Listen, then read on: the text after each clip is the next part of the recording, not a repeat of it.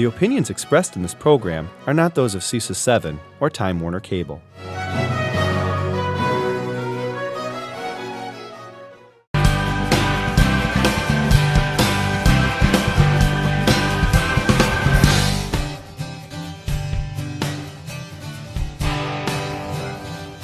What's your tomorrow?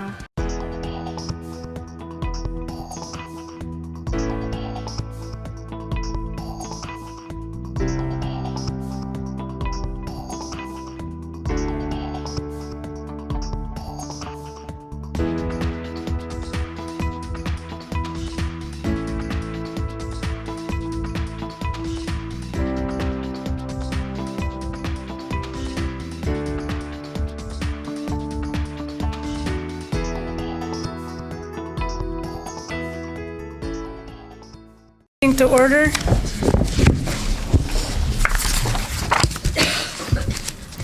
And first on our agenda, we'll have the school climate survey results. Well, I should mention that 6 of us are here, and Andrew is ended up having to work till 4:30, so he'll be coming in toward the end.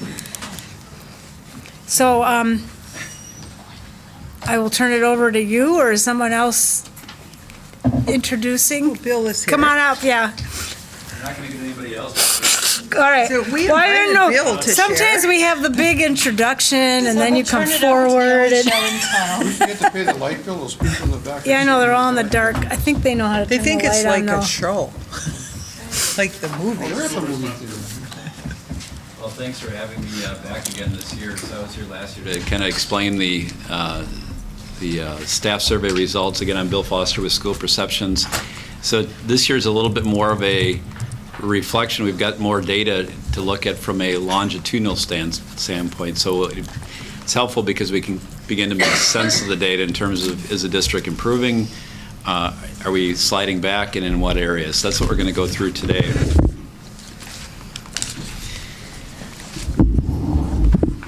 So we did this in April. It was conducted in April. It was sent out to all staff, and we had 2,245 staff members participate, which gave us about 75% participation rate, which is really excellent. Average for a district, we run about 70% as average, so you're slightly better participation rate than average.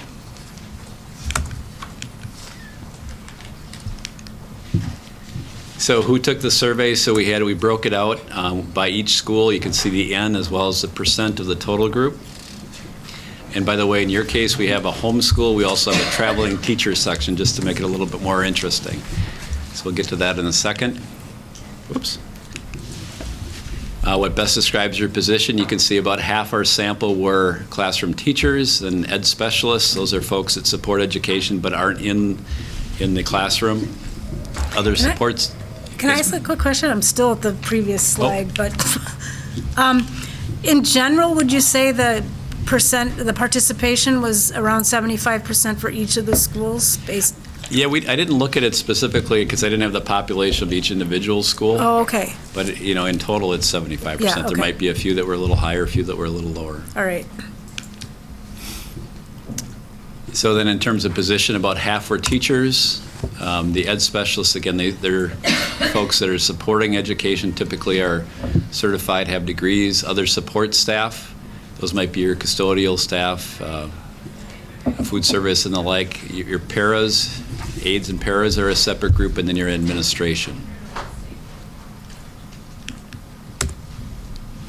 And then are you a traveling teacher? We had 12% of your instructional staff that travel. And then if they were a traveling teacher, the survey branched and they were able to evaluate leadership at each school separately. Including the current year, how many years have you worked from the district? Half of our staff has been here more than 10 years, and then half has been less than 10 years. And we didn't do any disaggregation on this report for this, but it's kind of interesting to see the newbies versus the veterans. So you could look at the data this way. And teachers only we were able to respond, and if they were a middle or high school classroom teacher, an elementary teacher, middle high special ed, and so on down the road all the way to middle high school bilingual teachers. And again, you could break it down with this. We didn't for this report. And our ed specialists, also there were categories under that group, largest being the interventionists and school counselors, down to 1% administrative intern dean of students. And what best describes your support staff position? So clerical was 35%, noon hour special or supervisor 20%, and all the way down to the trades. I imagine those are probably carpenters or something that are full-time. And administrators could be school administrators, manager, technical professional, executive assistant, exempt, or district office administrator. So then we get to the sections of the survey, and as you may or may not remember, what we do is we look at, people could respond strongly agree, disagree, and strongly disagree. There was not a neutral. So we cannot force a leaning. Either you kind of have to agree or kind of have to disagree. So the weighting also reflects that fact. It jumps over a 3. So the best you could be is a 5, the worst you could be is a 1. And by the way, there was one correspondence, Andrew's not here, but he brought up that, and he's not right, that we weight if someone says, I don't know, he still thinks that we weight that somehow. We don't. It's as if they didn't respond to the question. That's not taken into consideration when we create this average. So there's really 2 things we're showing. One is the percent who either strongly agree or agree, and then you can see the average. So those are kind of 2 different ways to look at the 2017 data. Then we show the 2016 data, your average score, and then there's a difference, which is simply the subtraction of the 2017 from the 2016. And really, in our world, when we look at it from a statistical standpoint, if it's more than 0.2, we say, woohoo, it's good. So that means it's kind of statistically moving into a place where we say that's a good improvement. So in all of these items, you can see you're more than 0.2 better than you were in 2016. So across the board in the area of change readiness, you're improved. Your largest improvement being our district has a culture of open dialogue. We moved from a 3.36 from a 2.92. So you're improving pretty significantly. Student achievement. In this one, this was only the teachers who took this. So if you were a food service person, you weren't asked to, you didn't respond to the social and emotional needs of our students are being met. So this is really a subgroup. But again, you can see across the board, we saw progress, not as great a progress, but progress nonetheless in every item from the 2016 to 2017 data.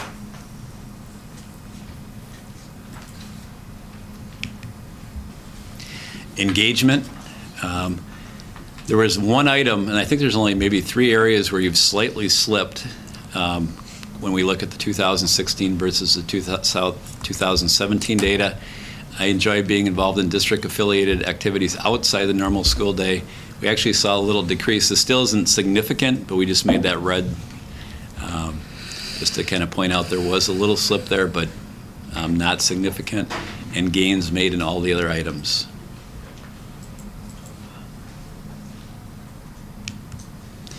Communications, again, gains made across the board with some very significant improvements made on the bottom 2. The district clearly communicates with me about important issues, 0.48 improvement, and I have a good understanding of the goals of the district, a 0.73. So that's very, very significant improvement. So you've done something well there.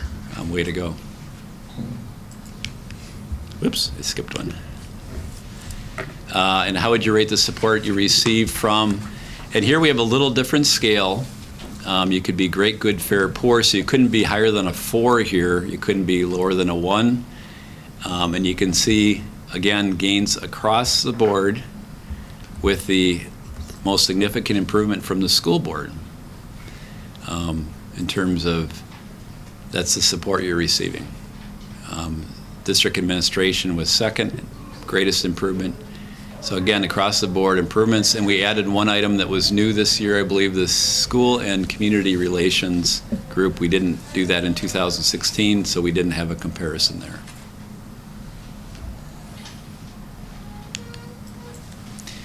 Oops, I skipped over one again. So then we go to work environment. All employees are asked to respond to this.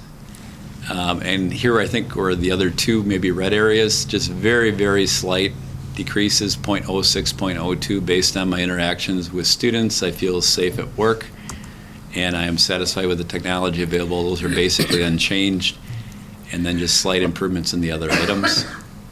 There are 2 slides worth of items in work environment. That was the first one. Whoops, I'm skipping over one. There we go. And the second group, again, gains, not quite significant, but approaching significant in terms I feel valued by our community, up 0.18 from last year.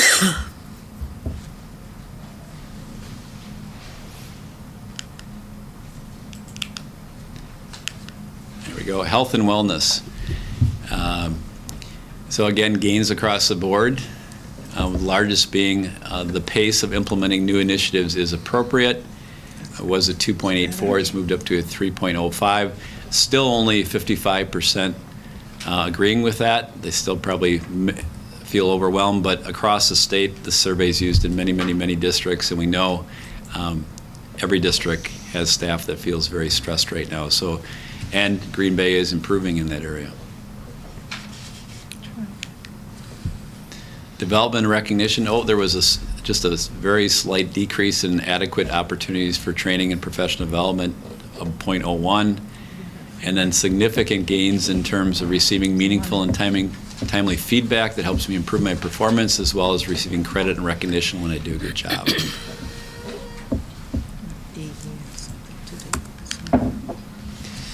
Compensation and benefits. We really test 2 areas here. One has to do with pay, one has to do with kind of benefits.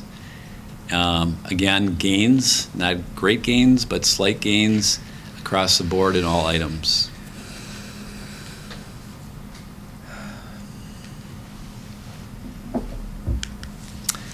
Culture, again, gains across the board in the area of culture, with the greatest gain being made in our school department is effective in assimilating new employees.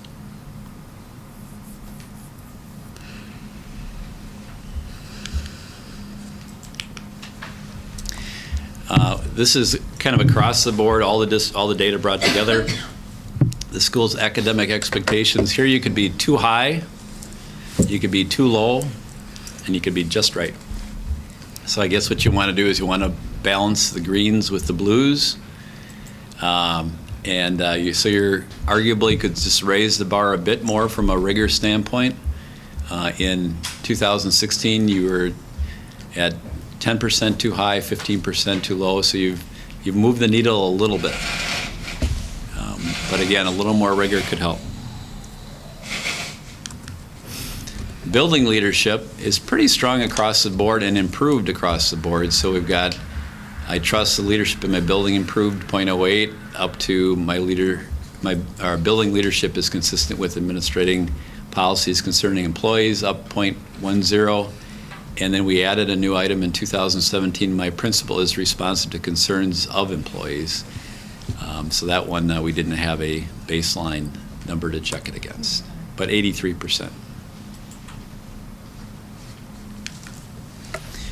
So then we get into this building leadership culture. This is for the traveling teachers, so you can kind of see the numbers of folks who are traveling to various schools, and then the percent is the percent of the total population of traveling teachers.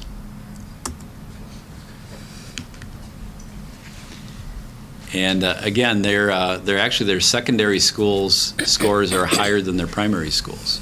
Maybe they have less time to evaluate. I'm not sure what it is, but it doesn't seem to be any problems there.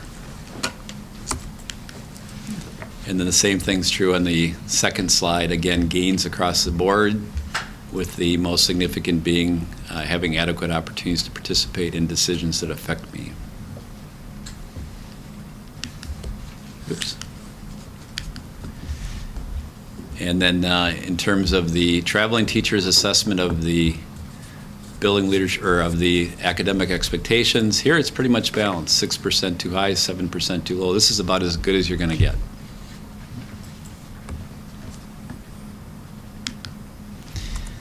Department leadership. So now we're asking employees to go a little bit deeper, and again, gains across the board with the most significant. Department leadership is consistent with administrating policies concerning employees, up 0.22 from last year. With a new item, my supervisor responsive to concerns of employees at 81%, and again, that's new. And district administration, significant gains across every item for district administration this year, with the most significant being district administration is doing what it takes to make our district successful, and district administration is responsive to major concerns of employees. So way to go, district administration. And the school board, you're making gains as well, and significant gains really across the board, with the most significant being the school board is doing what it takes to make our district successful. And if you just look at the strictly the percentages, everything's north of 90% there. It's really quite good. It's a lot more difficult to come and make this presentation when it's 24% and tell the school board they're not doing a good job, but you're doing a good job. Then overall satisfaction, all things considered, the district's a good place to work. We had a gain of 0.17, and then significant gains with the next three. Satisfied with financial management. Andrew, is that you? Take credit when it's good. So 0.38, significant improvement. Our community supports education up 0.46, and 0.51 gain the district has improved in the past year. There's not much to be critical of at Green Bay. I think that's the last slide. Yep. So, questions? One thing before I forget, Sandy did provide us with like last year, these are all comments that related to any school board question. So that's what this is, just school board comments that we were received. And we can do the same thing. I talked to Sandy before the meeting. We can do the same thing if there's any particular issues or themes, words that you want us to search for. We can look for board again and see what comes up. You mean add to this list? Is that from this year? No, yeah. Oh, you did that already. Okay. Well, she just took the ones, It's at school board. Oh, school board. Yeah. School board ones. Oh, that was this year already. Okay. but then there's probably more buried in Correct. other questions where Could they be. reference the board. Could be. That's what you're talking Yeah. about, doing a search. We can and search for those. Find, yeah. Yep. Yeah, you might as well. I mean, Okay. just so we get the whole picture.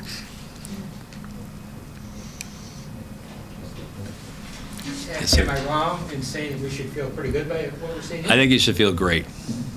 You've made, across the board, clear improvements. I'm not sure exactly what you've done. I'm just I capture a moment in time, but clearly, and in a significant way, things have improved.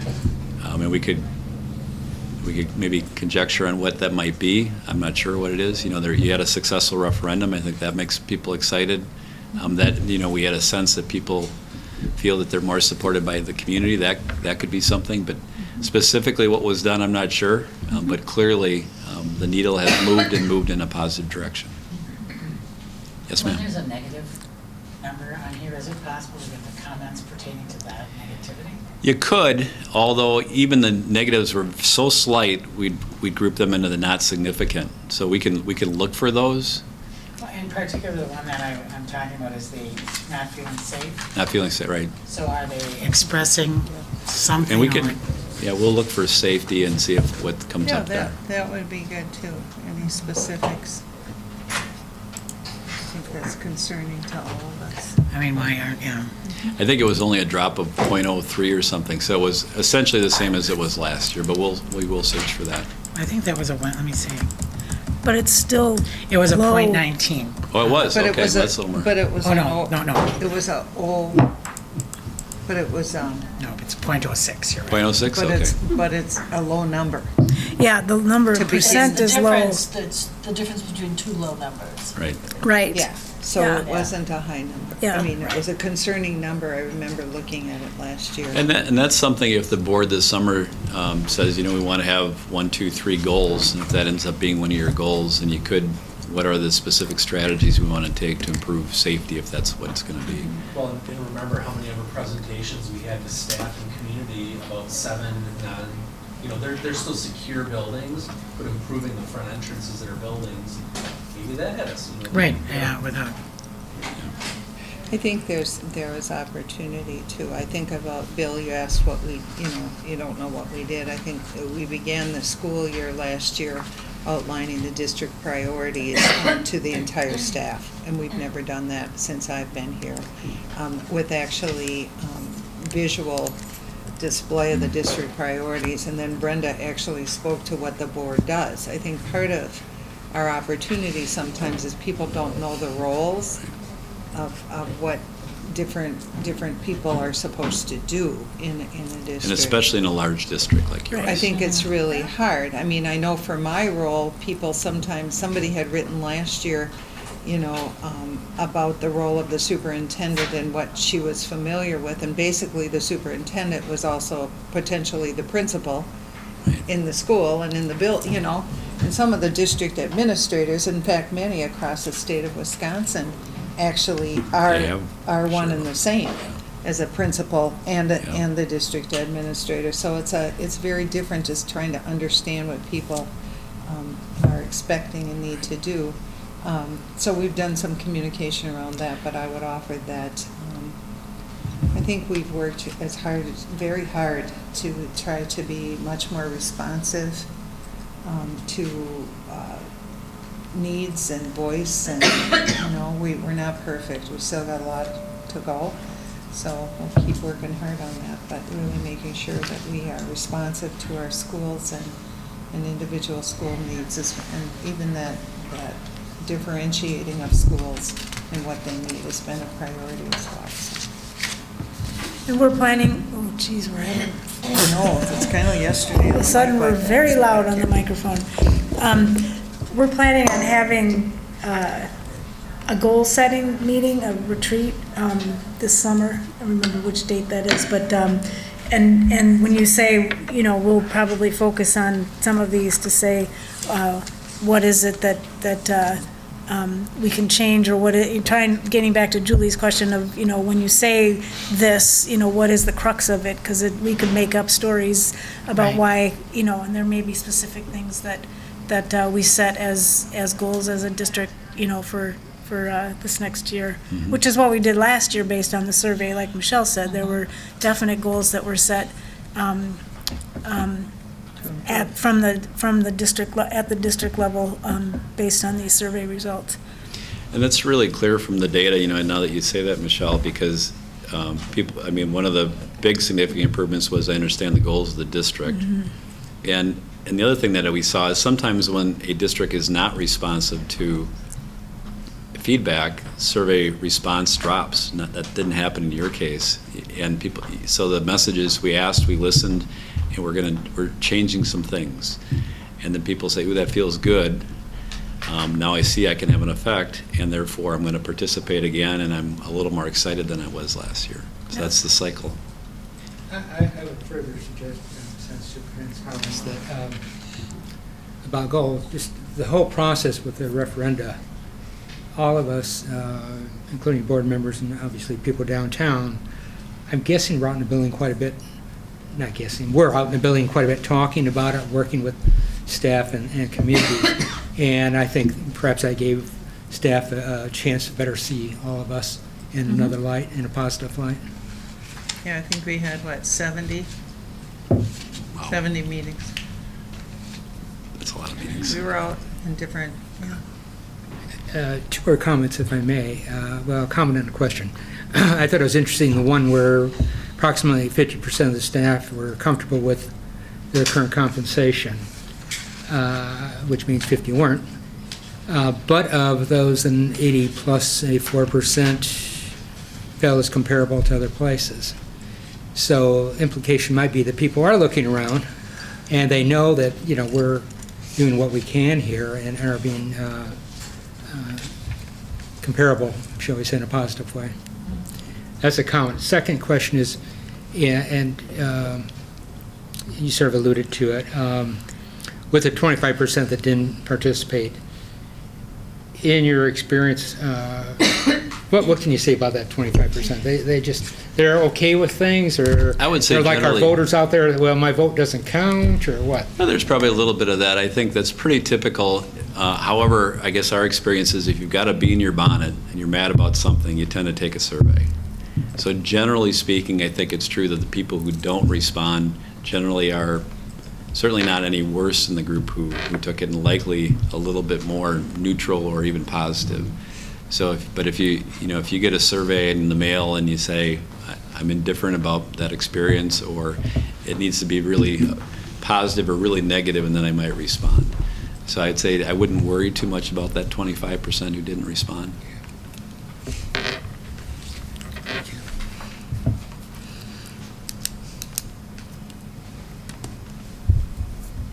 And then across the board, you referenced this in one case, I can't remember which item you pulled out, but, in terms of comparing ourselves to other districts in Wisconsin, are there any places where we're much higher and then places where we're much lower than other districts? There is, but off the top of my head, I'd hate to go into specifics, but there are some more places that, the difficult thing for Green Bay, of course, is there's not a lot of comparables. Bigs, right. You've got, MPS is not a good comparable. Right. Madison is, Dane County is just different.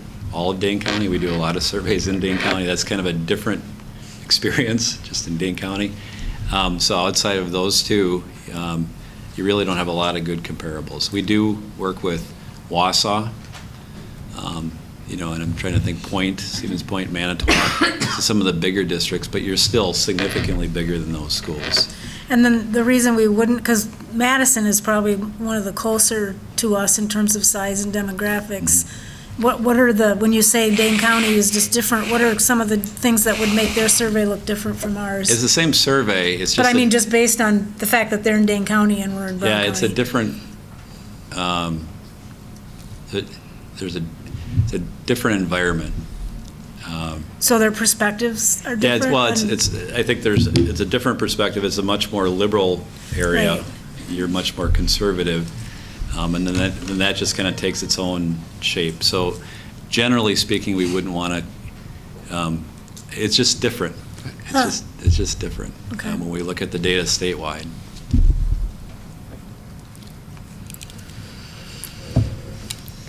Can we get, well, you said we don't have, I would be interested in knowing where we're, significantly above and Sure. significantly below, even though they're not direct comparables, it still gives us No, and I think there are some good some comparisons. indications of, we all have students and diverse students and, Yep.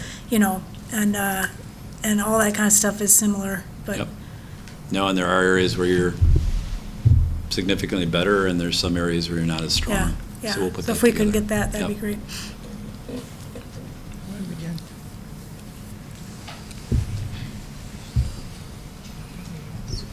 Just out of curiosity, did we generate more or less comments this time around? I don't know quantitatively if there was more or less. Sandy said there was about this many. This is stack of papers. Our stack seems littler, Yours is little. yeah. Ours is smaller from last time? Oh, yeah. I think so. Oh, yeah. Is it? Okay. Yeah, because even ours had, but I can't remember if it was single-sided or not. But we had pages and pages of comments. It seems much less than last year. I can answer that for you. I mean, we can count I them. would just be curious, because I'd be curious too. I would perceive it as a certain level of comfort in writing a comment. That's one thing to just go through and, Just sheer quantities. We can count those really easily. Be interesting.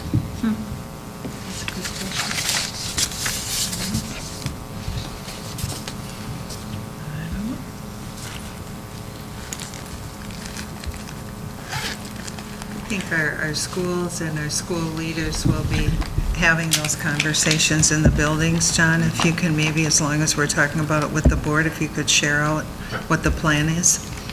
Sure, the plan will be similar to last year, where we will be looking at the survey results, looking at the numeric aspects of the survey results, but then also taking a look at what patterns emerge regarding comments.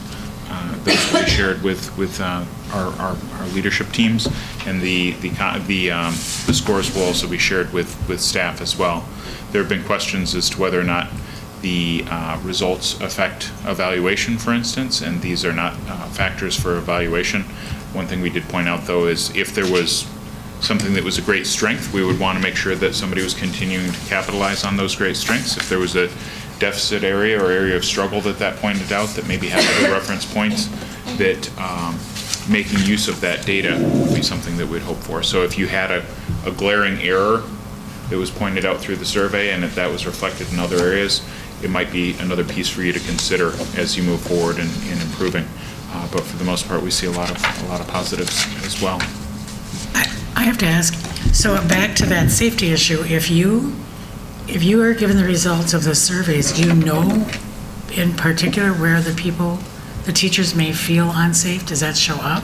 We can do that. So then if that's given to you, John, do you then give that to the principal and say, I think it'll be what's going important on for us here? to look for, do a comparative analysis, looking at where are we seeing certain patterns, and those are pieces that we look at through the executive directors as well. So if there's a pattern that emerges as far as strong sense of safety in one school and the lack of safety in another, then we can look at what are some of the best practices going on in the school where things are going well, or what are some of the areas that could be shored up in the school where staff is not feeling as safe. And you'll be able to use last year's as well as this year's. Yes, and I think the We more already data we have get, the more that, 'cause we have longitudinal it. data, Right. the more we can see where are pieces that might just be an anomaly based on something that happened, as opposed to a more significant pattern over time. But this is just another piece of what we used with our school success planning teams and our supportive principals.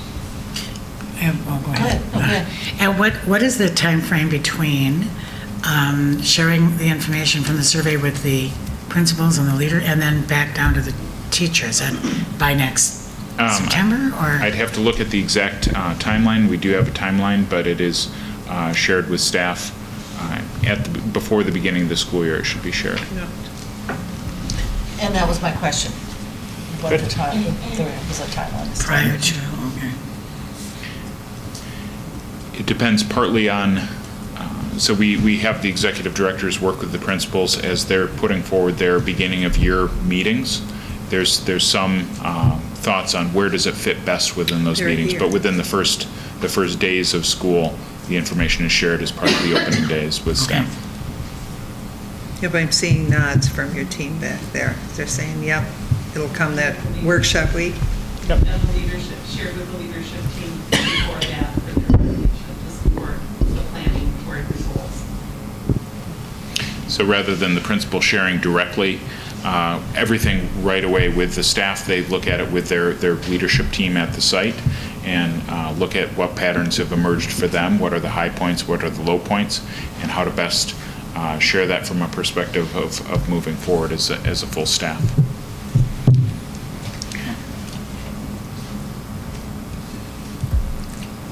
If permissible, I see Mr. Harswick in the audience. I'd appreciate his thoughts on this.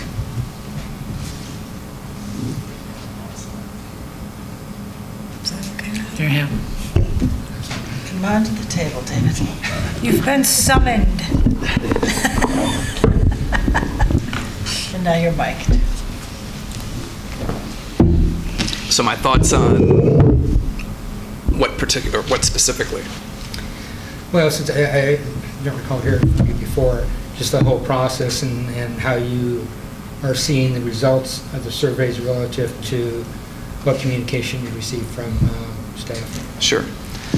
So I think overall, what we're waiting for is when folks come back to school and see their individual results. And where we've had issues in particular schools, we've worked with the supervisors of those schools and of those principals to make sure that those issues get addressed. And we've reached out last year at our first representative assembly to find out from specific schools, how was that information shared, and was that information shared? And then we provided that feedback to the superintendent and to the supervisors, and hoping to improve on some of that in a more consistent way this year. Does that help? And I would echo that as well. Last year was our first year with the rollout of the information, and so there were things that I think went extremely well. I think the more open people are with the information and more reflective people are as far as how they want to use it to move forward, the better off things have been. And when there were inconsistencies, we made sure that we addressed them so that this second year, I think that things will be really smooth. That's the goal. That's what we're working on. I mean, I feel the same way as John just said, where there were places where it was inconsistent or people wanted more information. We shared that. And, we're hoping that it's smoother, more transparent in some places. And, we don't want people going away feeling as if they have not been heard. And I think, everyone around this table, I think that's the goal for everyone here as well. So. I think it's also important to note with the comments that come through an anonymous survey, it offers an opportunity for people to provide very direct feedback to people, and it's important for us to view that direct feedback and use it to assist people in areas for growth and areas of strength. I think it's also sometimes we want to make sure that it's used as constructively as possible as well, that it's if you see anonymous comments on a newspaper article, for instance, on a website, sometimes people use it as an opportunity to vent without really thinking about it from a constructive process. We want to make sure that we're using all the information, the quantitative information and the qualitative, to look for what patterns emerge and how can we help people move forward. And I would say that sometimes a few people who might have written something in a certain way might have wanted that piece public for everybody, but we've wanted it to be used from a more constructive perspective, which I think is more aligns with best practice use of anonymous survey information. I don't know if you'd have anything that you would agree with on that. You really want to look for, if one person says it, you have to read it, but if 10 people are saying the same thing, then you've got at least a trend, and then you have to look more seriously at it. So I think that's a good use, a good approach for the way you use the comments. Mr. Harsberg, is it safe to say then that you won't know until fall, till this rolls out again in fall, that the improvement over last year, you'll know the improvement of how it's perceived? You won't know that till fall, till this? Our intent is with our first building rep meeting in September, which is around, I believe, the 15th, we will ask them for feedback on this. Okay. And I'm guessing, some schools may take a little longer to share that data. In some places it may be the first few days of school, like you're talking about. Other places it may be a few weeks. It may be over a professional development day. It was just done a little bit differently last year in each school. So that's just from my memory. And then we've asked individual building reps and the head building reps to just let us know how that data was shared and how it went. How did staff feel as if they were informed, uninformed, etc.? And then the intent is to come back and share what we've heard with the district as well. So if I could, I think our plan was to actually report out after all of the, so we probably would be even ahead of that to have that conversation, because we did have some messiness last year and inconsistency. So to get to the board, I know that Mr. Magus would do that and have his team do that, so that I think the piece that happened last year, if I'm not mistaken, and if I understood it accurately, I feel like I'm in a, I know, it's hot. Anyway, is that how people interpreted what they were supposed to do. Some saw a filtered version, is what I'm understanding. They had taken it to the leadership team. The leadership team had identified areas of improvement, and then brought that forward. Am I accurate on that, stating that? So some of the schools never saw all the data. I think what'll be really nice this year is to see both years side by side. And our expectation was everybody could see the data. Obviously, it wasn't all done the same way. So I think come back to school, the plan that I saw was that they would all roll it out in the back-to-school workshops. Everyone would have the discussion. They'd see the red and the green or nothing. Everything is highlighted, which is really nice too. So you can see areas of improvement. The building leadership teams will have already had the conversation and used it in the school improvement goals. So really trying to move that forward in the second year and making sure that it's anchored as well as we had intended the first year, but it didn't quite get there. So, but I think just an update to the board, I think would be really helpful. You could do a presentation. I'm not sure what that, either way, whatever the board's preference would be, I think would be helpful too. And we're very much looking forward to this, because I think the greater clarity we can create around our current reality, the clearer it is as far as how we move forward towards our shared vision. And I think the inconsistency was also partly with some principals doing it during their opening days and others choosing to do it during the first staff meeting. This time, when we have now that we have the feedback that it's better for everyone to do it at the same point rather than the same range, I think that'll create a lot more clarity, and the experience will be better. We've also had an opportunity to learn from schools that did things really well, and that can serve as a model to others as well. So, David, any feedback that you get, I think, would be very helpful to us. Again, it goes right back to continuous improvement. Absolutely. So, thank you. Chris? Thanks. I was going to add, and I'm sure you already know this, I think it'd be helpful to the building administrators and administrators down here, when we say something's improved, what caused that improvement, so people know that that's what they need to keep doing. I mean, you can cover the waterfront, but, you don't need to cover the waterfront. Maybe it's only half of the waterfront that's important to cover. Then spend your energies in other ways. And I think it really comes down to deeper interpretation and reflection. I mean, one might look at the scores here and say, we passed the referendum and that's why the scores went up. If I was not reflective, I might look at it and say, oh, I'm a new district office administrator. That's why I didn't, which I know it isn't. I can hope, right? No, but so I think the way people interpret it, we want to make sure it's accurate and based on reality rather than fanciful thinking, because I think it's important to make sure that we're moving forward with clarity when we're defining a problem as well as when we're celebrating a success.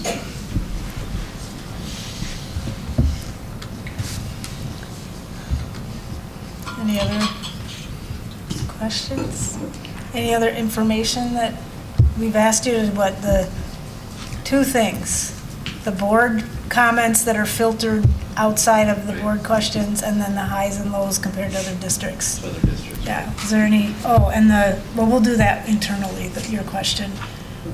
We should be able to Drilling see down that. with the safety safety, criteria. Yeah, we have that information. That would be in the building reports, wouldn't it? Yes. By building, so Yeah. you could see that. Yeah. Yep. I think just kind of, in general, surveys are good things, but when you present it, opening day of school or whenever it is, you want to establish your current reality, but what people are even more interested in is what are the 1, 2, or 3 things that are going to be different this year, both at a school level as well as at a district level. And if you can answer those questions, then people go, oh, I can see that, and this is why we did it, and that's kind of the process. So measuring is one thing, but there's an Iowa farmer that said weighing the pig never makes it any heavier. Doing a survey doesn't really change anything. It's what you do after you weigh the pig or take the survey. So that's the key. And I think it strikes me you're into the cycle now and you're making great improvements. So good job. Thank you. All right. Okay. Thank you. Thank you. Thanks, Bill.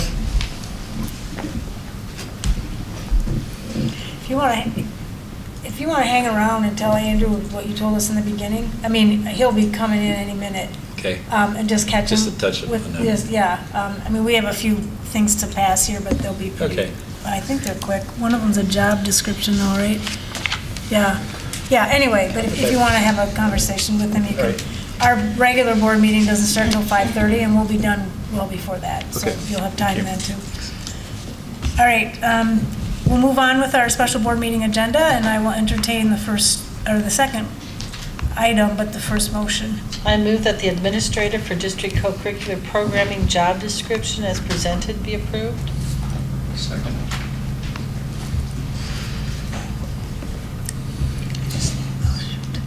Hang on, I'm not in. I don't have that. Any questions on this one? We're all going in. All right, Sandy? Where is she? There she is. Maloney, Aye. Lauren, Aye. Dorf, Aye. Canch, McCoy. Aye. Whitman. Aye. Carried 6-0. I move that the middle and high school activities director job description as presented be approved. Second. I do have one question on this one. Page, oops, it's not paged. It's the second page. It says implements the district's drug and alcohol policy and the district co-curricular code of conduct. And is that, because this will shift to a teacher position versus an administrator position, what role, what does that mean in terms of the role of the teacher compared to the role of the district co-curricular coordinator? So ideally, this person is just the one to keep track of those items. If it becomes a disciplinary issue, we would have an associate principal would be involved in doing the work behind that, because statutorily has to be an administrator behind some of those issues. Okay. Yeah. So, is it important to clarify that in here? Just, or we're approving it today, aren't we? So, yeah, I mean, I think it's going to be, the activity director is going to need to be involved in that decision. right. And I think it's always going to involve an AP. We could put some more clarity to it somehow, but I think it's still, they're implementing it and they're carrying it out. I think both are important because it's policy and then code. And we have had circumstances in the past where we haven't always had coaches implement and carry that out. So I think it's expected all the way through that we know what the policy is, we know what the code is, and that we're following through on it, whether you're a coach, an AD, a principal. I skip right ahead to, kind of the disciplinary side of things. When that happens, that would have to be an administrator involved in those pieces. But a lot of the other work that goes into those items, that the teacher position can be involved in those items. So they can implement like first violation, discipline, that kind of thing. Having meetings with students about, different pieces. I mean, there's a lot that goes into that is short of any disciplinary action that might have to take place. And the disciplinary action you're talking about would be the game suspension or season suspension or those kinds of things? Yeah, I'm thinking more about school, if there's a school violation related to those items. If for example, a lot of times if there's an incident that happens, there's a school consequence and there's also a team consequence. That school violation part would have to be done by administrator. Right, right, okay. I guess that's my question, is the code implementation means, that you make the decision that, yes, this warrants a 1-game or 3-game suspension, this warrants, a season suspension, that kind of thing, this person can do all of that? Okay, that was, yeah. So in both of my tenures as coaches, my activity director was a teacher who was also doing the activity director responsibilities, and I worked with them as a coach to determine and investigate, but they did all of those pieces. They decided what violation it was. Okay. I mean, and our code is pretty specific, Yeah. pretty clear. Right. But it's the discipline part around the policy piece that they're gonna have to implement. Sure, yeah, okay, all right. I just wanted to have that clear in case, people ask us questions, so I know who's, And Kim role it mentioned is. that I actually did the same thing when I was a middle school teacher. I was also the middle school athletic director, and 99% of everything you kind of can handle. You can handle and as a then there are those teacher. cases where Okay. well, this might be above where I need to talk to a principal and associate principal. All right, thanks. And I would hope they're working closely with that Right, administrator yeah. all along. Sure. Because it shouldn't be a surprise to an AP or a principal that we might have a code violation. Right, yeah. All right, thank you. Anything else, Chris? A couple of things, if I may. Maybe it's been said, and I missed it. In the past, we've had a teacher position, there's half-time in the classroom, half-time taking care of co-curricular sports, in particular athletic director. And I thought it was a very positive move, and we made that position full-time administrative position. There's plenty to do. We added other co-curricular activities to that umbrella. I'm not following how we're going from an administrative position here, apparently to me, to a teaching position to do this. What's the rationale for that? Why? I don't. What's the gain? And I worry about when we're saying teachers now are supposed to supervise other people. And normally that was sort of a no-no. You had to be an administrator to do that in terms of having the authority to do that. So I don't know. Help me understand all that. Well, first thing, again, speaking from my experience as a former teacher who was an athletic director, supervising someone's coaching or athletics or activities responsibility is vastly different than supervising them in the classroom. I didn't supervise any teaching. I just supervised their work as a coach.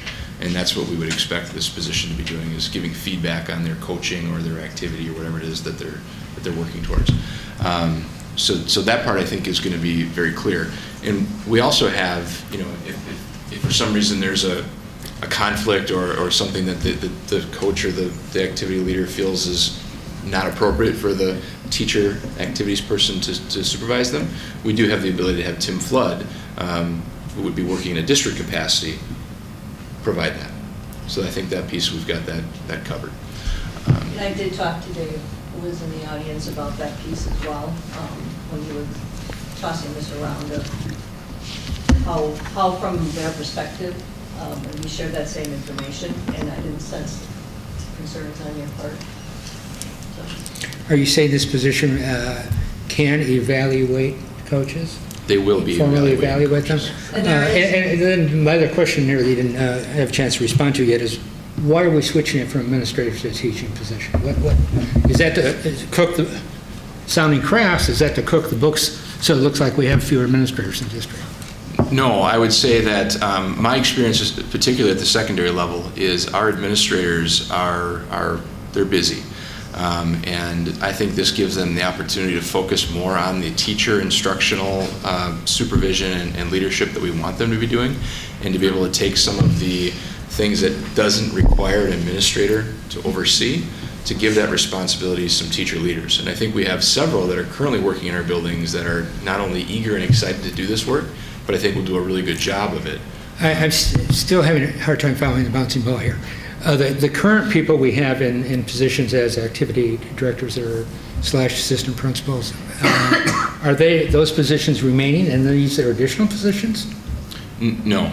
So the vacancies we had at Southwest High School and at West High School in the AD/AP positions, those administrator pieces are not being filled. This is going to be filled with teacher level people that will be doing the athletics and activities work. With a full release, so the teacher has no other responsibilities except for co-curriculars. So are the buildings then losing administrative help in dealing with staff and students? So in some places it'll be less, but then in a place like, for example, let's take Franklin and West, okay? So if the responsibilities for athletics are taken off of the middle school AP, that'll be a little higher there than they've had before. Whereas at West, it might be a little lower. So we might be able to see the ability to partner some of these administrative positions across different schools that we haven't been doing currently. And our thought was we want to give this some time to make sure that the new positions are firmly in place at the high schools before we start looking at potentially sharing some administrative responsibilities across different buildings. And I still don't quite understand the answer to the question why this is a teacher position, not an administrative position. It doesn't have to be by any legal DPI. There is no requirement that says an activity director needs to be an administrator. I think the focus around most of the activity directors will tell you that they are not doing other work in their buildings. So Tim Flood is not doing any other work as an administrator. He is only doing the activity director part of his job. I think at Southwest, if you were to talk there, Yeah. they might be supervising the 5 physical education teachers. At West, I'm not sure where that would fall, but I think at Preble, I don't think Dan is doing much more than the activity director part of the job. So looking at the middle schools, where we want our APs to probably be more involved in the instructional pieces and not having to worry about the activity director pieces, there's no requirement that an AD needs to be administrative. To me, that's irrelevant to what I'm asking. Why did you decide to switch it from administration to a teaching position? Well, to follow up on I mean, there must be some rationale there. Yeah, to follow up on Kim's point, our APADs were saying that the athletics piece is full-time work. It's taking up a great deal of their time. And so, as Kim pointed out, it doesn't make sense to utilize our administrators for work that doesn't have to be administrative. We can have teacher leaders in those positions doing that work and doing it well, where it doesn't need, we can free up some administrative time across the district to do more of the work that we want our administrators doing. Well, you're not freeing it up at the secondary level or high school level, at least that's what you took by your example, so that doesn't, I don't quite follow. We have the potential. I'm still perplexed by We have the what you potential guys to have use- on the table here. You know, you keep saying, well, it's a full-time job, I appreciate that. What's going to happen next now? The teachers are going to be in there doing this, and they're going to put in, you put a lot of hours in outside the school day if you're going to do this. So the next thing, we're going to hear from the teachers group that they should be given comp time, which we basically try to get rid of, or some other type of compensation. I mean, I worry that it's going to head that way. The position doesn't have additional compensation. I think that's the feedback we received from some of the principals, is if they're going to do supervision at night, that we not pay them for that, but they have to figure out how to do a professional. And I think we're trying to become more professional as a district, that they work professionally. If they're at a game until 10 o'clock at night the next morning, they're not needed to be at the staff meeting and or the teaching because they don't have those responsibilities. They might come in a little later. If you work on a Saturday all day, then you might work with your principal to not be in on a Wednesday when we don't have any activities. I mean, I think it's an opportunity to try a different position. You know, I talked to Dave, and I'm going to tell you that as I'm getting ready to leave, I'm having a lot of people ask to meet with me as teachers and tell me that they want to do more leadership activities and things in our buildings. They want leadership opportunities, but they don't have the administrative degrees to go with it. So this is an opportunity, I think it happens in other districts, for teachers to step up and have some leadership without having the piece of paper that says they're an administrator. No attempt on anybody's part to say we're not having administrators or decreasing administrators. I think there are people in our district that are finding this to be a pretty appealing opportunity to lead as teachers. But, I mean, I look at it as if the majority of what, or if all of what's currently being done by our activities directors can be done by a teacher, then we free up potential administrative money that we can insert administrators into places where we need them, as opposed to paying an administrator whose primary job is to do something that a teacher can do. I mean, because the supervision part of it is covered by Tim in terms of, you know, they're supervised by someone who has that administrative experience. And it's my understanding too that the Preble position will remain what it is. Yeah. Yeah. Yeah. That this is just affecting East, West, and Southwest. Yep. And I have to tell you, in the years, I mean, I don't know, I've been on point for co-curricular since I've been here, except for 1 year.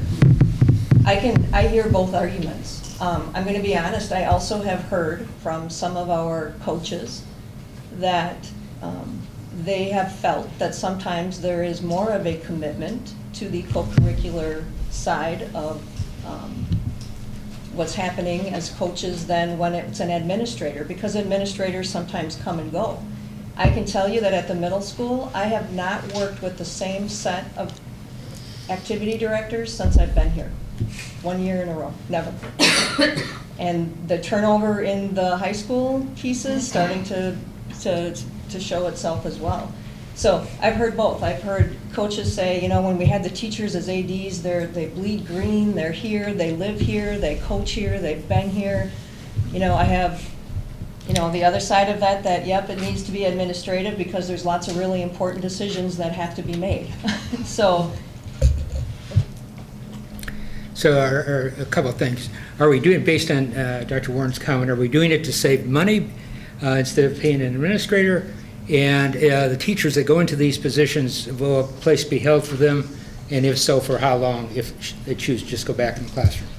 I think we were trying to do it so that we are able as a district to put someone on point for co-curriculars and activities, which is what Tim would do. That position is important. I can tell you that having this role for the 8 years that I've been here and only being able to do it, the little bit that I'm able to do it, I feel like we've done some really good things, but there's a lot to do. And every time we turn around, we're hearing about the kids who are leaving our district to go to other districts because of co-curriculars or sports. Someone's got to keep their eye on what's happening. To get someone at the district level to do that and bring Tim in to do that, we had to try to be budget neutral. I don't believe that to be budget neutral, we're going to be sacrificing getting the work done that an activity director can do. Tom received feedback from the principals. I received feedback from the ADs. They're nervous about it, but I don't think anyone is throwing up the, oh my gosh, what are we going to do flag. I think they've seen a model that worked here before. Their concern is if the teacher is not full-time. If the teacher is teaching and trying to do this job, that's where they were getting excited until they found out it was a full-time release, and this is their only responsibility. Okay. In other words, we're saving money there so we can have the person downtown. Now, you didn't answer part of the question. Will that teacher who, the teachers who take these positions, will they be guaranteed a position back in the classroom should they not care for that position? And if so, for how many years out? It's a good question. I don't. We were not planning to make it hold their position of record. That would be something we could consider, but that adds complexity because when we hold a position of record, if they leave a position that's difficult to fill or any position, we usually hire LTEs, and they are difficult to find because they really don't have a contract. So we have to think about that. If a teacher were to post in any other teaching position, we wouldn't hold their position? No, we've only held positions of record when the position is an interim, and we've all agreed that it's interim and it's posted that way. These were not posted interim. We want them to be all in. That's not to say that if they really felt that this was something that they couldn't do, we work with people to say what could you do to transfer back to a regular position. It wouldn't necessarily be the position they left. Correct. Yeah, because when you leave a position and you leave a position, when we make it interim, we try to let the person who's backfilling know that you're backfilling the position for 1 year only, and you may be moved if that person chooses to go back. And some people don't take the position under those circumstances. And if I could just follow up on a comment that you made, I had the impression that if it freed up dollars, and if it freed up administrative dollars, it would be administration in the schools. Well, I mean, I'll let Tom answer too, but I think if you use Joey at Franklin as an example, he is now trying to do AP and AD work in his building. If there is someone in this position who is going to do the high school activity director work and the middle school activity director work, he is now only an AP at Franklin, leading the instructional pieces of that, versus trying to also be an activity director. So you may not see it at the high school level, but I believe you see more at the, I'll use Lucas Schleckner, for example, at Lombardi. I believe he will not have these responsibilities, so the person who fills it has those responsibilities. His focus now becomes instructional versus part-time activities.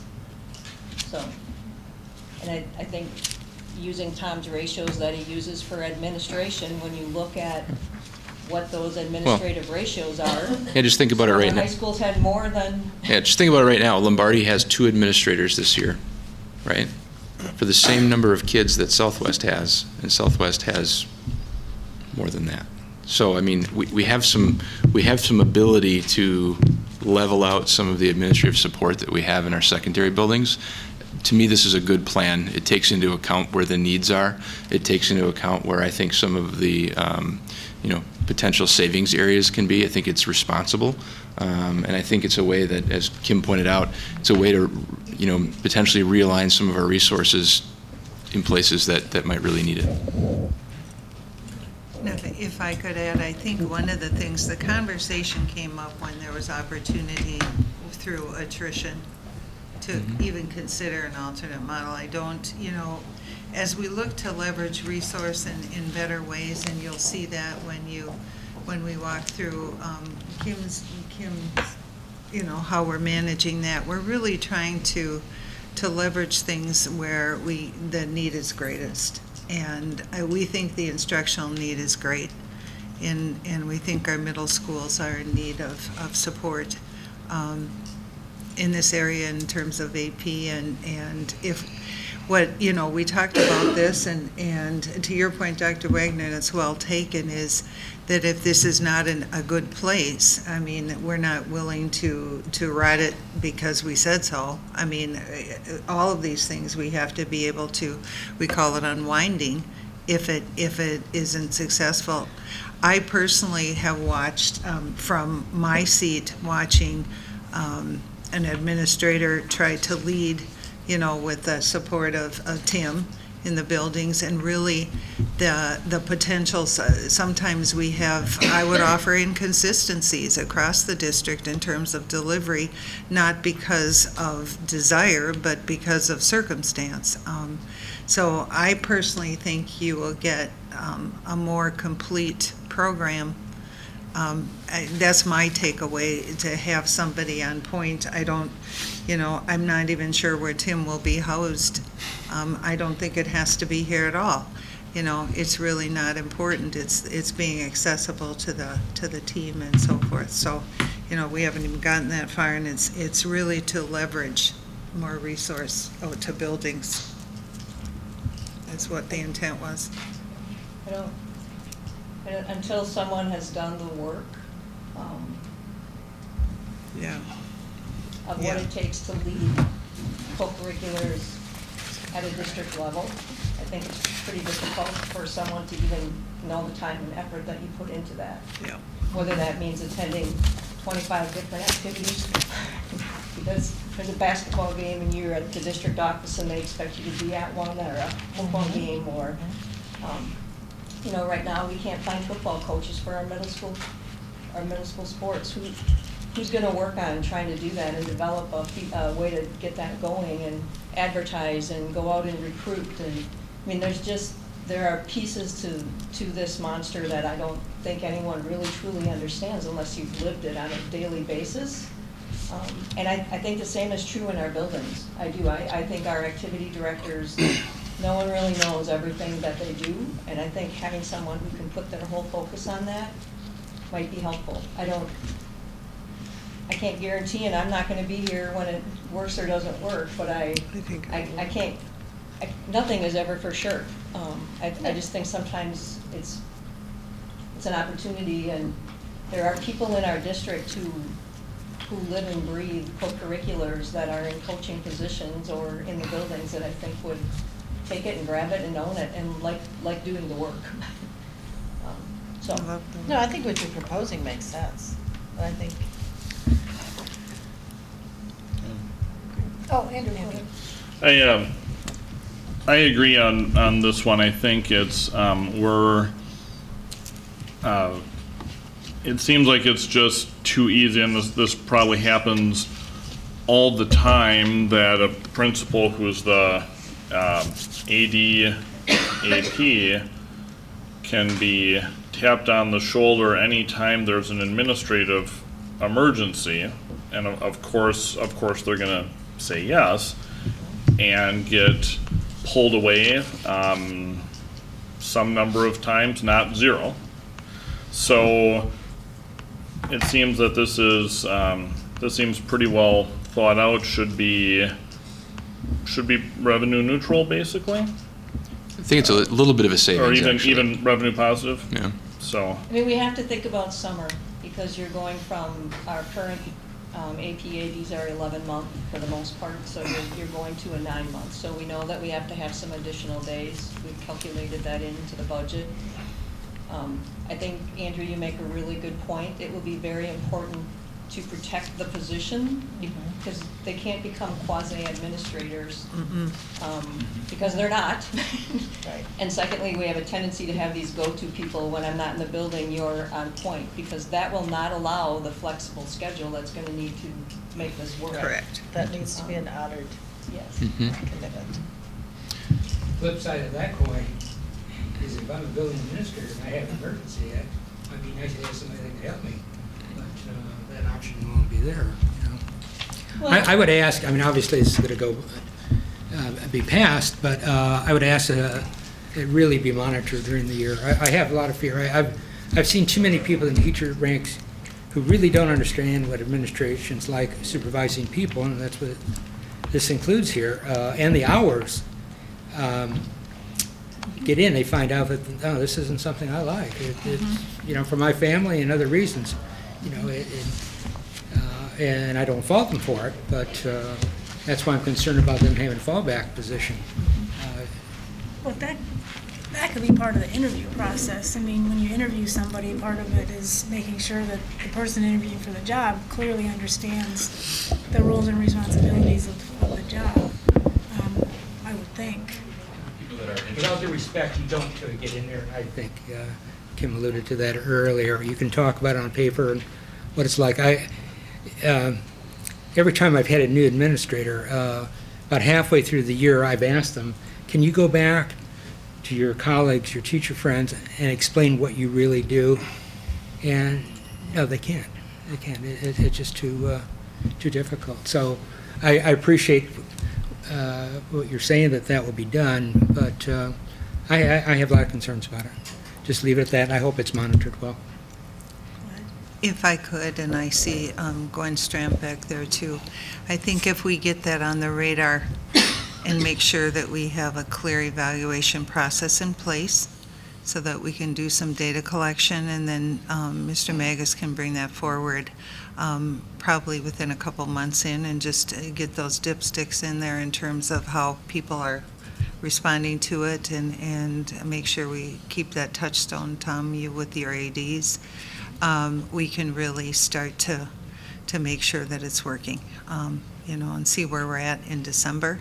I think that seems like a reasonable. We'll have been through fall season and starting the next season, and start there and see where we're at, and you know, decisions in terms of seeking other positions. That's March. Is that if an employee was going to try to, if we unwound it? Yeah, it would be starting in February. February, March, so offering that, so we can talk about that as well. But I think as long as we have an evaluation process for the rollouts and keep track of it, I think we'll be in a better place, because we plan to do that anyway, so just making that very transparent, I think, is important. Work together to make sure that occurs, and we can also look at what are the positives that come from it, and what are some of the challenges related to the additional support for middle schools, which I know is something we That want. too. The additional support for systemic district programming in athletics, but then too, what are some of the challenges that might arise? We can make sure we have measures for those pieces and report back in December. I also want to remind you that there are assistant activity directors in all of these buildings. So each high school has 2. They each receive a $5,000 stipend. And there's one at the middle school who receives a $5,000 stipend. So those are supports that are there as well, that I've never seen that before anywhere, actually. So it is another support that exists in the building to help with these things. They're there already. And that will continue. And they'll continue. But not everybody realizes that. So there's an activity director and assistant activity directors in all of our secondary schools, 2 at the high school, 1 at the middle. in addition to compensation for people who supervise that they're already getting, that are teachers or assistant ADs. So, I'm getting the feeling that you, correct me if I'm wrong, but you must have a feeling that there's teachers that are interested. I mean, that they're excited about this, or they're interested in doing this particular job. Yeah. Am I right? I mean, does it Yes. look like it's going to be hard to fill? I can't imagine it'll be hard to fill, because in addition to our internal people that have been reaching out and asking and interested, I know that there are people outside of the district that would be interested in positions like these. It's an attractive position. so I've had 2 people ask me, and before it was even supposed to be known that they were going to happen. I had an inquiry today. So,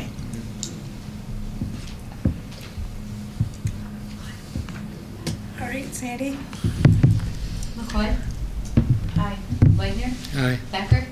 Maloney? Aye. Janch? Aye. Warren? Aye. Dorf? Carried 7-0. Want to make the next motion? I have to get back to it, yes. Oh, all right. I move that the resignations as presented. Wait, be you missed a head start. Oh, sorry. Sorry, Number and Sally 4. just walked in. Yeah, Sally just walked in, you skipped past her thing. Sorry, Sally. I move that the Head Start Education Services Coach job description as presented be approved. Second. I can just make a comment. Sally looks shocked. This is a brand-new position that's required through new Head Start regulations.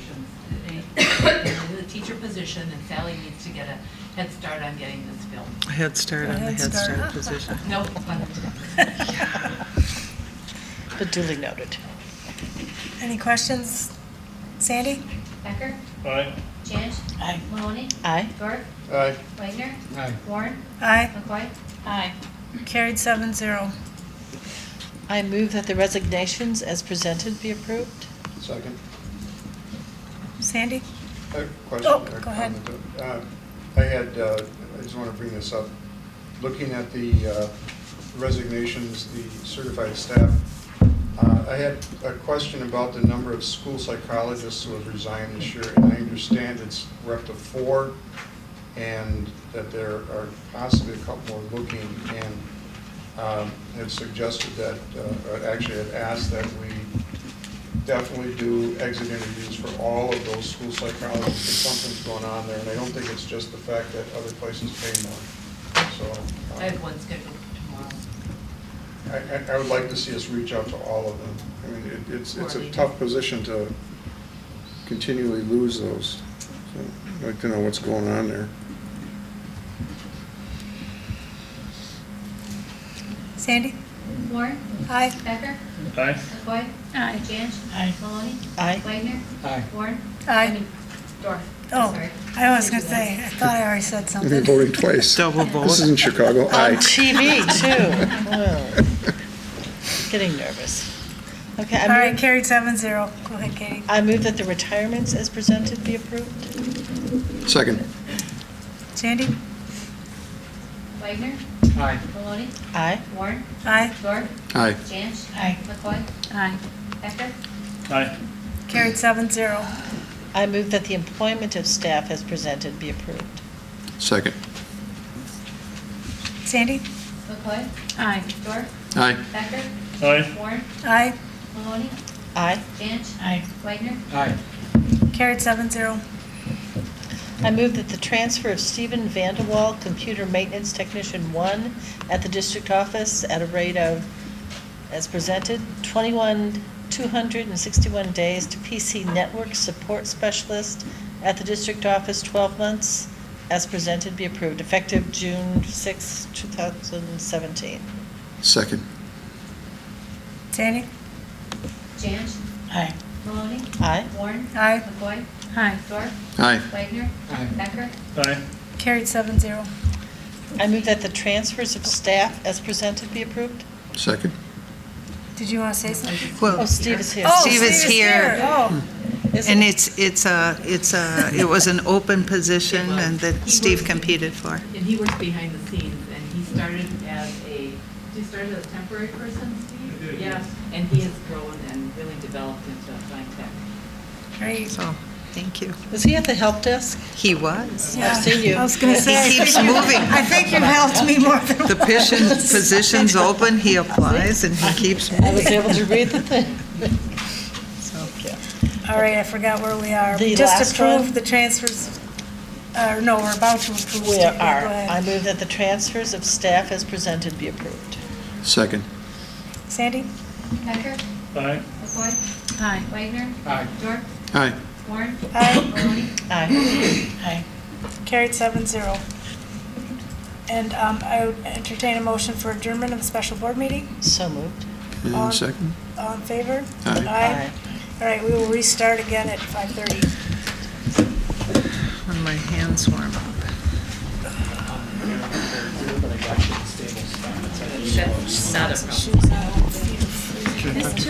Sure.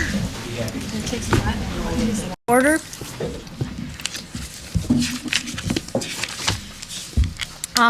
First on our agenda is our public forum, and it's an opportunity for members of the public to share information with the Board of Education. Prior to your comments, please provide your name, address, and any other contact information. As a reminder, please keep your comments to 3 minutes, and please know that Wisconsin's open meeting laws prohibits the board from discussing matters brought during the public participation period of the meeting agenda. So if the board would want any additional or clarifying information from you, a member of the administration will be in contact with you to follow up on behalf of the board. I have two people, actually three, people who would like to speak before the board this evening, and I'll call them up in the order that I received. The first is, two are speaking together, Elvis and Lisa Bynum.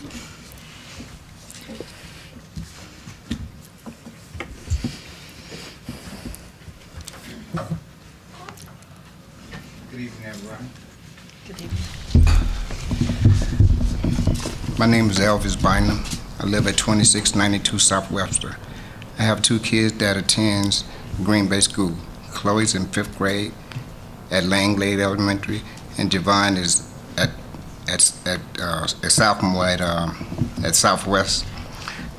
I moved to Green Bay from Chicago 6 years ago. My sister told me the schools here were very good. The schools in Chicago were not. My son Javon was not learning, which is the same thing that was happening to me when I was growing up going to school in Chicago. I dropped out of high school because I couldn't read. Years later, I taught myself to read, and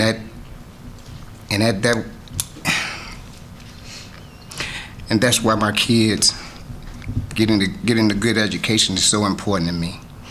I'm here tonight to ask you to reconsider a decision that has been made that's bad for my daughter's education. If the decision isn't changed, she will be attending Parkview Middle School in Eswaminon next year. I've learned that Langlade is what's called a split school. The majority of students at Langlade go to Lombardi in 6th grade, and some of them go to Washington. It depends on their address. With the address we live in, Chloe will be attending Washington area. We applied for Chloe to attend Lombardi. The request was denied. I'd like to explain to you the reasons this decision should be changed. Reason number one, test scores. I looked up the school report card for Lombardi and Washington. The scores at Washington are not good for African American students. There were 100 African American students who took the math test, and only 2 of them passed. Only 2. I want a better opportunity for my daughter. Reason number 2, basketball. For the past 3 years, Chloe has been playing basketball for the Southwest youth basketball team. An invitation to trial for the team came to the house in a Tuesday envelope from Langlade. Chloe has played on the team for the past 3 years. There was never an invitation for a youth basketball team from East. As far as I know, there isn't one. Chloe's Southwest team traveled to weekend tournaments. And as a family, we have spent many weekends in the gym cheering on their team. Southwest basketball has become Chloe's passion. She has also formed close friendships with her teammates. She's even developed relationships with girls on the high school team, goes to their games, and sometimes serve as a ball girl. The Southwest basketball program is a big part of Chloe's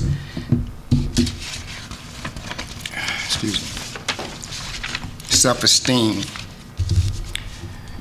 To offer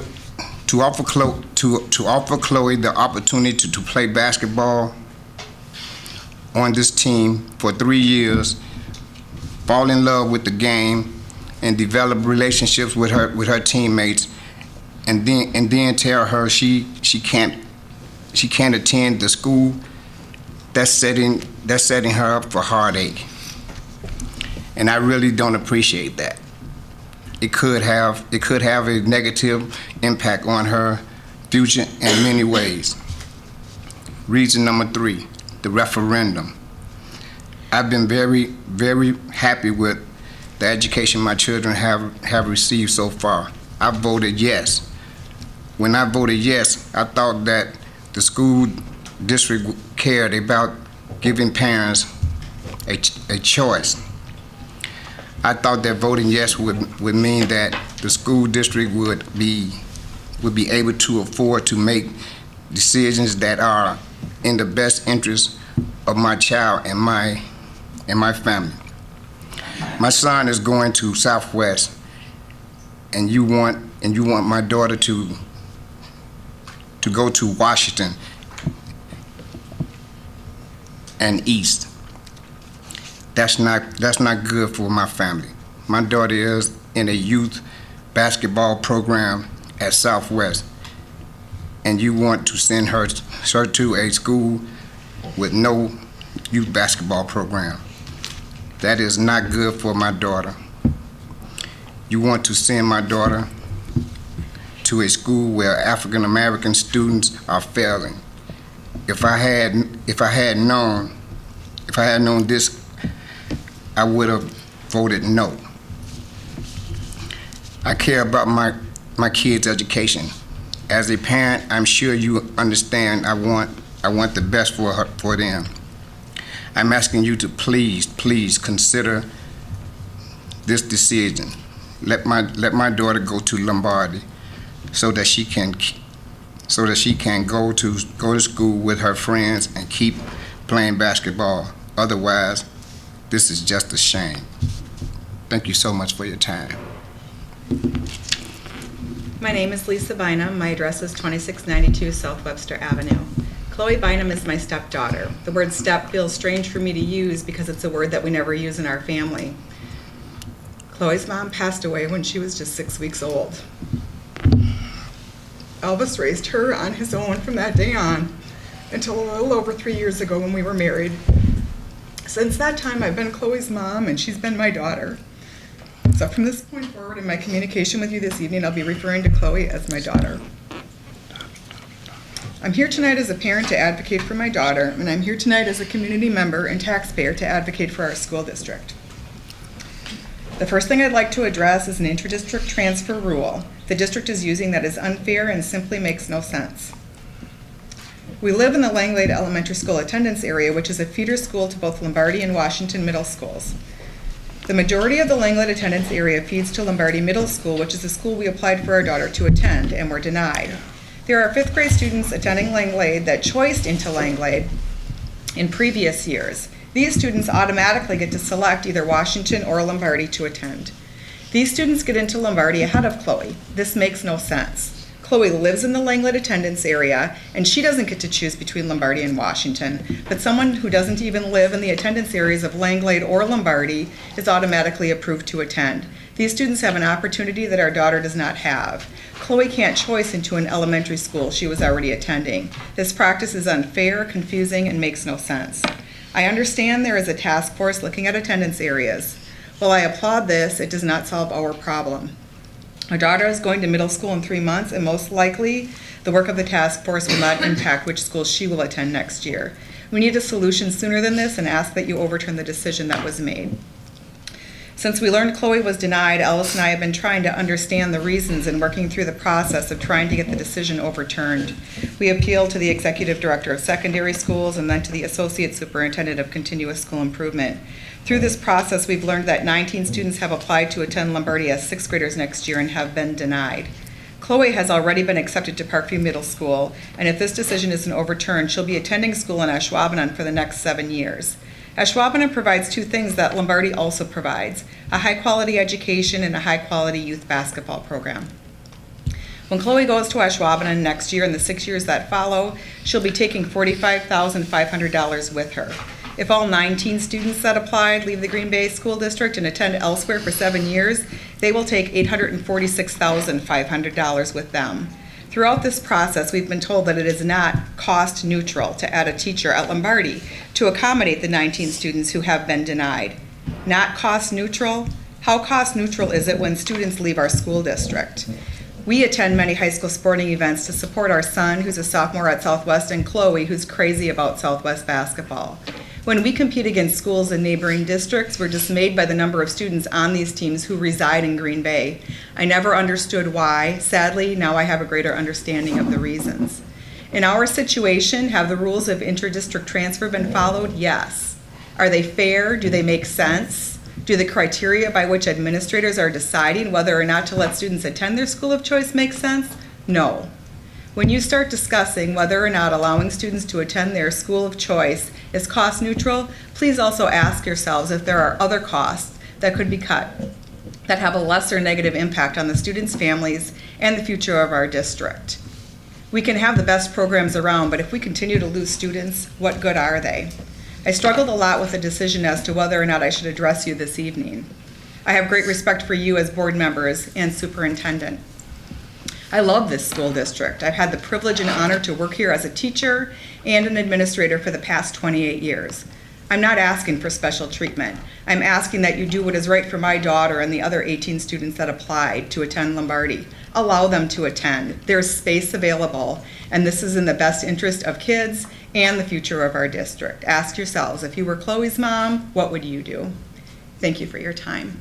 And I'd also like to thank those that came here to support us. Thank you.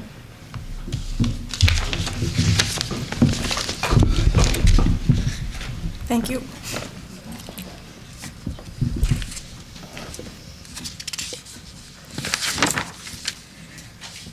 Next is Kirsten Westcott.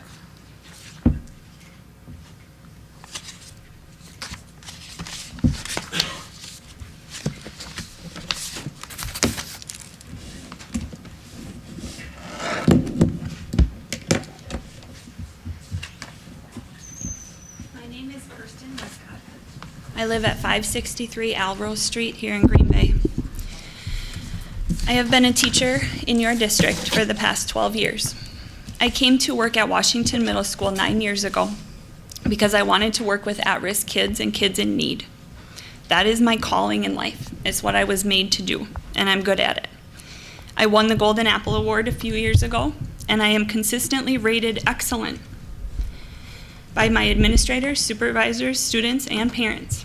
Teaching 6th grade reading at Washington was my dream job. I am here today because it is with great sadness that I inform you of my resignation from Green Bay Public Schools. Washington has been in a downward spiral for a long time, but has been deteriorating rapidly over the past 5 years, and rapidly during this school year. I fear for my safety every day. I am equally afraid for the safety of my colleagues and, most importantly, my students. We are in danger every day when we show up to our school. Students and staff are physically, verbally, emotionally, mentally, and sexually abused every single day in the building. This environment cannot be allowed to continue. Our students have the right to go to school and be safe, and your employees have the right to go to work and be safe. None of us are safe right now. We are sworn at and called vile, crude, and sexual names every day. I have a list here of horrifying things that were said to your employees and your students in just the last 2 days. It fills a page. I struggled with whether or not to read this list to you. In order for you to grasp the abuse we are experiencing, I wanted you to feel how we feel when these things are said to us. However, I couldn't bring myself to say them out loud because they are so disgusting. Ultimately, you have to know that these things are said to your employees and your children all day, every day. This constant verbal abuse takes a toll on our bodies and minds. It's devastating that I can't bring myself to say things out loud that I have to listen to day in and day out at my workplace. In addition to verbal abuse, the people at Washington are getting injured more than ever. I thought it would take someone getting seriously injured before necessary changes would happen. But then, just a couple weeks ago, a teacher was taken away in an ambulance with a bleeding head wound caused by a fight among 3 students. Another teacher was physically attacked by students trying to set off a deadly allergic reaction on purpose, causing her throat to close and her to struggle to breathe. A student was held down on a table and his legs put into vice grips so that other students could take his shoes. A student had his pants and underwear pulled down, exposing him in a crowded hallway of students. Another student approached a group of teachers and pulled his pants down and touched himself inappropriately while laughing at their requests to stop. Male and female students this year are slapped on the buttocks, pitched in the chest, kicked in the groin. Just last week, 2 students laid on a table in the classroom and kissed each other heavily and pretended to have sex while a substitute teacher tried to get them to stop. All of those things I just mentioned happened in the month of May. I have a list that I will give to you of more. We've had fires set in the school, weapons brought in, drugs sold and used, and still it's not enough. Just last week, a student told multiple people, multiple times that, quote, "I'm going to shoot up everyone in this school."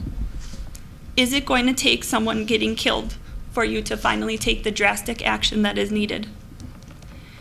Our district says that we value health and wellness, but our work environment has become so toxic, it is literally making us sick. I have numerous colleagues out on extended leave due to stress. It's a vicious cycle because we cannot get substitute teachers to come to our building. So every single day we are asked to cover the classes of our colleagues who are out. This perpetuates the cycle because we are thrown into classes with kids we don't know, sometimes with no lesson plans or rosters, given no support, and then have all our preparation time taken away from our own classes. This compounds the stress put on us and makes us even sicker. One of my colleagues has headaches every single weekday and is taking medication. Another one wakes up with cold night sweats several times a week. One had nightmares for days after being threatened by an aggressive student.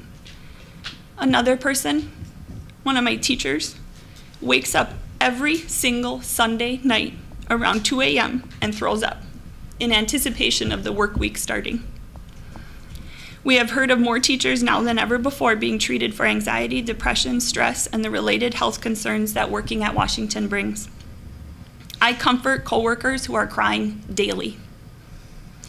We exhibit symptoms of PTSD because we live in trauma from 7:30 to 3 o'clock every single day. Just the other day, I broke down after I witnessed an 8th grade student in the office screaming and swearing at a staff member about his cell phone being taken away. This boy, was in my class in 6th grade. He had never been in any trouble, never had a office referral, great student, polite young man, happy. But every day for the last 2.5 years, he has lived in the chaos that we adults have allowed to exist at his school. And he sees that the only way to survive in this environment is to be aggressive.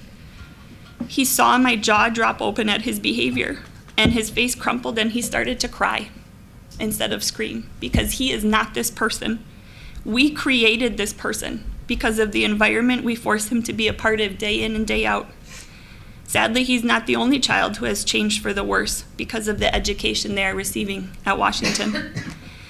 Their education teaches them the skills needed to survive in our school: swearing, screaming, skipping class, hurting people. That's the only way kids survive at Washington right now. Kids who do not learn these tactics are being tormented daily. I look out to the faces of students in my classroom and I see fear in their eyes. I have instructed my students not to answer the door to our classroom because of the truant students who run the school and come looking for fights. They pound on our doors, shake our door handles, scream swear words into our vents, punch and kick the doors, and terrorize us while we are trying to teach and learn. And these are just some of the many violent and aggressive behaviors that my kids have to deal with every day. Just a few weeks ago, some of you on the school board may have received a list detailing a 2-week period of the horrifying conditions that we are experiencing. And since that time, we have seen an increased presence of district office administrators who come to our school to try to help with crowd control for the remaining weeks of the year. That has helped, but it's not enough. It is a Band-Aid to help us survive the last few weeks. It does not bring about the change that is needed. 2 weeks ago, we had a staff meeting, and many of you were there on Wednesday after school in our cafeteria. And we talked about all the things that we as teachers are going to do differently to improve the conditions in our school. But I did not hear from any district personnel what they are going to do differently. We need to hear from you. What are you going to do differently to improve the conditions in our school? Dr. Langenfeld, what are you going to do differently? Mr. Ho, Mr. Magus, my principal, the other administrators, your teachers and students are abused, harassed, violated, and put in danger every single day. What are you all going to do differently that will change the next year for us? As our school board, it is your job to get answers to these questions. Now our staff heard on Friday that you are doing the exact same thing that got us into this mess by pulling another one of our administrators and sending him to a different school this fall. We have not had the same administrative staff once since I have been at Washington. We have had 7 different principals in 6 years. Even a thriving school could not succeed in those conditions. Our at-risk school has no chance of survival if drastic action is not taken now. An at-risk school like us needs more consistency, not less. We need more attention, more support, and more help long-term. We need real solutions that come from above. That's you. Along with the money and people resources to make those solutions a reality. We got an email from our principal on Friday with a few personnel resources that you will be adding at Washington for the 17-18 school year. But just adding more people hours is not enough either. Systemic change around how our school is treated by the district is required. We need the best. We need you to have the best people in position with incentives for them to stay at Washington, to be a part of a long-term solution. If you have to pay them more, then do it. Figure out a way to give us the best of the best, and then figure out a way to keep them. Our kids deserve it. You ask us to differentiate in the classroom, so differentiate for our school. We are in crisis. We need you to give us everything you've got. We need smaller class sizes. We need a different approach to the special education push-in programming. We need correct placement of students who have aggressive and violent psychological problems that we cannot deal with. We need you to follow the student handbook that you have created. Section 443.7 of the student handbook policy states that students who commit aggressive or violent behavior shall be required to seek an initial screening and ongoing counseling and provide written evidence of this counseling to the principal within 1 month of their offense. Simply following through with that one rule would be a huge start to making positive change for us. Enforcing the following policy in the handbook for students with subsequent violent violations would be another way for you to make positive change for us. Start this long-term change process by committing to following through with the consequences that you already have. We need swift action from downtown, and we need a no-tolerance policy for this abusive behavior in our school. Let me make it very clear that I am not here to look backwards for blame. I am here to look forward for solutions. Our current administrators are doing the best they can. They inherited a huge mess, and they were not given the tools or the resources or the freedom to do what needs to be done to clean it up. This toxic situation has been a long time in the making, and I know it cannot be fixed overnight or by one person. But as a wise person in my life says, nothing changes if nothing changes. What are you going to change in order to change the future of this school? I would not survive another year in the toxic setting at Washington. I must resign, even though I have a broken heart, because I cannot survive in this unhealthy and unsafe environment any longer. I am here now to speak for the people who will remain there and continue to try to survive in this dangerous school and work setting every day. We need answers. Our kids deserve answers. If your children came home from school and told you just one of the things I told you today, wouldn't you demand answers? You, as our school board, must demand answers on our behalf. Thank you for your time.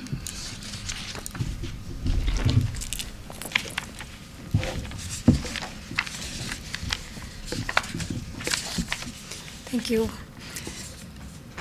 Is there anyone else who would like to speak before the board this evening? Seeing none, we will then move on to our teaching and learning work session.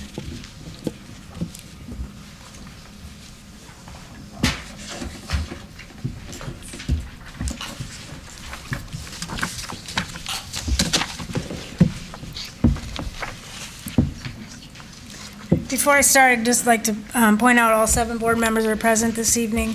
To my left, Dr. Michelle Langenfeld, and next to Dr. Wagner is Sandy Heller, our board secretary, and members of Dr. Michelle's cabinet around the table, and also Grace Sinclair, our Intercity Student Council president for the 2nd year.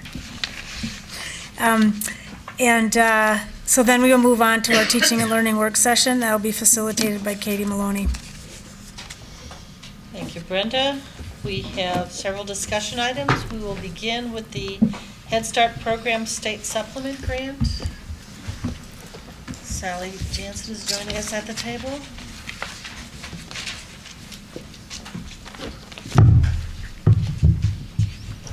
As is Ann Bard.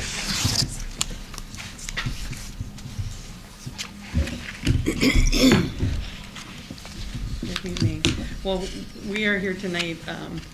Sally has written another grant. That's what she does. This is a state supplemental grant that allows for additional students to be part of the Head Start program, and this is a consent item that needs approval.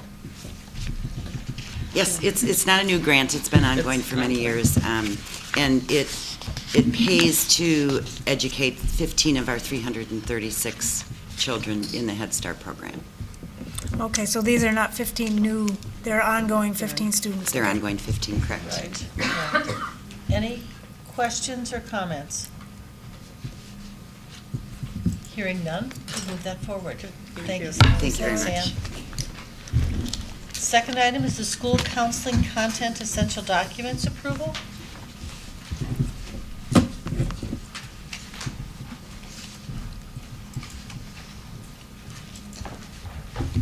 Angela Buckenauer and Eric Connell will walk you through just some of the highlights of the document and why we are bringing forward the new school counseling curriculum. Our current curriculum for the school counseling program was last updated in 2008 following the release of the Wisconsin Comprehensive School Counseling Model. In 2012, the American School Counselor Association revised their national model, and in 2014 they released the ASCA Mindsets and Behaviors K-12 College and Career Readiness Standards for every student.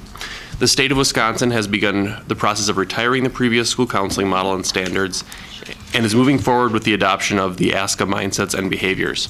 So in response to the national and state level changes, student services and the teaching and learning departments collaborated in bringing teams of school counselors together to revise the counseling curriculum.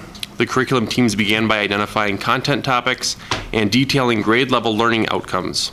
The content topics were then organized into one of the 3 ASCA domains, the academic, career, and social emotional domains, depending on which domain best connected to the content topic at an individual grade level. The result is a counseling curriculum that is aligned with the most appropriate areas of student development at each grade level. In addition, the elementary counseling curriculum referenced and aligned to the elementary health education and elementary social studies curriculum to ensure consistencies for connected areas, including social skills, emotions, and community. Similarly, the middle and high school curriculum teams align the academic and career planning draft documents to their counseling curriculum. Overall, these curriculum documents serve to ensure consistent progression of student learning expectations between grade levels and between the elementary, middle, and high school levels. There are 3 major updates in the new school counseling curriculum. The curriculum documents were developed, organized, and formatted in the same manner as the recently updated curriculum documents for other content areas. Student learning outcomes are provided for knowledge and skills at each grade level. Counselors will be able to assess student learning to these expectations. The previous counseling curriculum listed content topics tied to specific months of the year. The proposed curriculum lists the topics for each grade level, but gives counselors the flexibility to pace instruction to respond to the needs of their students. We will be establishing a specific time frame for certain required topics, including bullying and harassment, as well as human growth and development at the 4th and 5th grade levels. While the content focus of the school counseling program has changed little, the structure of the curriculum gives a greater focus on specific learning outcomes and counselors' assessment toward those outcomes, as well as greater ability for counselors to respond to the needs of their buildings. It is important to note that the curriculum documents detail the universal counseling curriculum, which is provided to all students. School counselors will use the standards to inform their intentional guidance activities based on the needs of individual students and/or their schools. The next step will be for the counselors to receive professional learning and collaboration related to implementing the new curriculum and assessment of student learning. In addition, counselors in each building will use the curriculum documents to develop, refine, and implement their lesson plans. And we're happy to answer questions. Questions or comments? Brenda? I think you answered one of my questions. So the counselors are at the elementary level, are in the classrooms once a month, each grade level classroom? Well, it depends, Dr. Warren, on the staffing at the elementary level. So our school counselors are not staffed consistently at the elementary buildings. Our larger elementary schools have full-time counselors, and some of our smaller elementary counselors have a .2 school counselor assigned. So our full-time school counselors are in the classrooms much more frequently than our counselors who are at a building 1 or 2 days a week. So depending, they are at minimal in the classrooms one time a month, but more at other at different buildings. Some of our schools are also trying to look at, because they know that content builds and knowledge builds when it's put together. So some of our counselors have been piloting some new ways to teach, and taking a 4th grade classroom and doing a 6-week unit with them. So they're in there for 6 weeks doing a content and then rotating through that. So they're trying some different things, but with that, every grade level gets the same amount of lessons on the universal curriculum. Okay.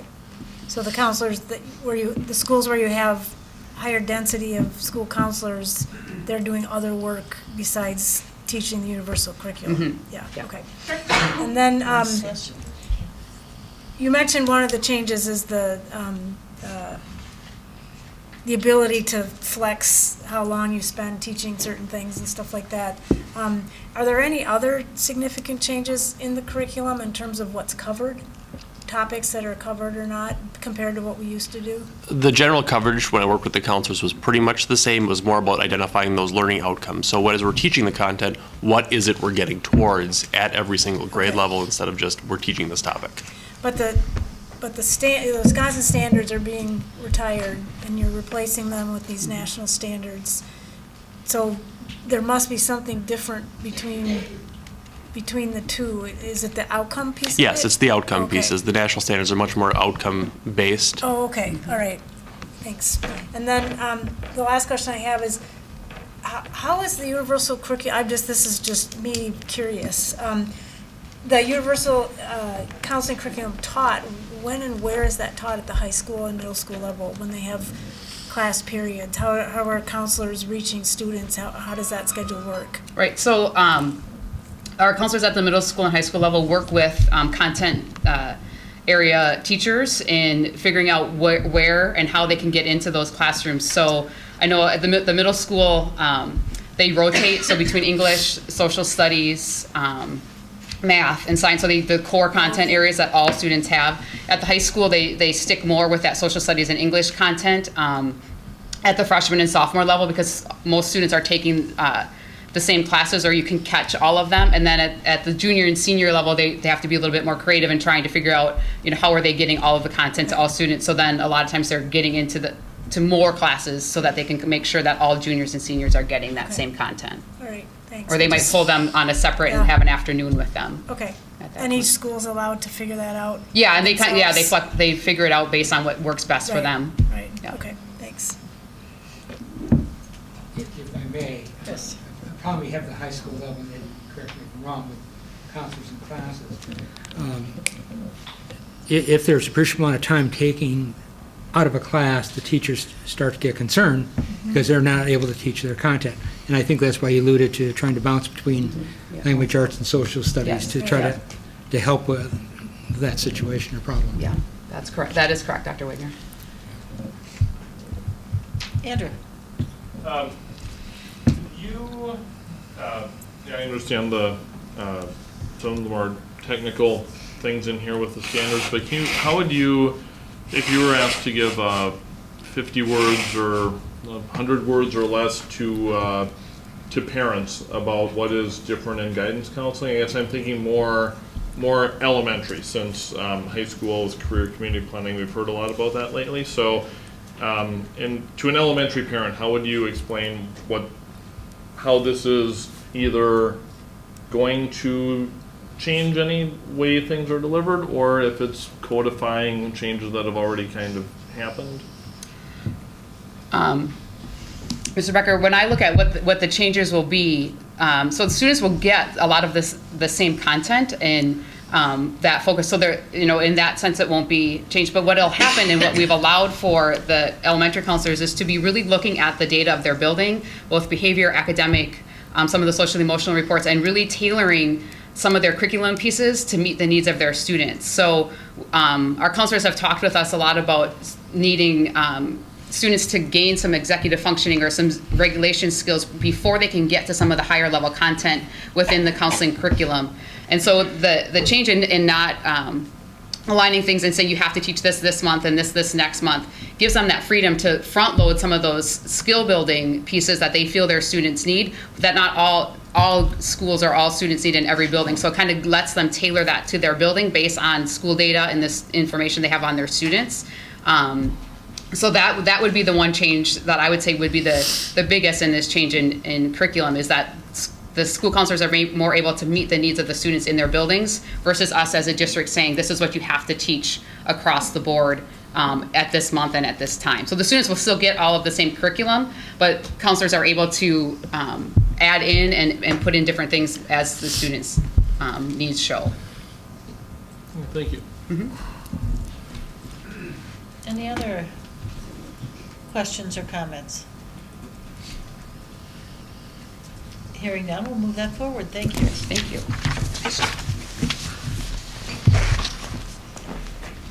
Next on our agenda is secondary capacity task force recommendations. Thank you. We've had a large group working over a period of time, and I'd like to invite two of our task force members, Mike Stengel and Natasha Rao, up if possible. And then I'd like to recognize the rest of the task force members who are in attendance. Just a moment.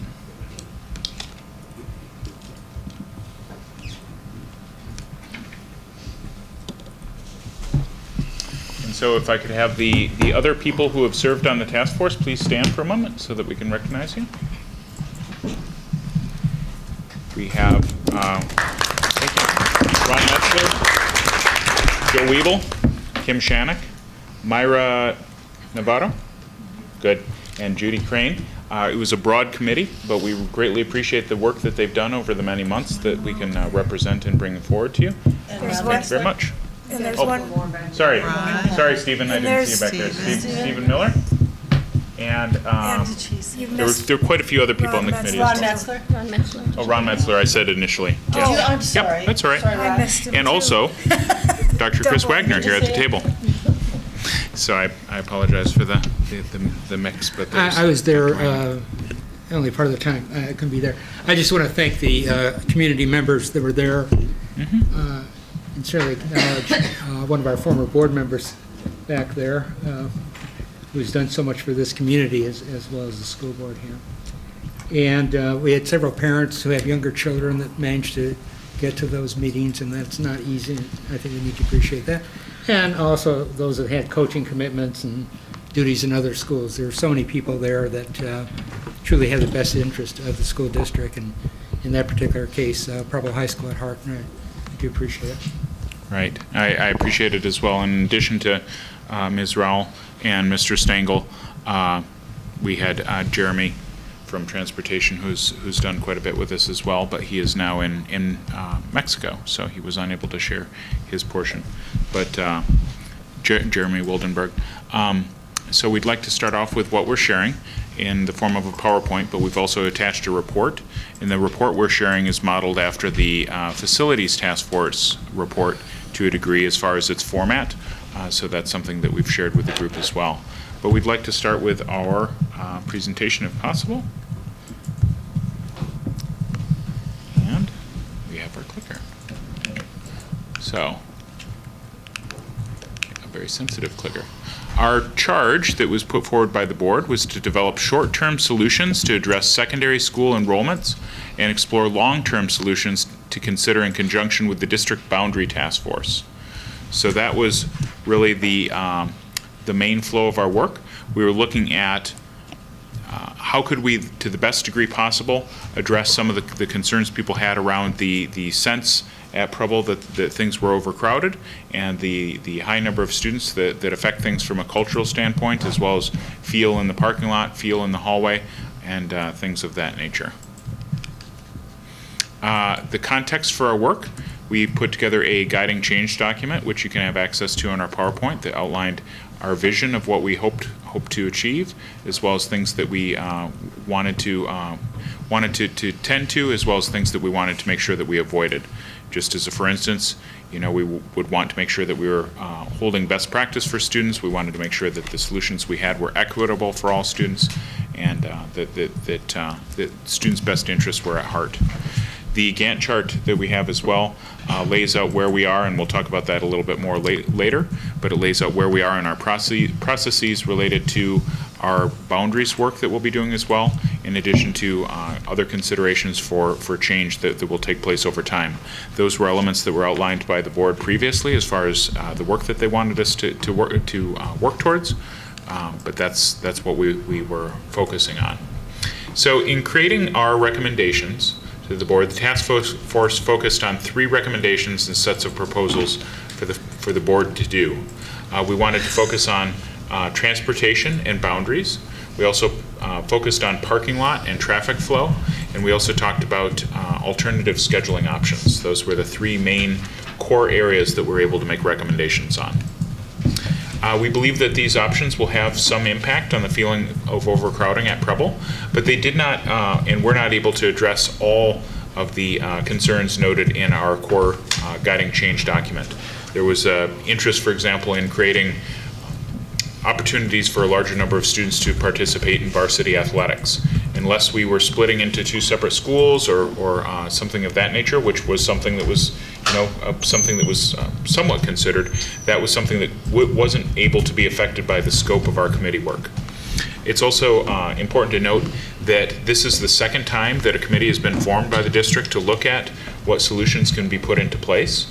So to a degree, some of the lower hanging fruit had already been plucked as far as what types of solutions could be put into place to reduce the feeling of overcrowding. For instance, the parking lot restructure was something that's already been done, and it's something that's been worked on. We've seen some improvements based on that prior to this, but we were going back again to make sure that there was nothing that was left uncovered as far as what solutions we might have in place. These options are something that we hope that we can continue to address and continue to study, but we're asking the board for consideration and approval in moving forward with these items. So regarding boundaries and transportation, we really wanted to go deeper with our committee in problem identification and looking for what were the areas that that were really causing that general feeling or sentiment that there was an overcrowding at Preble. So we brainstormed a list of potential pieces that could have been affected by boundaries and transportation. As far as what were things that we could do as far as possible changes. And the list of solutions that we came up with involved buses for open enrolling students outside of Preble, open enrolling limited to one building, boundaries changes, and consideration of possible purchase of an existing site for a Preble 9th grade. So what would it look like if we had a separate site for 9th graders? Those were things that we explored as a group. Some of the solutions, potential solutions that we had as part of our larger brainstorm were eliminated. Some of them were eliminated due to cost. If there were things suggested, like just as a for instance, light rail from a parking area, that was something that would have been quite expensive, or a new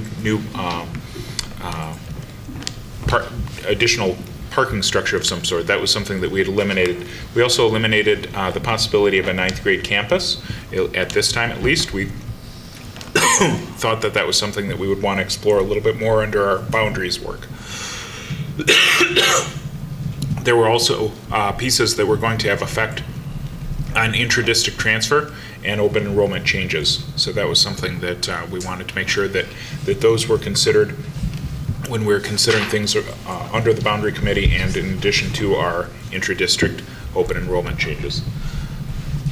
Important to note not to eat nuts before doing a board presentation. But it's not a nut allergy. Just joking. I drank out of both. Gene went to get him water. So, transportation for open enrolling out of Preble was one of our main pieces that we looked at. We do allow for intra-district transfer of students from Preble and from other schools to alternative sites, but transportation in that setting is the responsibility of the parent. So we thought, what if we were to provide transportation to those students and allow students choice? Thank you so much. If we were allowing students to have a choice in where they went, but we also provided transportation. I have 2 bottles. All right, so whoa. I'll be well hydrated. So the 2 different models that we looked at, one was if we offered hubs for transportation out of Preble to other sites. So for example, if I was a Preble parent and I wanted to attend Southwest, I could transport my child to perhaps an elementary or another hub site, and transportation could be provided from that site to the other school. And you can see there in our PowerPoint the breakdown of the costs of the routes that Jeremy put initial analysis down for, and it came to a total of approximately $100,000. The full service route, that would be if we provided the same level of transportation, by and large, to the students out of the Preble attendance area rather than hubs, actually more of a not door-to-door service, but the service that we offer to all students. And actually the costs of that transportation were not greatly higher than the hub costs, but without a deeper analysis of routes after we knew how many students were interested, we wouldn't really be able to comment much further on how much more it would be for that option as well. So that was something that we were looking at. Some of the potential advantages would be a reduction of students at Preble, so it would affect the enrollment as far as decreasing the numbers. It could increase access. It would increase access to students to other pathways and other schools. It would also increase options for dual credit offerings potentially if we offered busing to NWTC and the University of Wisconsin-Green Bay. We did have representatives from both organizations on our committee. It would increase parent and student choice. And it would facilitate a culture shift to what we call a one campus philosophy, where we're beginning to look at Green Bay as having a broader high school campus that has a variety of offerings that students can choose into and choice into based on their own particular learning styles, their parent interest, and their needs. It would also potentially increase our metro ridership because we've formed a new partnership with the city, and we want to do what we can to promote that partnership and allow students the opportunity to partake in our other busing services as well. So those were some of our potential advantages of that proposal. The potential challenges would be additional ride time for students, impact on extracurricular attendance. That could be a factor as far as if a student then had to get a ride home from a school that was further away. And there would be quite likely an additional cost to the district. If we are approved for further study, we would be doing a survey of students and parents to gauge interest, work further on tentative route planning, and do a deeper cost analysis, as well as talk with the city metro around enhancing of their possible metro routes so that there would be greater access to and from the schools. So again, if we achieve approval to further study, we'll be gauging what is the customer interest, so to speak, in this option. If there were 3 students that were interested, it probably wouldn't warrant $100,000 worth of busing. If we had 400 students that were interested, it may be something that we would want to consider because of its deeper impact on balancing our schools as far as the enrollment. Point of clarification, please. Sure. The surveying the students, we're talking about yet for this coming school year or the one after? That would be the one after. So this would be a year of study for the 18-19 school year. So some of the solutions are things that we are able to put into place and have already have in place to a degree, but can continue to expand. Others are things that would take place over time based on our deeper exploration. And then speaking to traffic flow, we followed a similar pattern where we brainstormed our solutions. We looked at possible Dan's entrance to the visitor parking lot. We looked at students in good attendance arriving late and leaving early. We looked at carpooling possibilities, and from that we did have to eliminate a few things. And I mentioned before things like the parking ramp. That was something that we eliminated due to cost. We also looked at things that had been pursued by previous committees.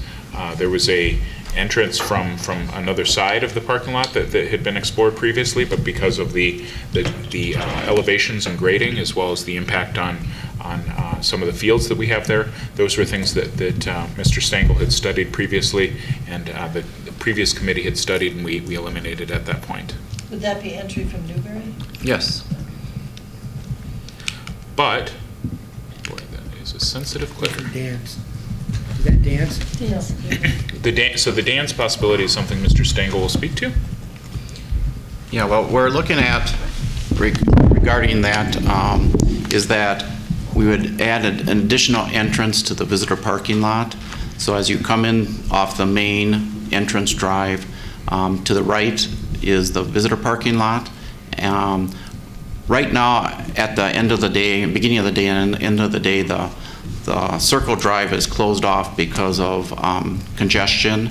At a few years ago, there needed to be some emergency personnel brought to the school, and because of all the traffic in there, they had access problems. So it was determined that they would no longer allow parents to pick up in that circle drive and then leave it open for emergencies. So what the idea would be is that if we could put in a secondary entrance to the visitor parking lot directly off of Dan's Avenue, that would allow that to be used as an emergency entrance, and also allow visitors to get in and out if needed to be, and then open up the circle drive again for parent pickup and drop off. So by opening that up, it would create better traffic flow. We would, yes, and it would allow us to get more parents off of the street and less congestion, around the pickup time, and drop off too. It would run a little bit smoother so that there weren't as many cars stopping right along both Dan's and Deckner. So some of our challenges were potential increased traffic on DANs if it wasn't controlled. And our next steps were to, this summer, continue with our cost analysis. With the number of projects we have at hand, we're not certain that we would be able to put the driveway in this summer because we have a great number of referendum projects, but it would be something that we would be doing as soon as possible. We also want to make sure that the traffic analysis and facilities planning portions of that are completed, and that construction was completed, and that we would then make sure that we were communicating out to parents and others what the purpose of that additional drive was. Thankfully, we had, as one of our parent reps, we had somebody that happened to work for the fire department, and they brought up a good point, which is, let's make sure if we're putting in a driveway that the driveway and the parking area would be big enough to hold an emergency vehicle if it comes in. So that's, of course, something that we want to make sure is workable. We think that there are some things that we can do, but we want to make certain before we determine that it is for that purpose, that it can serve that purpose well. But we think that by opening that circle, it should increase the flow of traffic. Again, some of these pieces have to do with beginning and end of day, and through our problem analysis and digging deeper, we really discovered that a couple of the patterns in places that we're seeing the biggest problems were at the beginning and end of day with the drop-off and the congestion, the great number of teachers and students and parents who are coming in and out at set periods of day. That was one of our entry points as far as where were the pivotal places that we could have strategic impact that would cause a change. We also looked at during our common times, what were the impacts that we could have there as far as potential change on how many kids are in the cafeteria at a set time, how many kids are in a hallway at a set time. And so some of our other pieces are able to look at those impact areas. Any additional questions on that particular piece? What kind of a window are you talking about in the morning and in the afternoon, the pickup time? Natasha? In the morning, it's about a 30-minute period of time. If you get into the school building or into the area at about 6:45, the traffic flow is really light. It starts at about 7 o'clock, and if you hit it just right, you could be in line for about 15 to 20 minutes trying to get through to drop off, because the circle in the morning is open in the morning for families to drop off. But in the afternoon, it's about a 20-minute period, right from 3 o'clock. We don't have the circle open in the afternoon, but if we did, it would be from 3 o'clock to about 3:20. Would it be possible to have just like a hub site for the people who are already driving their kids to school anyway, just to congregate, have a bus shuttle them then to Actually, the building? you're looking into the future. That's one of our slides as far as something we're going to continue to explore as well. You should be on our next committee when we... No, we appreciate it. So that is this particular piece regarding the parking. Go ahead. Go ahead. I'm curious, in my experience of driving children and picking children up, the drop-off was always quicker than the pickup. I'm wondering, why is your drop-off taking so long compared to your pickup at the end of the day? I've thought about that a little bit as I pick up and drop off my son at high school on a regular basis, because the 25-minute drop-off gives you time to think about things like that. And I think it has to do with when the student is exiting the car, they're done and exiting, so you can pull in, drop off, whereas opposed to a parent coming to pick up. Right, no, but but there's sometimes you said it's quicker in the morning than it is in the afternoon. No? No. I mean, it's longer in the morning. It's longer in the morning. Yeah. Many of our parents want their kid to be dropped off right at the front of the building. Door, yeah. And so they're not getting out. So even though the circle might be full of cars and students could actually get out of the vehicle, they don't. And because part of the problem was one is a driving lane and the other one is a stopping to let kids out. So we have to be very cautious as well in terms of how kids are crossing the road there, because we do have a crosswalk. And so there really is only one lane, And because of parents stopping One at right a there, time. one at a time, that is what is taking the time. So when we discuss our wellness policy, and you know, Right. we can talk about power walking from a site. A site, yeah. Previous. Or even 3 cars back. 3 cars to back, the yes. door, right. And I think we can do some things around parent and student education and Education. promotion. Yeah. Maybe we have a Hornets Hop Out campaign or something of that, so that we can have people get out a little earlier. Well, It's just- that's- if I may, to the point, we're joking about it, laughing Sorry. right now, but I also brought up, I said, you know, it's too bad parents can't leave their kid off a block away or something. I mean, Yeah. for shame, they'd have to walk a block. Right, I mean, right. it's to the point of ridiculous, and that's part of our McDonald mentality in this society. We want to be right there, right now, and in the big picture, I guess, if we're talking about health, it might be nice if we thought about some of these things. I was serious when I meant the wellness. And you could incentivize. Yes. Mm-hmm. And that is actually part of our next slide. Not that particular piece of dropping off early, but that could be something that could be part of it. But the hub site, which is kind of similar as far as does everybody have to drop off at Preble? So we wanted to look at the possibility of carpooling from or transport shuttling from a remote location. We looked at the possibility of if we were to rent a parking area that isn't used during the day, perhaps a church or another location that doesn't receive a lot of business during the day, and then have some shuttle service from that site. We would have to look at the rental of that location as well as the shuttle costs. Those were a couple pieces that we looked at. Again, the potential advantages could be better traffic flow, reduced traffic congestion, and potentially offer a reduced price or free parking option for our students. If rather than having a parking pass, if you know you're parking in the hub lot, that could be something that you could do, just kind of like an airport where you can park a little further out and catch a shuttle in. It would be a similar concept as far as that goes. John, was it discussed if you had a remote location, and would it also be accessible by a city bus? I mean, if you found a site, you could have a shuttle and access to that in case they miss a shuttle, you could still get there by city bus. Actually, I think that is a superb additional recommendation. We did talk about how we could work with the Metro Transit to enhance their routes to serve in whatever new ideas we came up with, and that would be something that I think would be worth further exploration if we go down that route.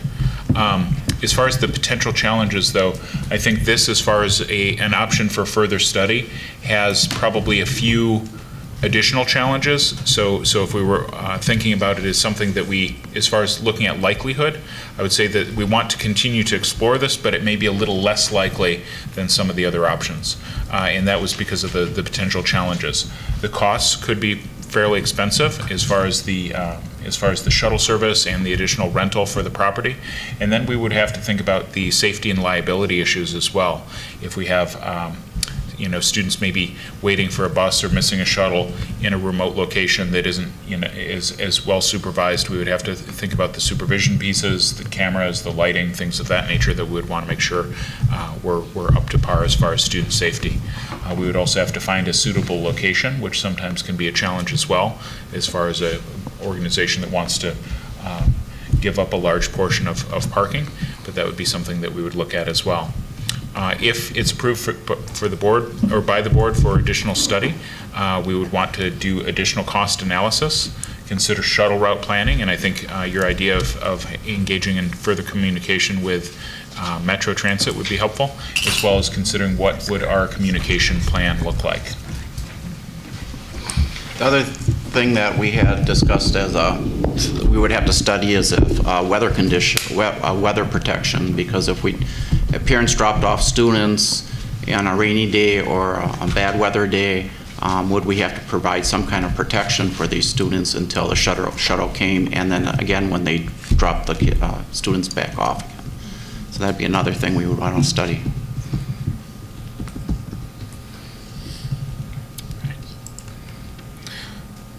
Our next set of recommendations have to do with alternative scheduling options, and like with the other pieces, there were a really broad number of options that we looked at. We looked at scheduling strands, looking at doing some different things with our study halls, utilizing to a greater degree our 0-hour and 9th-hour options. I know, Andrew, you had suggested that we look more deeply into that, and those were a few things that we looked at, as well as, to a degree, revisit some of the scheduling option work that was done by our secondary and elementary folks in prior years. When we look at why were some eliminated, actually we have gone forward with most of the ideas for further exploration. This is something that really requires quite a bit of work as far as what it looks like as when it's put into place fully. We looked at possibilities of having a staggered schedule, for instance, where we would start 9th and 10th grade earlier than 11th and 12th. Those were a variety of things that we would have to consider in the future if they were possible. But a large number of the scheduling options, the alternative scheduling options, are things that are in place to a degree, but we were looking at expanding, or they were new ideas that we want to continue to go deeper with. And I'll turn it over to Natasha. So we were looking at possibly adding some additional scheduling strands. We currently do have the 1-6 and the 3-8. So to add some additional options or opportunities for students so as to maybe start the day earlier, be done earlier, and to possibly engage in some either post-secondary work or some or go to work, find opportunities to work. It does, all of those strands would reduce the number of students in the building throughout the course of the day. Kind of what we have the sense of now when the seniors are not in the building, having 500 students less or fewer students feels lighter, and the hallways appear a lot less congested, and so the feeling is different. But those opportunities would throughout the day provide fewer students in the buildings, and it would provide students the opportunity for choice in terms of the start and the end of their school day. So those were a few of the advantages to that, and it also looks at things from more of a customer service perspective, thinking about the old Ford Motor Company saying, you know, what color of black do you want your Model T? This gives us a variety of options for students as options for their possibility in scheduling. Yes? Do you have 0 hours currently? Not this year. Okay. Dr. Warren, we did have it 2 years ago was the last time we had it. That is really based on student interest and then getting teachers to fill those sections that early in the morning. Right. However, if this is something that we would like to continue to look at and offer to our students, then I think we'd really need to educate and talk to families about the benefits for their children, and to not, you know, there would still be some criteria, but at least to have that opportunity and advertise it a little more widely. We don't advertise it as widely. Generally, those schedule strand options are for extenuating circumstances. What we would be looking at here would be to provide these opportunities, but yet give students opportunities to maybe go to work or maybe to be able to be home to do some things that families may need. So it opens up the door for more of those opportunities. My question was going to be what the limiting factors are for not having more 0 hours. So I think you pretty much answered that. Do you think, except the fact that is it difficult to find teachers who want to work at that hour of the morning? We are generally luckier to find students, teachers interested maybe in the PFL, or we have some chemistry classes that will run, sometimes some PE classes. I do believe, though, that if we opened it up, that we would find some staff that would be interested in maybe having their day start earlier, to be done earlier, because that benefits their families as well, especially, you know, if they have kids at home or whatever the case might be. So I think it really is an opportunity for both students and staff to really explore that to a wider opportunity for everyone. Okay, thanks. What time does 0 hour begin? Right around 6:30. Oh, I thought it was going to be worse. Okay. Andrew. I'm glad to see this coming forward as possibly the last thing from my first campaign for school board that has kind of been on hold for a long time. That was quite a while ago. I'm very supportive of the multiple schedule option, as you know. I am concerned to hear more discussion about 0 period than 9 or possibly even 10, but I'm happy enough to see 9 on the list that I don't need to talk about 10. The 0 period goes against all of the things we talked about.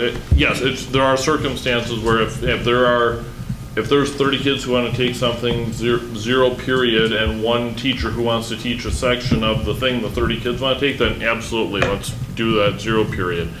But I think the later start, and I know there's some other things that go along with that in upcoming slides, are important if we, here we have a chance to say that, we actually care about the research enough to do something about it and to offer it as a choice. Not starting school at 9 o'clock for everybody, but there's a reason that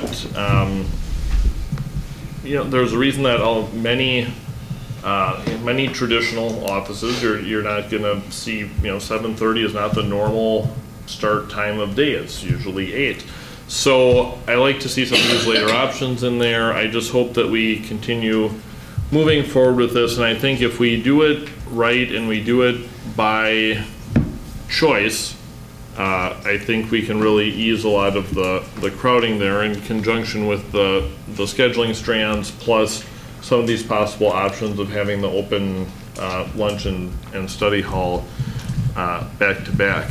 One thing that I would need to know for sure before being able to vote yes on a plan is, as great as it is to have more options available for kids, I would not be okay to have even one teacher pushed into hours that aren't right for their families. And I think there should be an assumption that we'll provide 1st through 8th, and only volunteer teachers would ever be assigned a 9, and only volunteer teachers would ever be assigned a 0. And I'd really want to see that in writing, because when I've thought through what could go wrong here, that's the one thing I thought maybe could go wrong. And I don't think it has. I think the 0's been all volunteer. I just want to make sure it's the case with the 9 and whatever we do with the late period. Yeah. So just kind of the past history of 0 hour, we've probably at most had about 100 students in the building running 3 sections of 3 different classes. I think on this committee there were teachers that were represented, and their feeling was that teachers would like choice in that. And so I think some very careful processes would need to be put into place to be sure that those who are interested or who have any interest or would want to do that would actually be captured, and then we would look to offer those options to students. Right. I guess I would rather see some kids told we don't have enough 9th hour teachers than to have any teachers being told we have too few kids to do 1st hour, so you have to stay there till. I just don't want to see that happen. I think it'll work out, but it may never be a perfect balance of offering, but maybe it will. And I appreciate that sentiment. I think we have to look at what is the interest level too, and if there was a massive interest level to move to some later options for students, then as we hire for new positions and things of that nature, we could look at different structure for people coming in. I'm just thinking that we want to make our choices based on all the needs of the teachers, but also thinking about what student need and interest is as well. Of course, I know that you're an advocate for both. So I think I'd want to work with Melissa on wording of that to make sure that it was protective of our current teachers, but also allowed for future flexibility if needed if the desire was there. But right now we're looking at further exploration as opposed to a formal plan that we're seeking approval on.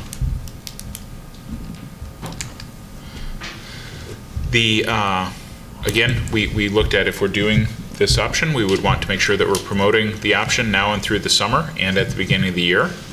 Counselors would need additional time to hand schedule requests throughout the summer if we have that as a piece.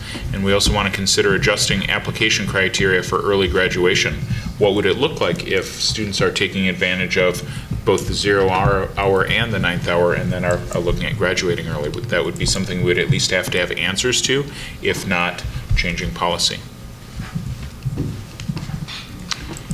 Our next option? Let me go Go back. ahead. There's one thing that maybe you mentioned, alluded to change it right now with your schedule already put together, teachers there, the kids assigned, that's a little bigger task than perhaps some people realize, to go back and even hand do it, to move it around. Correct. And so that might have to be a consideration for the next school year with our schedules already in place. This second option might allow us a little bit more flexibility at this point in the school year, but this would offer 1st and 8th hour of study hall. If a student had that and they were in good academic standing, they would not attend. So they'd start their day a little bit later, or they would end their day earlier. So they'd either start 2nd hour and leave 7th hour. That also reduces the number of students in the building. We did open this up this year once we had started the school year, and we had approximately 40 to 60 students who took the advantage for 1st hour, and about 80 to 100 for 8th hour. I think with some additional advertising and making people more aware of that, again, we do want our students to be in good academic standing. To allow that option, then they would, they may be a little bit more inclined. We could allocate staff into different instructional support positions, providing more opportunity for students in terms of enrichment or remediation. The research is very clear that later starts for high school students is beneficial to their academic achievement, so we want to be mindful of that. And it also then can reduce some of that congestion and traffic flow that we were just talking about, 1st hour and 8th hour with some of those students gone off campus, so that would be a positive as well.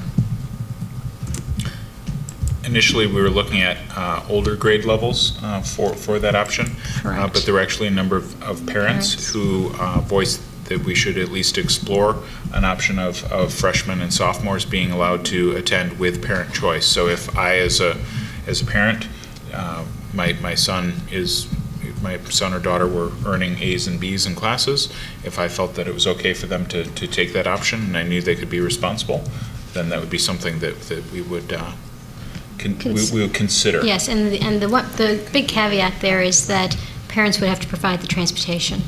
So it could be choice, but they would have to provide the transportation for 9th and 10th graders, unless they had a sibling that was coming in on a similar schedule and leaving on a similar schedule.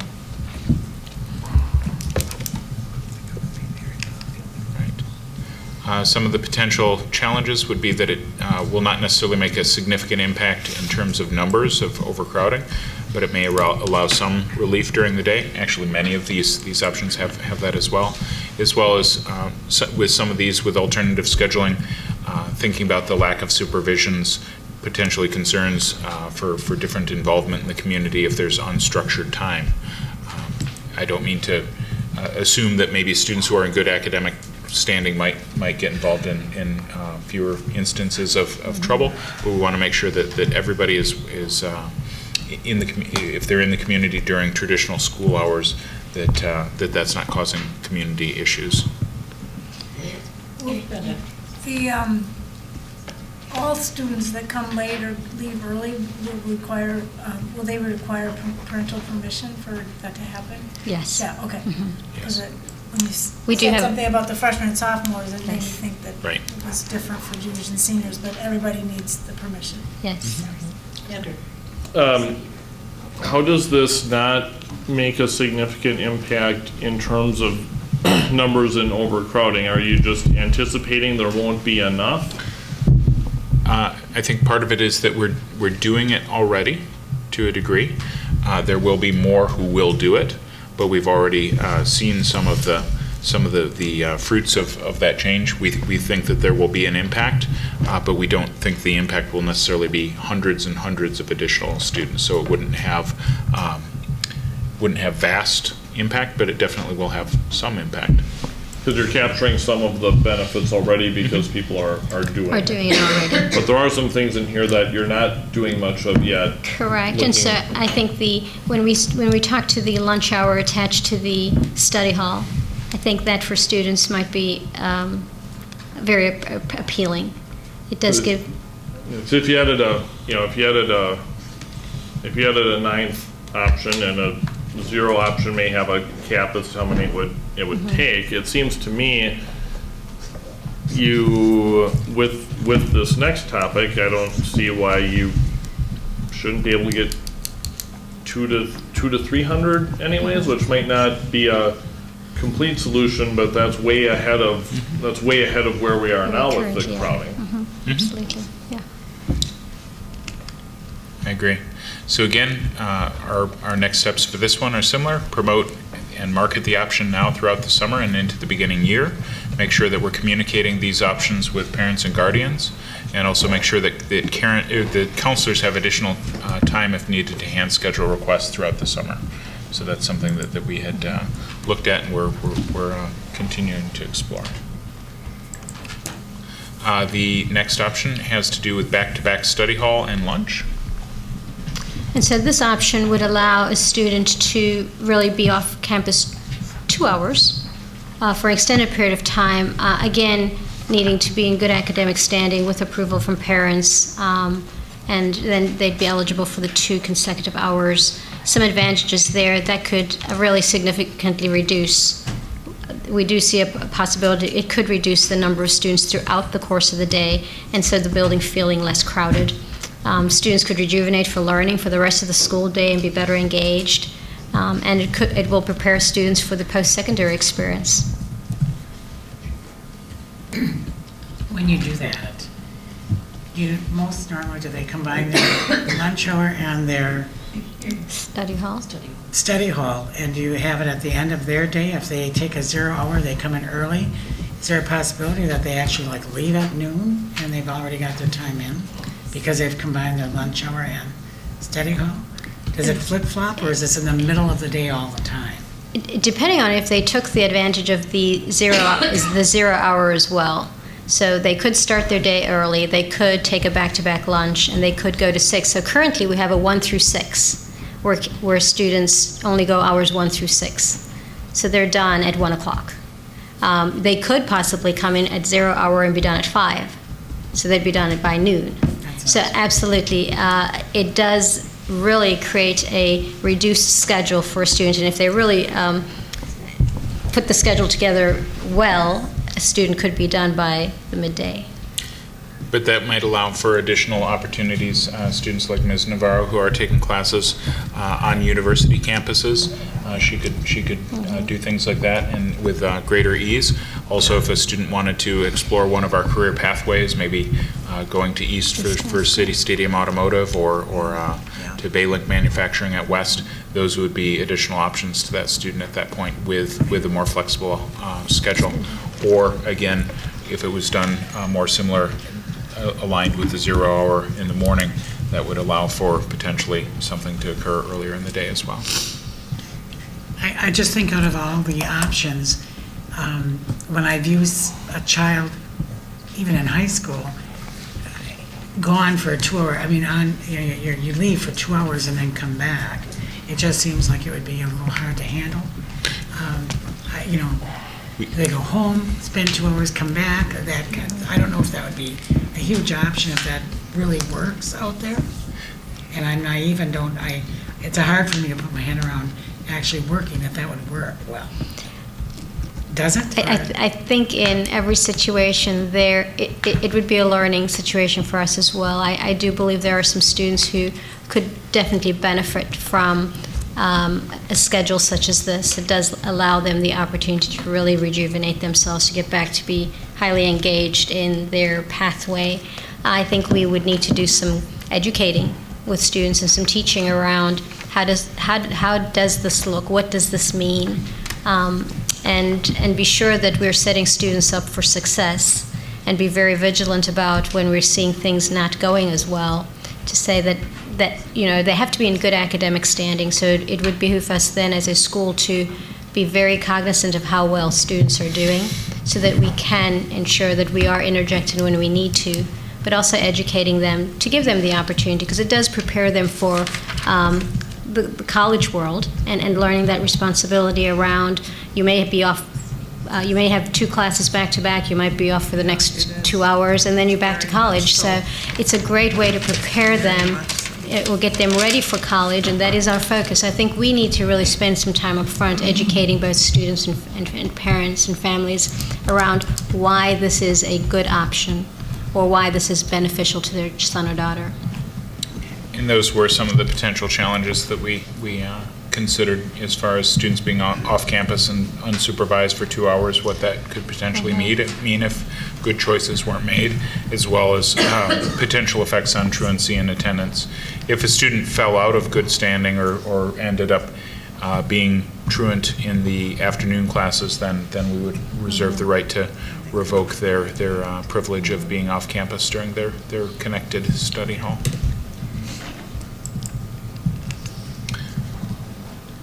Next we have, and we've talked about this to a degree, the 0 hour and 9th hour.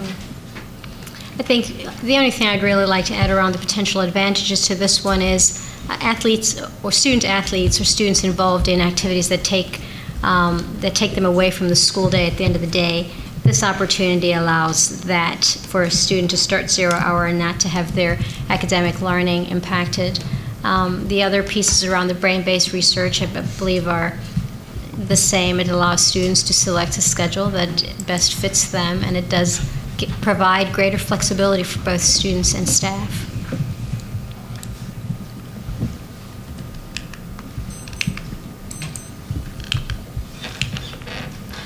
Some of the potential challenges, impact on staff having different schedules, thinking about staff, how it would be as far as leading that staff.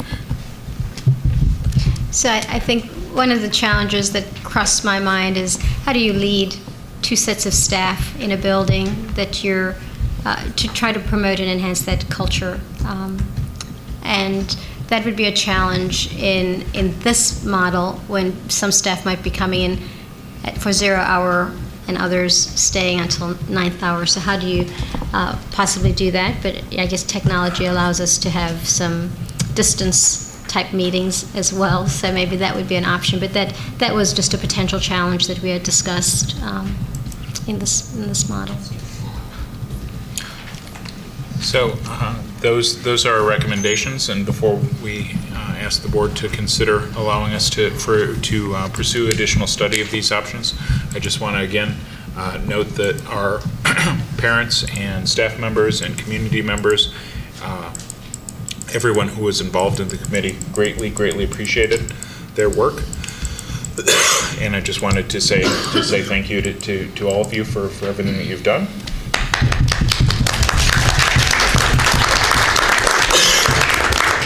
Sorry. And allow for any additional questions that people might have.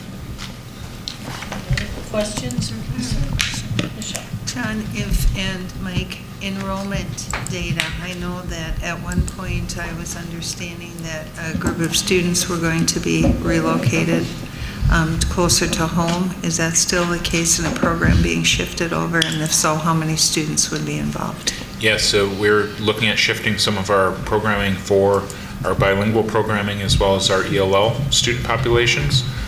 The shifting of that will allow a greater number of students to attend high school in their home area, and will reduce the total student population at Preble by approximately 50 students with that program shift alone. So it's creating greater equity and access to the local school for second language students, and it's decreasing enrollment by approximately 50 students. So that's the piece that we put in place.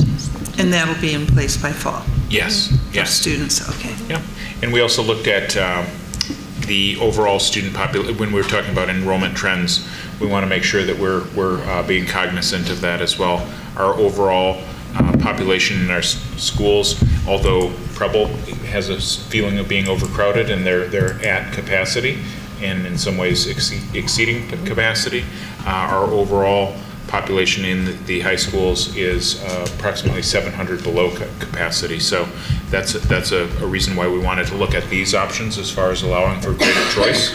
But then we're also saying that there's additional work that we want to have considered. These we're looking at the short-term solutions, but are there additional pieces that could be looked at through the Boundaries Committee, which is really our next piece. So the work that we're doing with the Boundaries Committee, just as far as an update on that, our timeline talked about beginning in May, and in the month of May we did, and prior to May we've done work in researching and securing an important tool for our boundaries work, Guide K-12. We had a training meeting today on Guide K-12, and what that does is it's a software tool that allows us to have all of our students mapped and allows us to redraw boundaries and see what the effect would be if we were looking at some of those options. For example, if we looked at an additional school site, you can draw a circle around current boundary areas, and it would give you immediately what would be the population of that school, and then what would the effects be on the schools from which you drew the students. So a lot of our conversation tonight has had to do with what boundaries look like. And that's a tool that we have moving forward. We'll also be working with the board and others to solicit names, not only of our task force members who have expressed interest in continuing the work, but looking at creating a broad team working with our boundaries work so that it can be representative as this committee was. This committee did have a fairly high number of administrators on it, and the reason for that is because we wanted to make sure that every skill set that would be needed for examination of possible solutions was there. So if we're looking at facilities pieces, we have Mr. Stengel there. If we're looking at data needs, we had Mr. Miller there. If we're looking at shifting ELL populations, we had Julie Seefeld there. So we wanted to make sure that those voices were there. We realized with the boundaries work that we want to make sure that it's a very broad committee made up of a lot of parents and community members, because we realize that the interests and perspectives of the community tend to be quite varied when it comes to the boundaries work that we're doing. So that work will begin over the summer as far as the identification and formation of that committee, as well as additional study of data and getting our data tool ready for use, and we'll be doing that work into the fall. Back on page 6, where at number 4 it says, consider possible purchase of an existing site for Preble 9th graders, and then where did that end up? Was that was a consensus that would not work, or is that being considered? I couldn't find it. I kind of followed through. Right. Well, we looked at the possibility of it. We felt that if it was something that was going to be explored, it would be better explored through the Boundaries Committee. When we're looking at programming for different schools and different sites, there were some concerns that came up. It was something that was floated as an idea through the parent advisory group, and there wasn't a lot of, there was some parent interest, but not a lot of parent interest, and then there wasn't quite as much committee interest. It's not something that I'd say that we would necessarily agree that we weren't doing, but it was something that we weren't pursuing in great depth, and figured it was an option that the Boundaries Committee could look at when we're looking at combining different programming, when we're looking at different sites for different opportunities for students, that would be something that if that committee chose to pursue, it could be pursued at that point. Any other questions? Brenda? So are we voting on this next board meeting? So We're voting to approve that. I just wanted clarification. The Sure. $10,000, that would be for parking lot modifications? Is that That would be what for that the entrance driveway. dollar amount is? So we'll vote on that? We'll vote on that. Okay. And then the rest is, we're just hoping to have board approval to continue our exploration, and then as we are able to as we put together other options, we would come forward and seek additional board approval if there are policy changes or procedural changes that warranted it, or expenditures. So does that require a vote or not? I don't know that rises Right. to the level Yeah. of needing a vote. The spending money, Mhm. we need to vote. Yep. But we can just give you our approval. Great. Okay. Anything else? Chris? Mike, that 10,000 for the additional egress, taking into account with the firefighter had to say about, enough room in there. Have you had a chance to take a look at that to know indeed that 10,000 is sufficient? I haven't looked at it in detail, but we just have to make sure that it has adequate width and that the turning radiuses in there would be adequate to, handle a fire truck or emergency vehicle. So I don't think it would alter the cost much. I had originally put in an estimate to John from 8 to 10,000, and we put in the report the higher amount, so we should be okay. Okay. Thank you for your work, and thank you for the members of the task force. We really appreciate what you're doing for the kids of our district. Thank you. Next, we will be discussing the K-5 Elementary English Language Arts resources.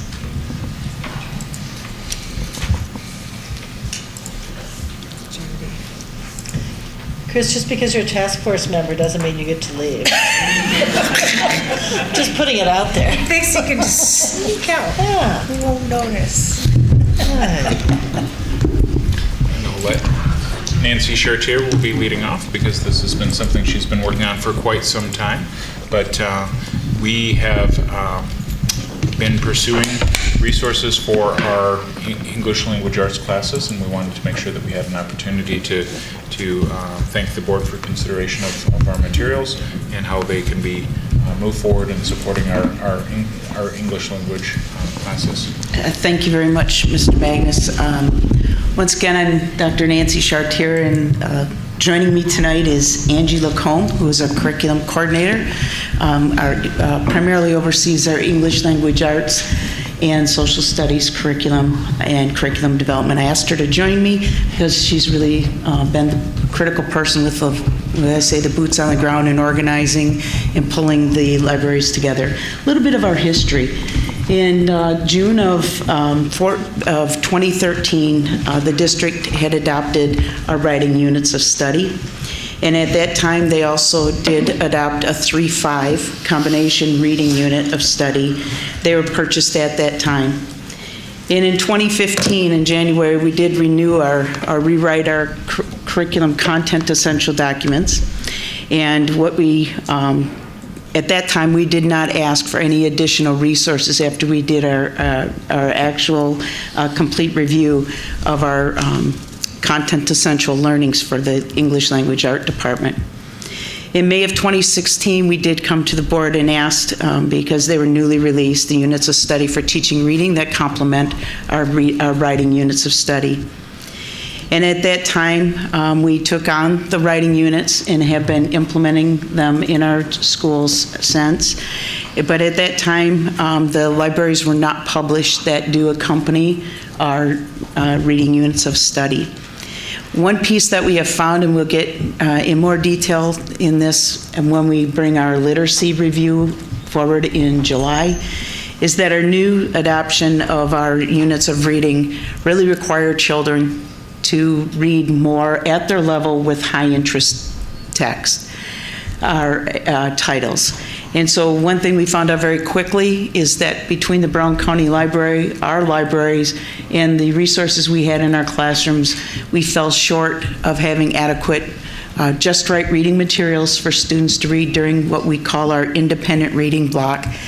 We have in our new model, we have less center workstations and more time with children reading independently or with peers and conferencing and conferring with teachers.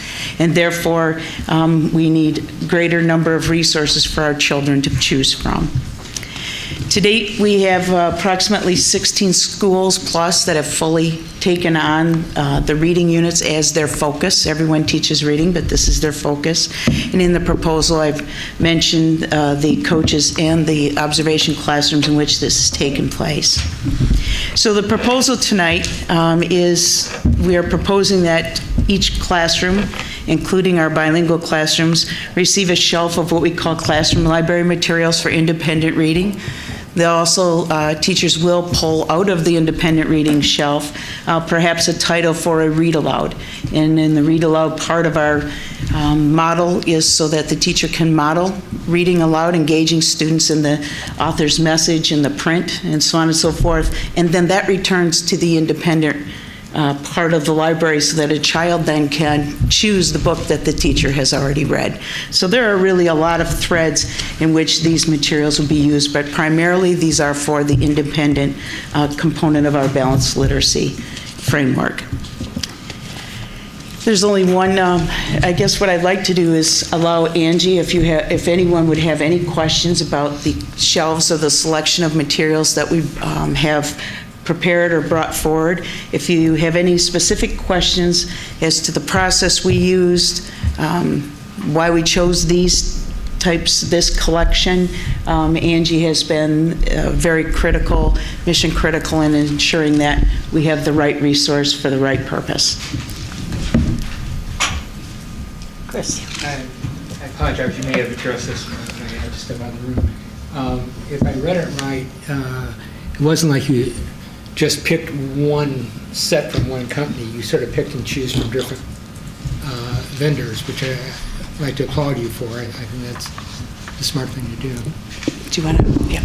Yeah, and I guess it does read that way. Just to clarify, though, so Heinemann is the main vendor, but within the set, they have compiled many vendors within it. So we have many different companies that offer different aspects of what they compiled together for the classroom library. So some companies are really good with the nonfiction text, and then other ones have better fiction text, or what have you. And so then the classroom library has a great mixture because they have been able to reach across many different companies, publishers. Any other questions? Hey, Nancy, could you talk just a little bit? I know we talked a little bit about how this isn't redundant from what's already in the library collections, and you talked at one point about you worked with Vicki Santa Croce about so that you would have making sure that it would be. Absolutely, thank you. Vicki is as excited as we are for this potential adoption because we are doing the right thing by depleting the libraries in our schools. We work very closely with Vicki and with Diane to ensure that we are not duplicating titles. With our new model, children go book shopping every Monday, which they select 7 books. And it's they are really engaged and really excited about this. And to have a variety of high interest books at their reading level, you can imagine 25 students, 7 books a week. And that's just minimal for their independent reading, how many that we have to have on hand. And so we are absolutely working hand in hand with our libraries to ensure that we have a variety of high interest and just right, as we call it, just right reading levels for students, because this is their independent reading. And there's abundancy of research. The more that children have eyes on text, the greater their fluency and comprehension. And so we have already seen some really nice gains in our children loving to read, loving to go shopping to get their just right books. They really are engaged in their books, and very beneficial for the teacher at that time then to go in and actually conference with the child. So the child's reading at the level that they're fluent with and they're efficient with, and the teacher can go in and then scaffold their learning to the next level, where in another part of the framework it'd be a little more intensive teaching. But we're fine. Those are 2 really major influences or impacts that our new components to our model has had. The number of minutes our children have eyes on text, and the amount of conferencing teachers do with children during the reading block. Was that? Mm-hmm. Okay. And as I said in my last meeting with Read Like a Champion, I thank the Brown County Library very much for their contribution to our schools, as teachers are arm wrestling over their 100 copies that they can have checked out at one time. So they're posturing themselves to get to the county library in order to have additional resources for our children in the room. And that's really what that's what you really like, is a nice combination of a shared experience, that is your adapted resource, working in partnership with other systems within the school, such as our library, and also with our community library. So then you're tapping all of your literature resources in your school and in your community.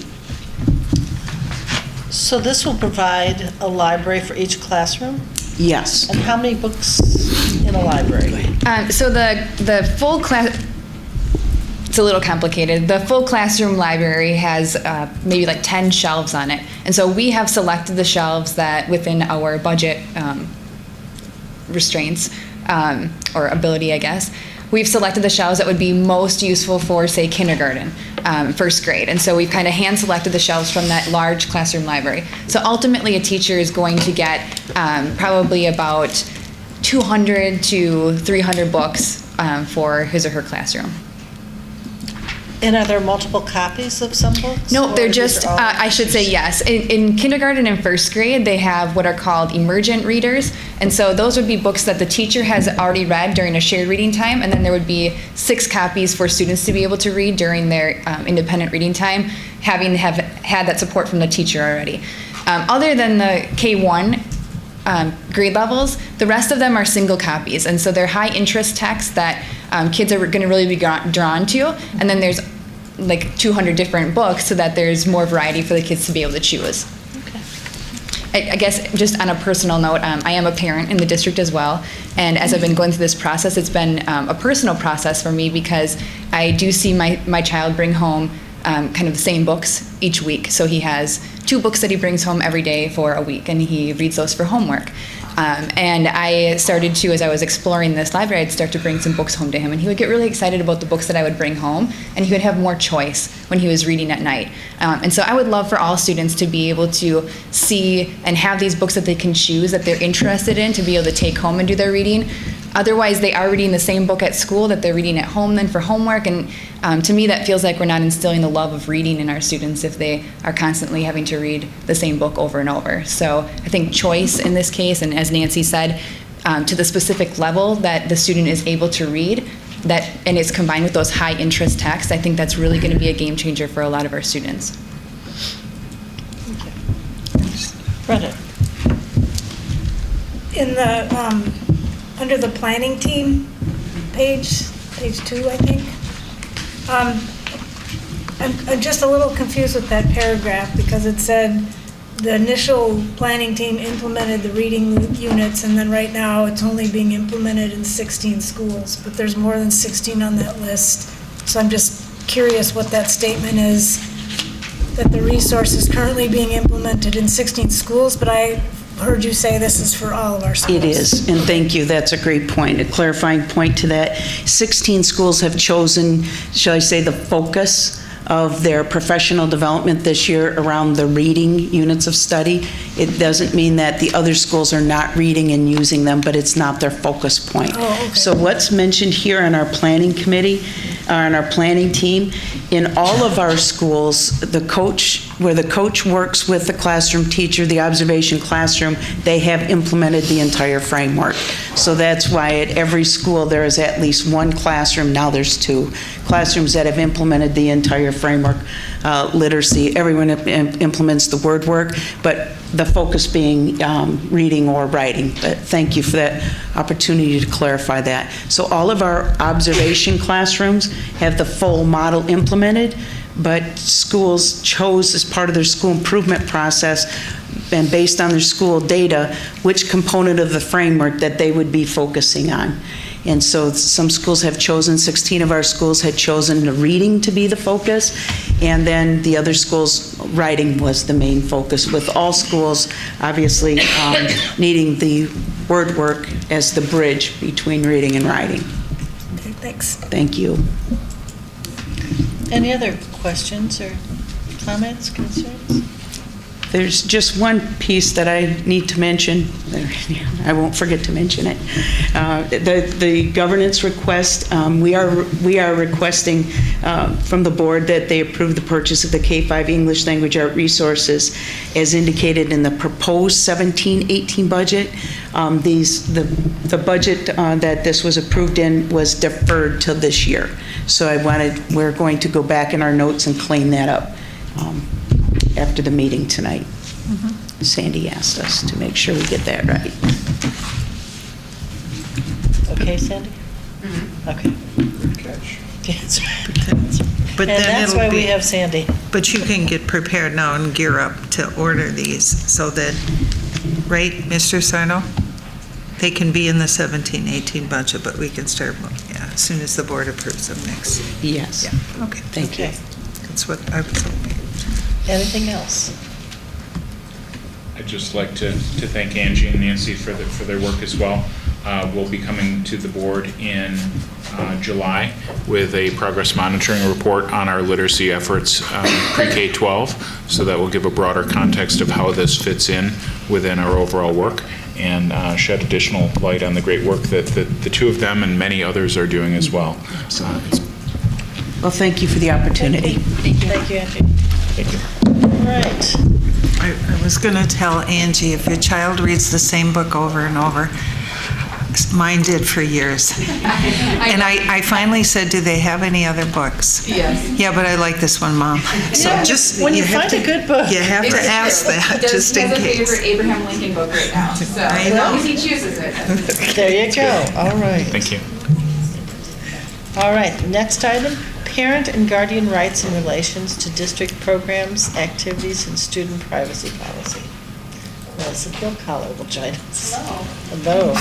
Dr. Langenfeld and I will be introducing this policy and answering any questions you may have. Under the several federal and state laws, parents are required to be notified of their rights and responsibilities to inspect district materials.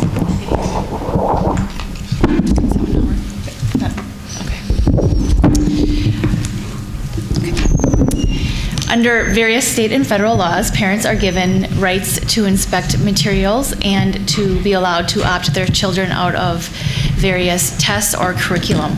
Our policy provided these rights, but it was not updated to specifically provide the new statutory right for parents to opt out of state mandatory testing. So we reviewed this policy with Dr. Langenfeld's parent advisory group and had parents give us input as to clarifications or any things that they thought needed to be revised in the policy. And then we brought this policy to Cabinet for their review, and tonight we're bringing it to you for your approval. And I know it looks like a lot of red again, but this has been put in the format that we're trying to bring these policies to you in, with the purposes, definitions, and then clearly setting out a well-intended outline so it's transparent to all those who are reading and looking through the policy. Any questions or concerns?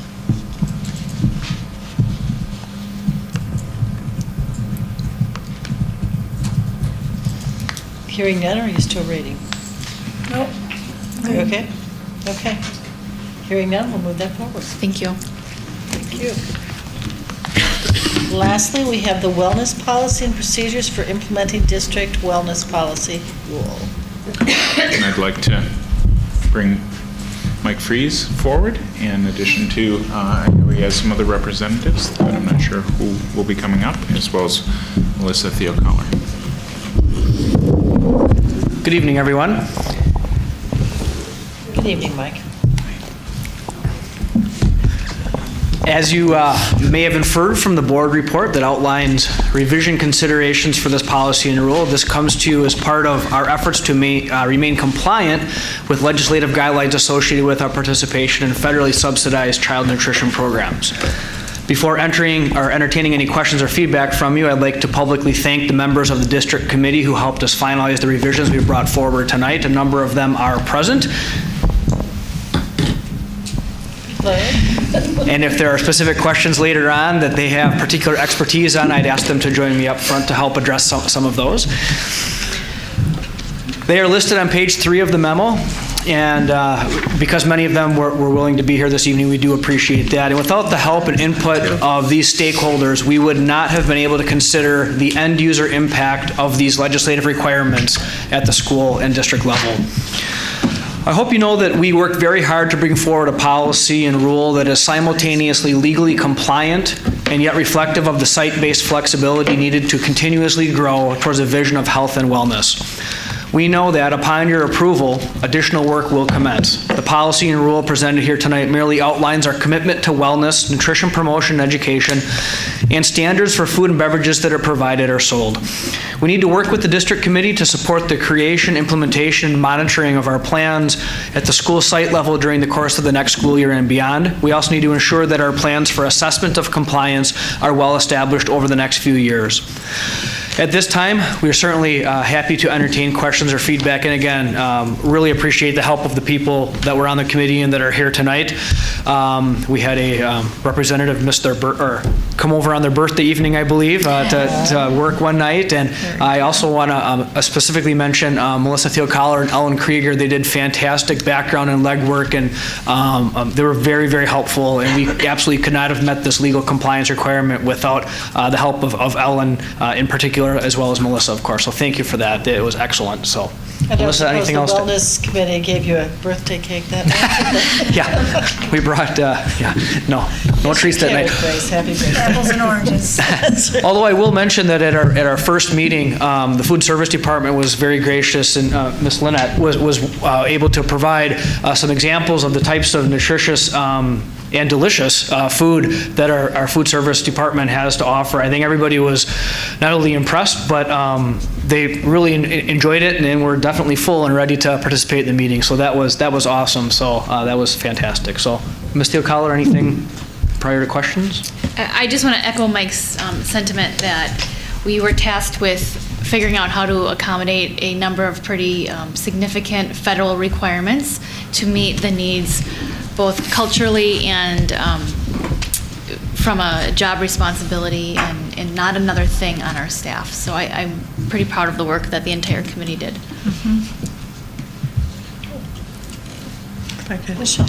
I also would like to echo, I know that the wellness policy is something that really requires a lot of intense thinking, and for a number of years, I know that there might be other districts. There's compliance, and then there's really making it something that really is implementable, that really is important to address the wellness of our community. And I believe that your work really demonstrates thoughtful reflection of how we can continue to move forward around issues of wellness in our community. And I do applaud the work that's being done, and I do think that our food service department has really, really stepped it up in terms of really trying to focus and be flexible and responsive, seeing some of the work and flexibility this year as well. So I think this policy really will afford us kind of change of practice in some instances,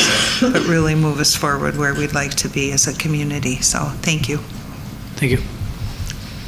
Andrew. So this is the second time I've been involved in a wellness policy, and what happened last time was that it really seriously hurt the profitability of the school stores, which later started selling things that I would argue they just switched to things that met the rules, but you're probably better off to take the sugar than to have the diet stuff, probably overall. But what is the day in the life here? What's going to change in everyday student life after this policy versus before this policy? Fair question. I appreciate that. I think a lot of it probably cannot be answered yet tonight because we don't know. We have to work together with our schools. We have to work together with our athletic and activities directors or designees relative to the school fundraising piece to see, as you watch folks, fundraising, how does that connect to this? Or I believe we are compliant with that right now. So on a day in the life, you might see the box of candy bars for sale, but it's within the approved allotment, for instance. As it pertains to our middle and high school stores, I know that in meeting with our business and marketing folks, in terms of talking about what does this look like and what products are profitable, what products do students want, how do we promote and market interest in items that are not necessarily food-based that can also help the school stores turn a profit. We know that that's something that we'll have to work together on. We've begun by sharing in our work with the business marketing teachers in particular who run the school stores. We started by sharing with them some state-level lists of snacks that are compliant with this law. We've also shared with them some specific school district snack lists that work. We've encouraged them to reach out to their colleagues throughout the state where this has been successfully implemented over the past 7 years or so to find out if not Flamin' Hot Cheetos, then what? And how do we educate and support that? I would also offer that in a fully implemented really committed district, you're not going to see things like for instance, if you have, let's say the National Honor Society decides to hold a meeting during fourth period, you're not going to see them bringing in Little Caesars Pizza and Mountain Dew. You're going to see them instead working with the food service department to say, hey, listen, I have a fourth hour National Honor Society meeting and I'd like to have food available. Help us work together to come up with something that really is productive and doesn't take us away from our goals or vision for wellness. You're working with maybe in the classroom celebration standpoint, you're talking about alternatives to food as a way to celebrate and share togetherness and celebrate a birthday maybe at some point. And you're certainly talking about promoting what is a district's philosophy on health and wellness and nutrition and fitness. So that's, I think, day to day, the sorts of things that you'll see. But we'll work together on that to determine what does it look like in Green Bay? What does it look like at our various sites? Because we need to be reflective of the community that we live in also. But then, unfortunately though, in 2 weeks, I'm not able to vote with the crystal ball of everyone's good intentions and is this going to look great in a few years, or is it going to just be a bunch of struggling school stores, which is what happened many years ago when we last did one of these, right? It nailed the school stores pretty hard and changed. I mean, you were in a building, I wasn't. I'm guessing it probably changed nothing of what kids ate or didn't eat, or virtually nothing, probably. Well, they brought it in themselves, and right. just, So I guess that's my concern. It was not the same folks, but I've kind of been burned once approving one of these before. Another question I have is... Andrew, can I just speak to that? I'm sorry, can I just speak to that? The difference between what was brought forward to you last time and what's being brought forward to you this time, this is not discretionary. These are hard and fast rules from the federal government that we absolutely have to adopt. So it specifically talks about what can be sold to kids from midnight the night before until 30 minutes after the kids leave the school day. And then it specifically talks about how many approved fundraisers various student groups can have and how long those fundraisers can last. So unlike the last policies that were recommended for school districts to adopt, we absolutely have to adopt the restrictions on what is sold to kids during the school day, during what time, and how many fundraisers those specific groups can have. So then the questions that Andrew asked before, you've got answers for. You should have answers for. If you're saying it's that specific, right? It's that specific with what fundraisers can be offered. So for example, each student group in a school building can have 2 exempt fundraisers. Now how that will look is what Mike is saying. How that will look then in those buildings and what those school groups will offer for their fundraisers. You could also try, for example, if a student group wanted to sell cookie dough, that's exempt because you can't eat the cookie dough in the building. It's frozen. It's meant to take home and cook. If you wanted to sell frozen pizzas, you can sell frozen pizzas, and that doesn't fall within the guidelines because those frozen pizzas get brought home to cook. So those rules don't apply. The policy as written allows for students to bring in birthday treats. However, there was a large voice on the committee that said, we would like to see that tightened up. We would like to see that kids don't bring in unhealthy birthday treats. However, we know that in several of our schools, that's a really big cultural important thing for them to do because it's good to for them. It's very important to bring in the cultural cakes and that sort of thing. So we didn't want to tighten that up. We wanted to have that. What does that look like on an individual building basis? Did I read that it's necessary to advise the parents before they bring it in? How are they going to know what the kids are going to bring in? I mean, I believe that's with respect to any of the food that we're providing to kids, that we need to provide those nutritional standards. We would not need to provide nutritional standards, Lynette can correct me if I'm wrong, for treats that parents send in with their kids. Didn't we? And I am not saying that the current U.S. presidential administration is where I, base my health and diet guidance from. However, didn't they relax? Not that we should do this, but didn't they relax a lot of standards with the school lunch itself? But then leave all the snack rules tight? What they relaxed, and Lynette can. Not that we're doing it, just make it clear. They didn't. What they relaxed was some of the nutritional guidelines around certain foods, and Lynette can provide more information to that. But what they did not relax were any of these requirements in our wellness policy. That was not changed, and this wellness policy requires us to comply with the nutritional guidelines. So if the nutritional guidelines are changed, that may change what snacks we can offer. So we can offer the strawberry flavored milk, but it may not. It won't change the requirements with respect to what we can sell. That would be correct with the wellness policy.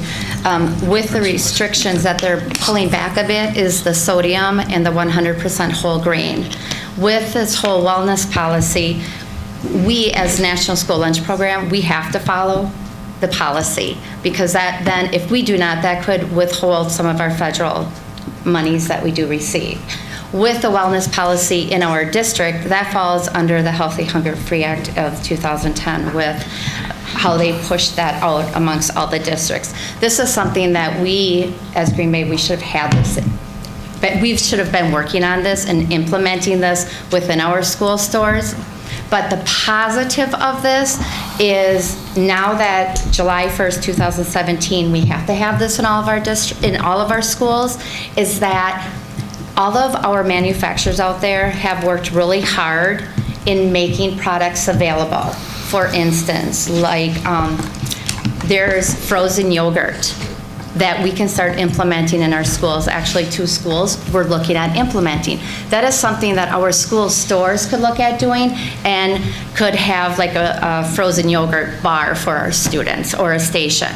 We do have other, all of our beverage distributors, the array of beverages that we can put into the schools that our students can purchase, all of the snacks, there is a compliance of the healthy snack calculator that all of our school stores, Mike, is that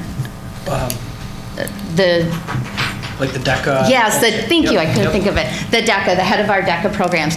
It's called a Smart Schools calculator that they can put the foods in and it'll tell them, yes, we can sell it or no, we cannot sell it. So there's all of these tools that are out there right now that are really going to be helping them. And we even put these tools on the Green Bay intranet that we want to have the tools available for all of our administration with DECA or the fundraisers, because again, we know how important that is to our schools. So we as a food service department, we want to assist with all of that because we have to do that. And then I'll just have one question for you while you're up here. I like the idea of theoretically the National Honor Society working with you as far as some kind of some celebration of foods.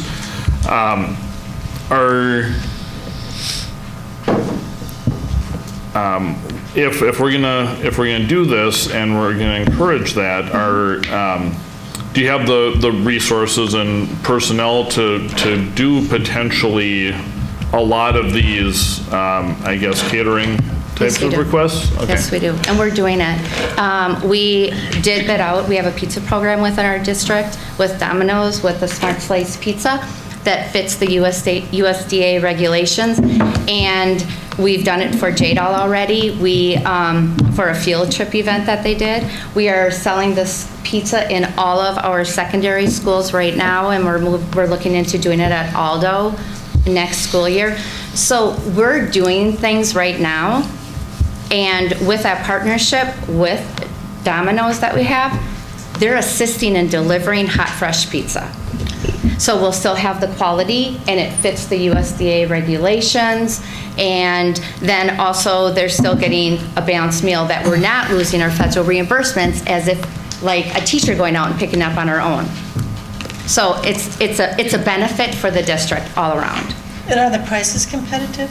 Yes, they are. That's good. Yes, because we still have to make sure that we are covering our food costs, our labor costs, and all of our other costs. So we have all of that costed out. So just to be clear, the student organization pizza party, are you thinking more that they might be steered towards a vendor relationship where we know the vendor is providing foods that meet the guidelines, or about us making stuff in-house? We could make it in-house, but what is nice with us already having this program in place because of our large district and the dollar amount that we are being, that we are bidded out with them on, it's a benefit for our district. Okay. Brenda? One of the guidelines has to do with the,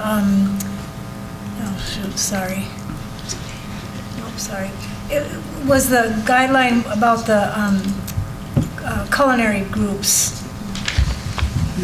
And making sure that they're focusing more on healthier foods. Is that a new guideline? Will that be a new guideline for them? Which portion, I'm sorry? I don't know, I can't find it. So, Oh, no, here we go. Nope. I thought I had it highlighted, but I don't. so I can tell you that in the rule, in the second portion related to goals, under our nutrition education goals, we did make reference to, as part of any particular curriculum areas where nutrition education is incorporated. That's where family consumer science is talking about. That would be the goals of the education program. But what you'll notice is in the portion related to food that is made available as part of the curricular experience, that is governed a bit differently. So as long as you are not trying to sell the food out of class, as long as you're not distributing that food out of class to other classes, as it's integrated as part of your curricular experience, you have greater latitude on it. But so the difference between talking about the goals of nutrition education that could happen in family consumer science or culinary versus the students, because you're learning to make pastries, let's say, and that's an important thing to learn in a culinary class, but you wouldn't have to necessarily adhere to the SMART snack guidelines as part of that pastry making experience. Okay. But you couldn't sell the pastries at the Bistro Cafe. That's correct. That's correct. But for instance, to any other students. They can sell Selling to the corona. staff. They don't care about our health and wellness. No, it says whenever feasible, staff will make healthier alternatives to recipes and food that is made as part of a program's curriculum. Yeah. And is that a new statement in our policy in terms of the culinary? That would be. I would say that yes, that's a newer statement, and it's intended to give them. It's not recommended generally to say things like strongly encourage or whatever feasible in policy language, frankly, but we believe that legally compliant and offering some suggestions and tips in this area does give our classrooms latitude to make decisions. We've costed out certain types of meals that are all organic, completely natural versus things that may be within our available resources, and we frankly need that latitude at this point. And then also what we could do with our in the educational, the culinary classes, is that they could make it with white wheat, or excuse me, white flour or whole wheat flour. So then they could always do a comparison. And so when we have an evaluation, when we want to do a type of evaluation within that classroom, towards our wellness policy with DPI, we have that comparison for them when they would want to come in, and what are you doing? Well, this is what we are doing. We're using white, we're using the whole wheat, but we're doing the comparison. So as long as we have backup material that would back up our wellness policy of what we're doing in our district, we'll be fine. We'll be good. And Brenda, if I can, this wasn't in the previous policy, did not address the culinary programs, but the federal regs do speak to that, so we wanted to make sure it was clear so that the culinary programs didn't know what they were allowed to do. Okay. So they are exempt, or they're not exempt? They are exempt, but we are, as the language says, we're encouraging to try the healthy alternatives. Which is good, but it's more important that they're learning the culinary techniques. Absolutely. And in addition, if some of these kids are gonna revolutionize the healthy restaurant industry going forward, then that's awesome, but chances are if they're gonna do well in that business, they're probably not gonna do it with all approved foods on the list. Well, we were just at the culinary competition, Yes. and the bacon appetizers cleaned up. Right? But now, is this gonna, what was it about not being able to sell it though? Is the bistro gonna be gone then? Or anything related to a culinary class under an exemption? The bistro is allowed to sell to adults. If the bistro has food that complies with the guidelines, they would be allowed to sell to kids. And otherwise, the pastries, you have to be carded to get your... But they can do 2 fundraisers per year. Right, They can and they run could 2 open weeks it up. long, And so- I would offer, let's not make the assumption, not that anybody is, but let's not make the assumption that healthy food doesn't taste good and isn't desirable. Oh, not at all, but, Not at all. but there is a, I would think one might go to the bistro for a different experience when they have good school lunches much of the time, but once or twice want to do something special and go to the bistro and have things that aren't part of the regular day. So I guess I'd like to hear more. I'd like to hear more about that before. And I get there's, if something has to be passed to meet federal law, then okay, we have to pass it. But there's interpretation and so forth. Well, the bistros wasn't open at all this year, I don't think. That's a very sporadic, it's not open every week. Everybody comes in and eats a place. It's I don't know, last numbers of years, it's only been 3 or 4 times a year at the most, I think. I guess I meant bistro or similar, but it would probably only. At this point, I don't think they have the capacity to be able to serve students the way they serve adults in that environment. It's too tiny. It's too tiny, right? It is. There's under page 6, they're numbered, but the top of my computer says it's page 6. Under stakeholder involvement, the district wellness committee list. Is it, I don't know, we're not looking at, I'm on the rule. Was in the other document. Section 6? Section 6, yes. I'm wondering if we add culinary teachers to that list, because right now it's just FIED and health education teachers. I mean, I wonder if it would be useful Family to concern have somebody from FACE or whatever you want to call it. And then, sorry, I have a few more questions. Go ahead. Is that all right? I would offer, Dr. Warren, that we certainly can do that, and we did include such a membership in the committee that made these recommendations and guidance, but All we right. can certainly update Yeah, I that. just think, just to have it circulating in case we forget that they were on there once.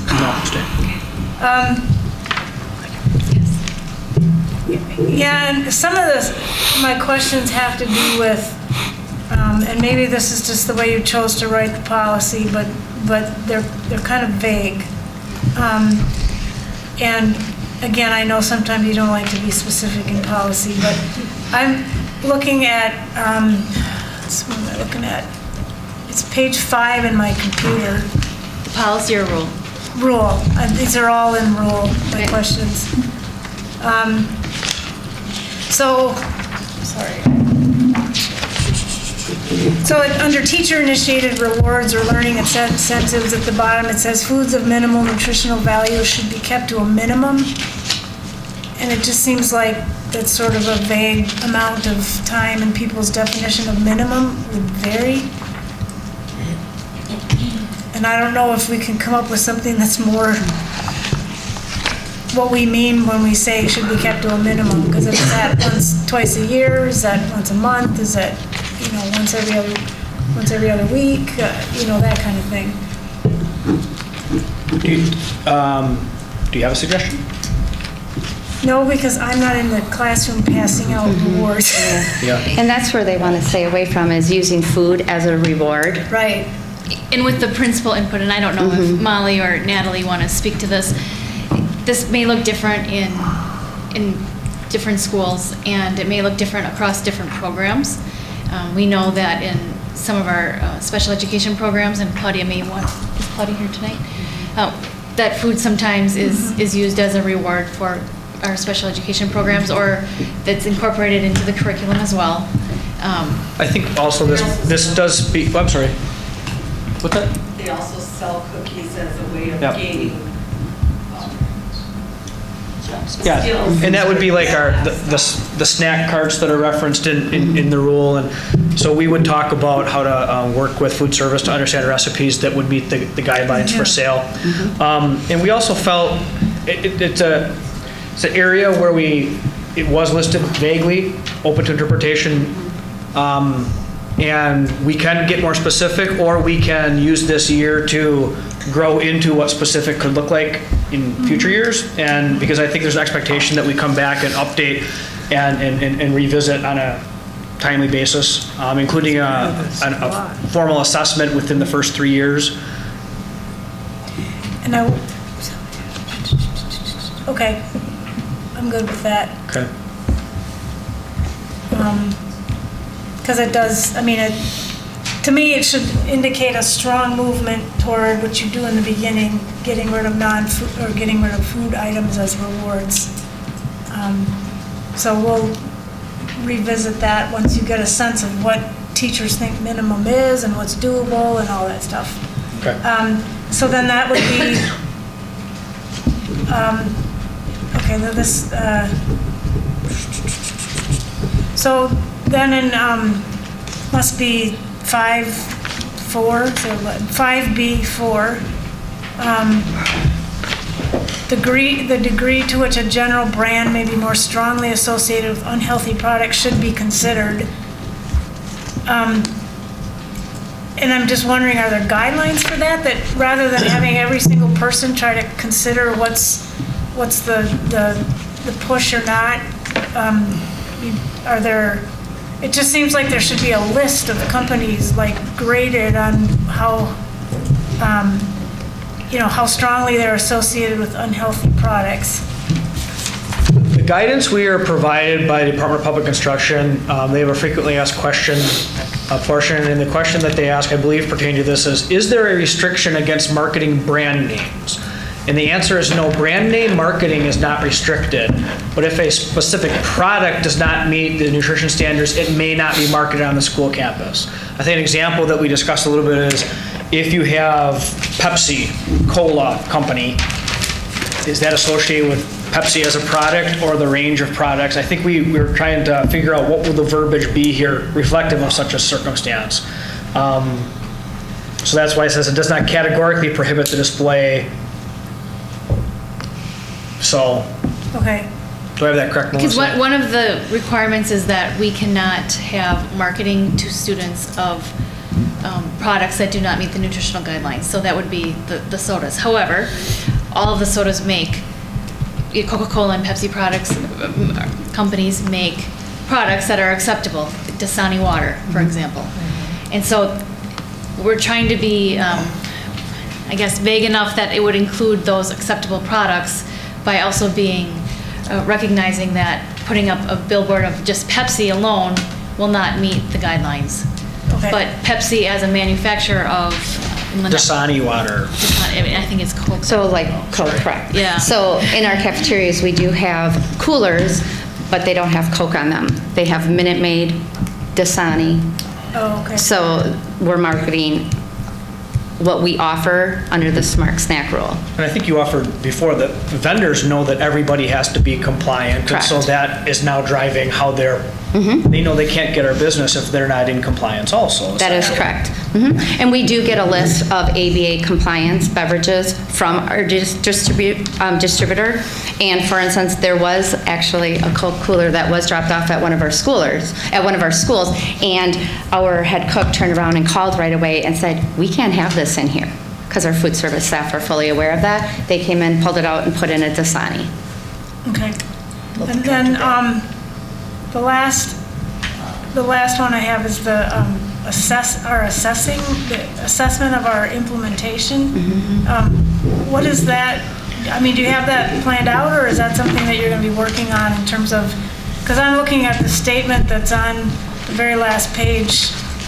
It must be A number 6. The most recent assessment on the implementation of the district's wellness policy, goes. That's one of the records we have to retain. Right. But I'm just wondering, what is our assessment going to be, or is that something that we're going to be working on? Sure, I can speak a little bit to that. There are, of course, many details that'll evolve. I would say that wherever possible, we'd like to leverage technology as an efficiency for record keeping so that we're not burdening anyone with extra data collection when it's time for the assessment. And so I think examples that we discussed in the committee work would be, as you outline, your goals for education and promotion and participation on different things related to wellness, nutrition, et cetera. Infinite Campus allows us to keep track of a variety of curricular-related assessment data, participation extracurriculars, things of that nature. And so we will be working with the site-based coordinators as they're designated, whether it be the principal or an athletic director, activities director, around how are you keeping track of the fundraisers you're running, how are you keeping track of those things, and we'll try to work with them throughout the process to get it documented electronically. Dr. Khan and I were at a DPI presentation around this a couple weeks ago to clarify and verify that we're okay.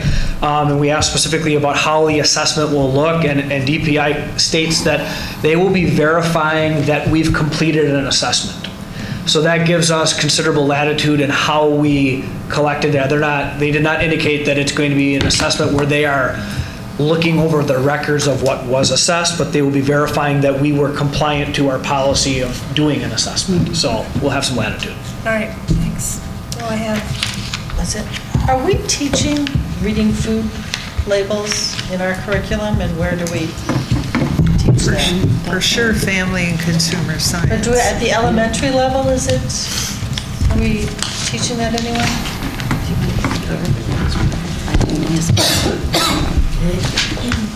As far as the elementary health curriculum, we have that listed as in the elementary health curriculum, we have food labels listed as one of the content topics as part of the updated work we did last year. The 6th grade health is overlapped with family and consumer science, and it's in the family and consumer science in 6th grade, and in the high school health class as well. Nutrition is part of that curriculum. Any other questions? Chris? Comment, Mr. Fraser, whomever's working with school stores or other students, and I think what I'm about to say you already know, there's some fantastic learning opportunities for our kids as you go through all this. I know you'll keep them involved. Yes, sir. Thank you. Anything else? I would just like to thank our newest board member, Laura McCoy, for stepping up and being on the Wellness Committee. I learned a lot. Thank you. Good. Right, hearing nothing else, we'll move it forward. Thank you. Perfect, thank you. And that actually concludes our work session. All right, I propose we take a break. I second that. All right. I heard it. reconvene the meeting. Next we'll move to organizational support work session, and that'll be facilitated by Dr. Wagner. Ooh, I got microphone. I know the mics are sounding weird tonight. Otherworldly.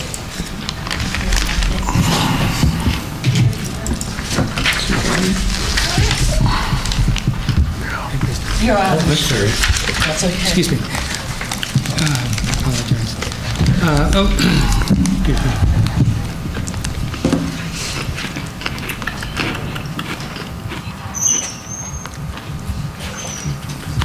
Be sure I'm on the right page here. Okay, under school meal account charges collection policy. I'm sorry. That is. I'll just start out and let's invite Lynette Zolak again up here. I think twice we're going to have the discussion we just had, and we're going to hear it again, that this is to be in compliance with the federal government. Those federal allocations that we receive, they're potentially in jeopardy. So this is something to be in compliance, and that our crew has worked pretty diligently on this policy. With the help of Melissa and Ellen. Thank you. Yes, so this is a policy that we have to have in place for our district July 1, 2017. And we do not want to, because we don't want to pull any food from our kids. No. We want to feed our students. We do not want Green Bay on the front page of any newspaper that we are taking food away. What we want to do is to maintain a positive balance in our accounts for our students. And we want to hold our families responsible to put money into the students' accounts, fill out the free and reduced applications if they would qualify for free and reduced meals. And we want to get the information out to all of our families that in other ways, we do send out notices during the week when they have a negative balance, when it's falling below $5. But we have to really reach out to these families with partnership with our schools. But we don't want to put a burden on our schools of getting those negative funds. Is it going to be a challenge? Absolutely, because it's been so long that we have not really gone after the negative balances. So it's going to be a challenge, but us as a food service department, we are willing to work with these families within collecting the monies. If you were to approve this, talk about a third party, if working with a collection agency, if we could not work with them on putting them on a payment plan, again, that would be more work within the food service department, but we're willing to do that. And this is something that I'm sure you've heard a lot of negative press regarding with the negative balances. Mr. Becker and myself, we've had a few emails going back and forth, and he asked me what we're doing, and please promise me we will not be there, and I did. I'm like, we're not going to pull food. We're not going to throw it away in front of the students. But we want to work with our families and, again, work with having the administration at our schools to assist also.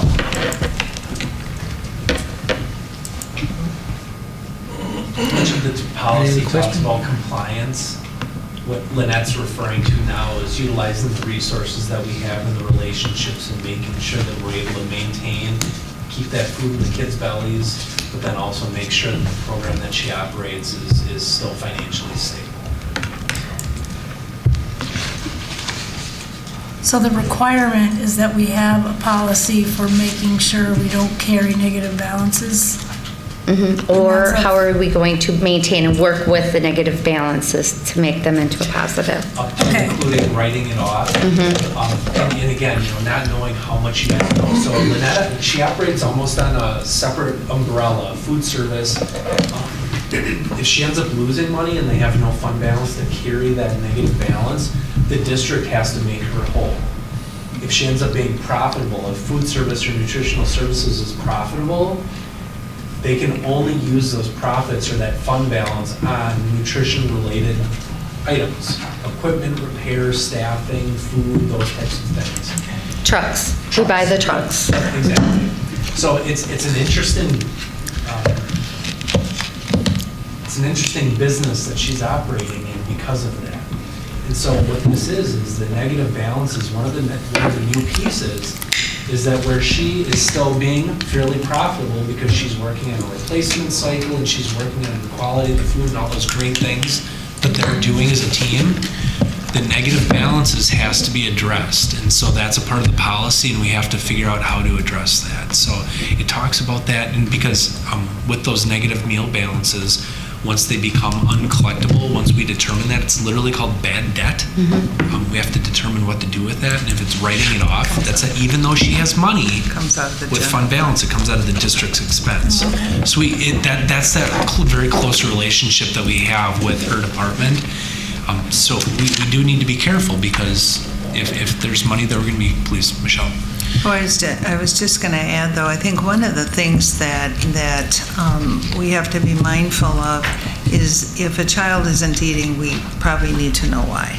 Or if they're not paying, or if they're eating and not paying, there's something going on. Sometimes there are circumstances at home that parents may not be comfortable telling someone about. And it can be a temporary situation, it can be a long-term situation. I know as a building principal, when these things come to light, and that's why I'm glad you're saying we're going to work with the schools and the principals and use resources to do this, because sometimes it takes a little more than, you get the phone call, you don't know what to do, then nothing happens and the child keeps eating, and so there are ways, though, because to support parents in filling out the forms, or even if you know that there are circumstances, a principal can fill out the forms. Correct. And then they don't go into arrears, and that can be addressed that way too.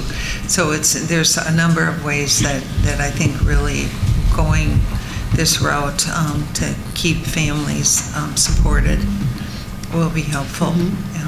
Because I would suggest that most often it's because there are circumstances where they're struggling with resources and making hard decisions. Great. And also how our families are set up in IC, in Infinite Campus.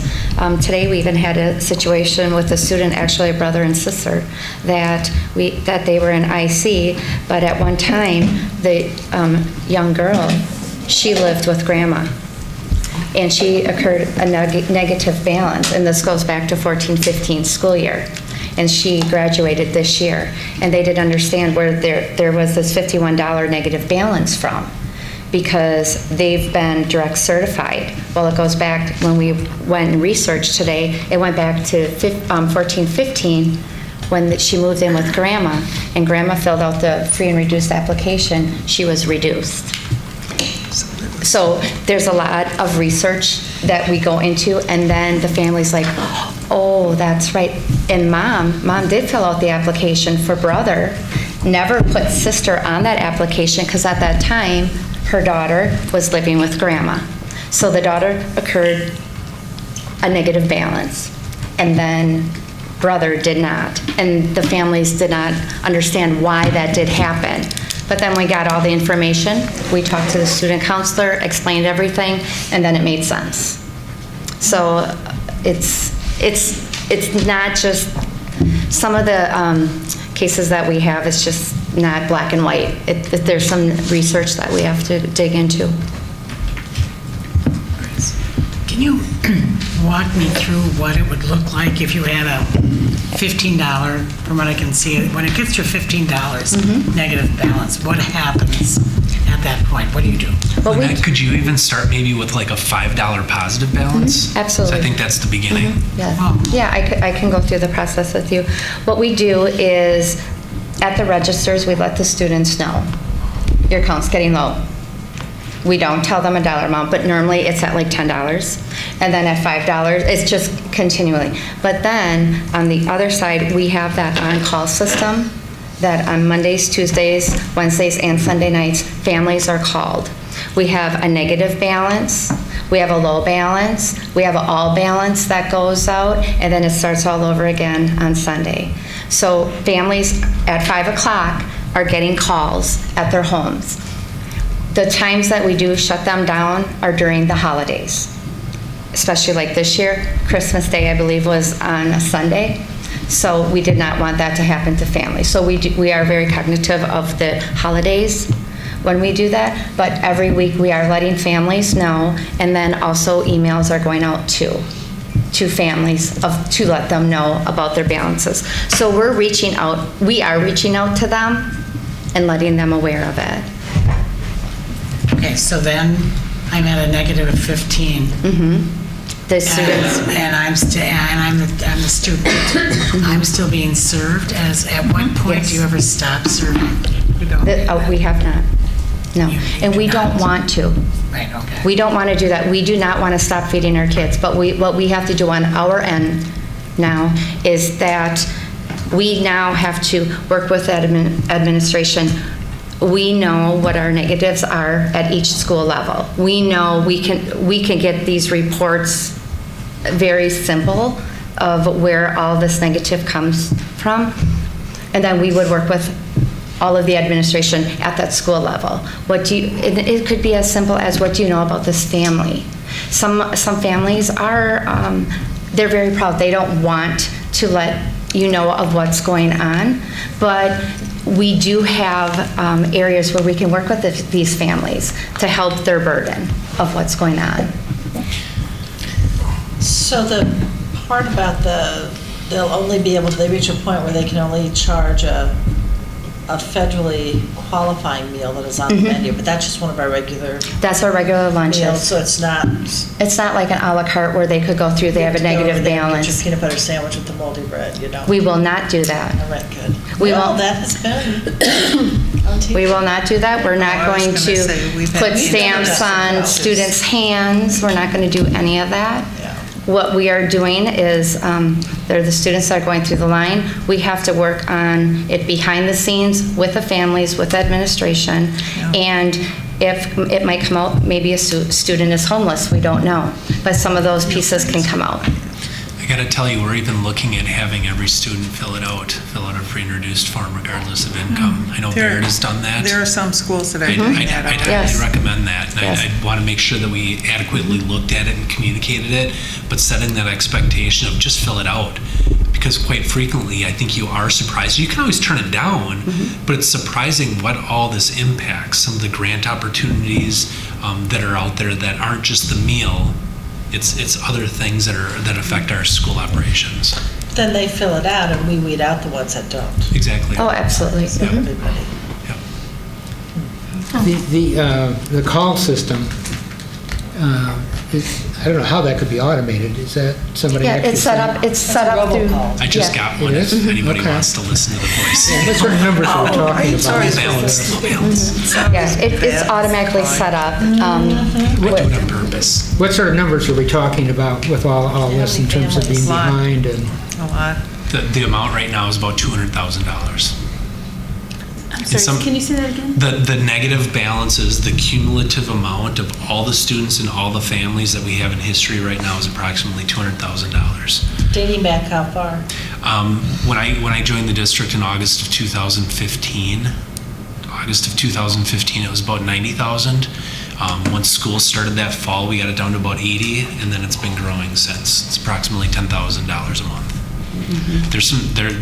There are some concerns that we have both about the total amount as well as some individual families. I think we need to be very open about that, but it's growing at about $10,000 a month. So, by your earlier remarks, at what time point does this shift over to the district you have to cover? That's what we need to define, and it talks about bad debt. That's an actual financial term, and it's when we deem it uncollectible. Quite often, it's at a point in time when the family does not have any more children coming through the school, but from a financial perspective, we want to make sure that we address that on a regular basis. Letting it build to the point that it's going to be a monster to address would be very difficult. So there's nothing that says you have to clear the books at the end of the school year, or is there? At the point that it's uncollectible. So that doesn't necessarily mean at the end of the school year. That's a snapshot in time. It's not a bad idea to then take a look at all of those previous balances of families that are not with us anymore.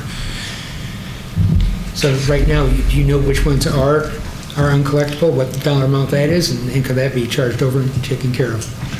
Do we have that amount, Lynette? I could easily, I could run that. When we run the reports, it's all of it, but we can easily just absolutely sort it out.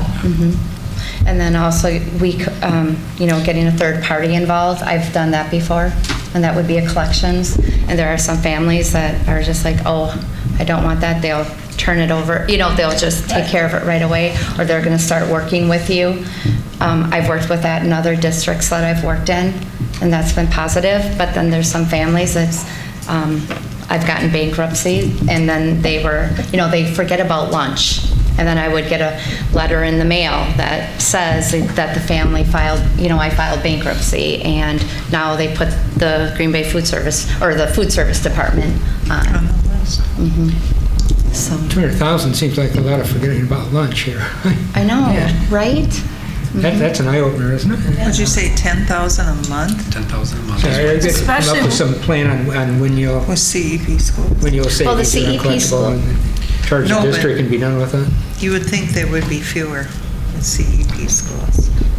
Right, but then if you think, once this is out with families, we'll have students that will come through one family. Each student is in that family is negative $1,300. And they will say when they're coming through with their lunch, they'll let the cashiers know, you're never going to see this money. So this is what is going on. So by tightening it, we'll automatically have a little bit more people. Holding the parent, Yes. yes, exactly. Can I, in the extreme circumstance, like you just mentioned, is there a way that you end up attaching, say it's a huge amount or quite a substantial amount, and the family inherits money, or their circumstances change, and there's different ways where if you inherit money, it's attached, or it goes, you sell your house or something, there's a lien. Do you ever end up doing that, or is it just written off at the end? You never ever recoup that in the same manner that you would with a different bill when they come into a lot of money? What I have seen in my past is families, they'll say, set me up on a payment plan, and even after the students will graduate out of high school, they're still paying. That's great. I love hearing what you said, but I've never seen that. I've just seen people who gave their word, yes, I'm on a payment plan, and they've done their payment plan. But I've never seen anything where I've seen districts, and I think you indicated that you've worked with collection agencies. I've also known of, and not that I'm advocating for this, just being open and transparent about it. I've seen districts that have taken families to small claims. And so, there are some extreme measures that districts have done. It's typically a little bit more when those fund balances in their Fund 50 are a little bit lower, and this has been prior to this policy requirement that's coming now. But so, there are some districts that have done a little bit more extreme things. But I think the point is seeing what we can do internally to work with the families and advocate. And, even I think it was last week, back, I refer to the old days, and it wasn't too long ago, but you'd kind of post-date a free and reduced app, and you'd be able to waive the meal charges for the year because it's now June, and let's just waive all the meals for the year because they filled out the free and reduced application. They did qualify, so they would have qualified back in October, but there's requirements on that, and we don't have that flexibility. Even just as of last week, somebody inquired about that. So we do need to be very careful about how we handle these monies. One thing we did, sorry. I was just going to ask if you have, what are the instances of people donations coming in to pay off delinquent bills? We did actually talk about that, and for donating, and we did discuss that would be up to the board how you would like the donations to be applied. It's actually part of the policy of the rule. Yeah, I believe. It's in the policy. But in the policy, Yeah. And also one thing that we did also do this year with all of our families, with their students that are graduating, normally we would put the fees that they owed to the district. But we worked with the accounting office here, and we also put the food service dollar amount that they owe to the district. We did get some of those dollars. Do I know right now? No, I don't. But we did have extra monies coming in with those letters, and even with that one family that saw they were negative $51, they didn't understand how. But then I look back that a whole year they were ignoring the phone calls. They were never questioning those phone calls that they were getting, or the emails, if they had an email set up within IC that they were getting regarding the negative. Are the bulk of these folks that have not filled out the forms for free reduced lunch? You know, some of them, when we look at by school, and we looked at it when I brought it to cabinet, some of it, they looked at it and they're like, yeah, it made sense at some of the locations. And it could be the free and reduced application, correct. So that's where, that would be huge. Would it be more of a process on ours, on the food service side, to do every single application? Absolutely. But the outcome would be so positive. So yes, we do want more applications to come our way. So somehow you would have to be more aggressive on that, which makes it it's filling out the application. Part of it. Do you mean the negative $200,000 is families that do potentially qualify for free and reduced? Was that your question? Yes, that they would have. I guess it's too late now to use that to collect. It is. Yeah. I appreciate that. But we need to explore it. Of that, how many percentage-wise do you think? I don't know if we know. Since they don't qualify, we can't say yes or no. And I'd love to come to you, this fall, and after October 15th is when there's a drop dead date. If you qualify this year, you get through that time to fill out a new free and reduced app. I'd love to come to you and say we grabbed another 5 or 7% of free and reduced students, because that means that we probably captured kids that did qualify in the past. That's right. And also this year with the students who are signing up for classes and for enrollment, we've also worked with getting the application online too during the whole process. So we are looking at different avenues. How can we really get this information out to the families, just not as a paper application, but also if they enroll online, they can get the application that way too. Well, I know some of your staff have attended the open houses. I know Deb Ward at Howe sits at a table and tries to get everybody to come over and fill it out. And we just met with Stacy Williams here and in the enrollment down, and how we can make that whole process, how we can work with them also with this. So we are reaching out. And again, it's a partnership within the district. How can we make this happen? Food service in all the different buildings and all the different departments. So Mr. Dorff and I can probably look at each other and remember having this discussion at secondary principal meetings 8 years ago, 7 years ago. I'm sure. And I would have to say that in the time that I've been here, the work that the food service department is doing to really try to do this in a manner that's respectful and work with the families, we've come a long way, I think, since then.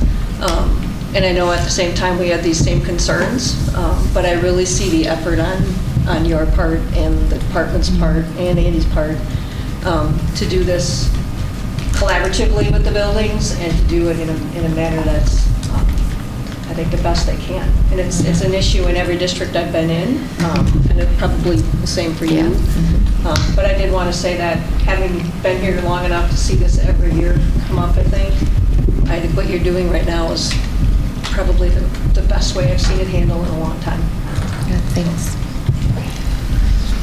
Any other questions or comments? Well, thank you. It's not the type of information I like to hear, but it's certainly important to know and deal with. Okay. So you let this move down then to the full board, I assume? Thank you very much. You bet. Thank you. Next would be facilities use Excuse me, use and regulations?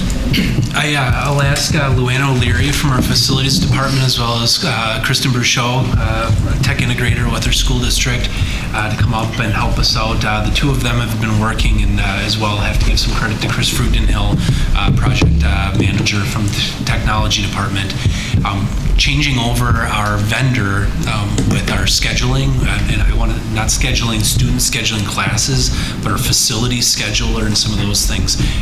So went out to RFP, selected a vendor. We've been going through the process of implementing the new vendor, and because of that, it's driving a policy change. So, Wayne, Sure.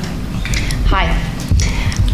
We are introducing tonight some changes to the Rule 830. 830 has to do with the facility use agreement, or facility use agreements. When we were in the process of replacing Tandem was just a scheduling piece. Our facility use was all paper-based, very cumbersome, inefficient. We didn't see conflicts. We had lots of problems. Our school technology affords scheduling and management of those school and public events. In the process of doing our evaluations, we found out that there were very many inconsistencies between the actual rule and our practice. So the changes that we were proposing aligns the rule more closely with what we actually are doing. Our current status is that we've done the training for our school with the admin users. There's been a communications plan put in place that we're working with Lori and Kristen. There was just a blurb in the staff scoop this last Friday, kind of giving a summary of what's coming and what's happening. And then also we are meeting with our community groups, our high users, Park and Recs, YMCA, Boys and Girls Club, the Scouts, to get them on board with what we're trying to do. Benefits of this is that we're aligning, like I said, our actual policy with our procedures. We hope to be, well, not hope to be, we will be more consistent with this process by getting away from the paper-based process. I hope this will be simplified. Anything new is always a little bit scary and complicated, but the aim is to actually simplify the process and provide a better service to all of our customers that actually use our space. And as we talked about tonight about different things, it helps us to operate in a fiscally responsible manner. People coming in and using our spaces shouldn't be costing money, our tax money that should be for our kids. We want to at least break even on these things. So that was the real big push for all of this. So It's going to be something that'll be used K through 12 at all of our buildings. We've even discussed here at the DOB, where you can actually schedule rooms. It generates the invoices. It calculates the rental fees based on the gradings of groups and whatnot.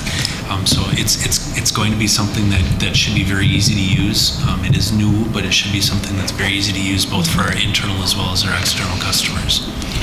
So Andrew it would actually tell me if I wanted to rent a room on a Sunday, for whatever reason, that bill would reflect the overtime cost, everything, the whole cost would be on my bill, and that's all done? Yep, yes. All up front, all that information right off the bat. I know, exactly. Yep, and it goes to a lot of the setup that these three have done. It's been, It's been quite a process. There's a number of sections that were completely crossed out, and they have to do with the specific areas in school. So there's one, oh shoot, this just got big on me. It has to do with if you're using the kitchen in the school, if you're using the concession stand, if you, all those different things, those are all deleted out. Is that because aren't going to be able to use those, or you're just simplifying it and you don't need permission from the principal for concession stands and that kind of thing? We're simplifying the process. What we were finding is with the kitchen use, there's actually rules that have to be followed as far as cleaning and far as, we want to have Lynette's buy-in as far as somebody's using your kitchen this weekend so that it gets turned back for student use on Monday morning. In the past, it was like people were just using it without having to pay for anything, or we didn't know what the state of the kitchen would be when we would get it back. Why we're taking all that out is it's simplifying that process, but we're working on that it's going to route to Lynette. Okay. That will have her buy-in, so it isn't a surprise. Okay. And if it's a concession stand, it goes to the school, routes to the school principal or something? Okay. Yes. Same kind of process as before, but it happens on the back end instead. There's a contact at every school, a couple of contacts at every single school that will be involved. We have redundancy for the summer just to make sure, because this is something, and again, it'll be automated via email, very quick type of response. But all those spaces will still be able to. It's just that the policy was probably overextended. It probably shouldn't have been to that level of detail. Yeah. And then this is just, I'm not sure what I'm reading, and it might just be the absence of a zero, but it has to do with the liability insurance. And under, are you running the page? It's page 4 on my computer, Lori. And this page is through so many. It says general aggregate limit. Yep, right there in the middle. And then 3 zeros are crossed off and 2 zeros are added in red. Is that supposed to be $2 million? Or is it supposed to be something different? It's $2 million. Okay. Okay. All right. General aggregate. Yeah, okay. Okay, but it was changed to something. Do you see what I mean? Yeah, I see. Yeah, The right 3 by that zeros were 6. crossed off and 2 And zeros were added. So I wasn't sure. To add your line too. Okay, so it's just the same as it's always been? Okay. Yes. All right. The limits were changed. Okay, thanks. It's weird. So largely the changes had to do because we're going from a paper process to an automated process. So a lot of this didn't fit any longer. Yeah, okay. Any other questions or concerns? Sounds efficient. It will be Yeah, right. This is a system that the activity directors have been using for years, actually. Oh, okay. In the conference. Yeah. They were using it for athletic events. Now we're expanding that to all events and facility use. Pricing is competitive. It'd actually be a little bit more efficient than having the old, because both of our athletic conferences individually had Our School. That's the name of the vendor, Our School. And then as well, we had this tandem, which we'd paid for over the last 5 years. It's been expired now, a couple, so the payments. So it'll actually be more cost effective in the long run. Okay. Yes. I'd be curious to know in a calendar year, how much income does this generate for the district? Yeah, I probably knew that number off the top of my head at the beginning of tonight, but I'm not recalling it right now. I'd be happy to provide that to you in the update before the 19th. It's pretty much just breaking even, isn't it? There's a couple different ways to look at it. When the actual facility rental, that's one thing. So you want to rent a classroom on a Sunday, might be $50, something like that. The real cost then comes in with the custodial overtime, because on Sunday we don't have custodians on staff, so it ends up being overtime for the rate for opening and closing and cleaning. So I mean, that in itself could run several $100s for, let's say, a Sunday. So there's charges like that apply. It's not just the facility rental, it's some of those additional charges. I was looking at this list, it says political rallies. That must be a highly complicated undertaking to have a political rally at a school with local government, local law enforcement, all the school things that have to go with it. And I'm just piqued my interest, that's all. So what that would cost a school district. So keeping the lights on and cleaning up after that's one thing, is, just the actual facility rental. It's some of those supplementary costs. You keep the lights on, it's going to be $7 for the day or something like that. But for football stadium's a little bit more, you've got all kinds of watts and things like that, but And that was really something that we wanted to emphasize with tightening up the rule and the policy, because there will be large events held in our buildings, and some way a janitor gets told, oh, you don't need to be there. Well, you have 300 people, and now come Monday morning, bathrooms haven't been cleaned and garbage hasn't been taken out. Whose fault is this? Well, that's exactly the question to ask. Yes. Andrew, does this system help with,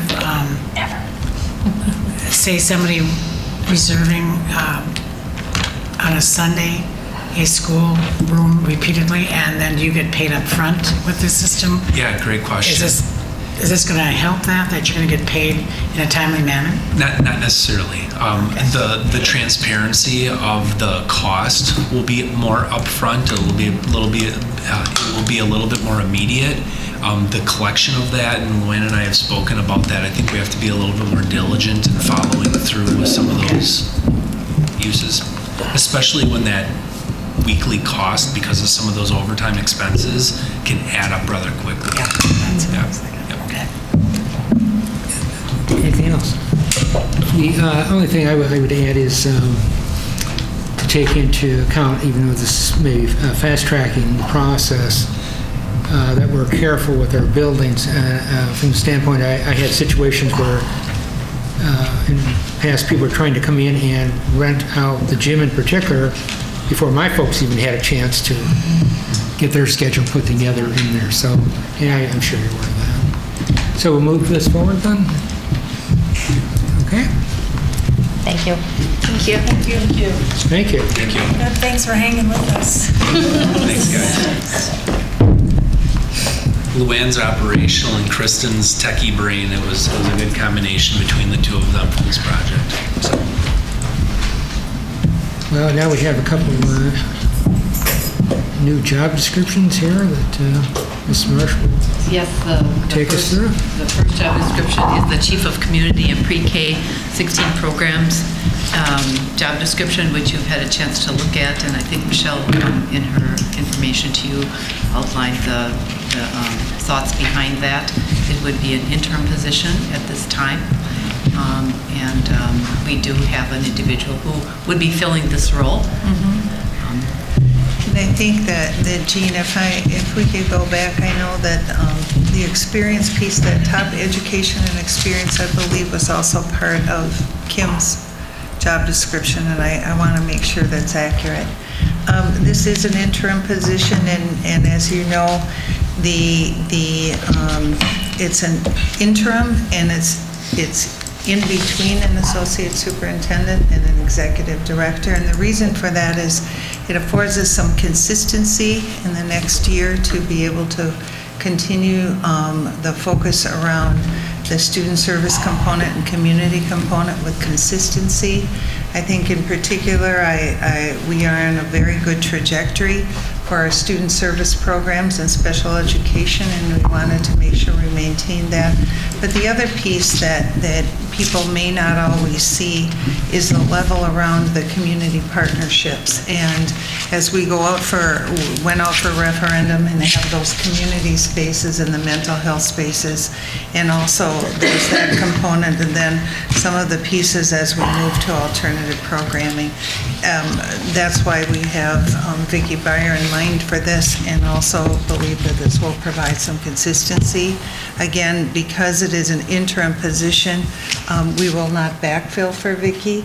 And as I explained previously, that the intention is to see, and again, this is an evaluative piece that could be rewound if it, and to see if it brings it to the level that we need it to ensure that we have exactly what we need. So it affords us some time. I truly believe that this is a very good step for us. It affords us the ability to, I think, consistently deliver high-quality programming and some of the pieces that we've seen with great success, and I think Vicki will do an excellent job. So, questions, concerns, Mr. Dorff? Yeah, taking individuals out of that, I did have a question about, and maybe because it's an interim position, about why it was filled without opening it up to others to apply to. Well, at this time, and if I think that discussion was held, I thought, in terms of just being able to, consistency, I think is really and continuity of program and delivery was really what I was intending to do. We are in an interesting point in time with a brand-new associate superintendent who's just wrapping up his first year, and I felt strongly that this individual could continue those services and supports. We are not at a place in time where opening it up, it's the least amount disruption for the consistency of the organization, and that's what I was thinking at this time. Okay. And again, because it is an interim position, it would be open as they are to move forward later down the road, so. Any other questions, concerns? Just to recap part of what I believe I heard you say, Superintendent Langenfeld, you're putting this together because this is a type of configuration you feel is the way to go. It's not that you design the positions for certain people. I think it's an opportunity to look at, and I know that we've had, exactly, I see this as an opportunity to redistribute, and so we have we talked earlier about the position around the athletics and activities, which have been creeping into this role. This role had gotten so large, so it was really an interim piece to look at and see if this, and I think it's the right fit for the work now as it is, because we've removed some of those components. But yes, I do believe this is the right level for this job. Again, as we unfold it though, if it is not, there's opportunity there in terms of and I put that out there. It may not be where it could be in the future, but at this point in time, I believe it's an opportunity not only to be efficient and fiscally responsible and take a look at it this way, and I believe that we can deliver this. Any other questions or concerns? We'll move these two on to the 19th. The next one is the Administrative Student Information Systems. This is also, this position resides in IT, reports directly to Diane Dersch, and it adds on to this individual's roles and responsibilities, I think primarily because the work not only in Infinite Campus, but the work on student enrollment, which happens in student enrollment down central registration, she oversees, but she's going to take on some of the work that Kim Paulo has been doing. Diane, if you'd want to elaborate on that.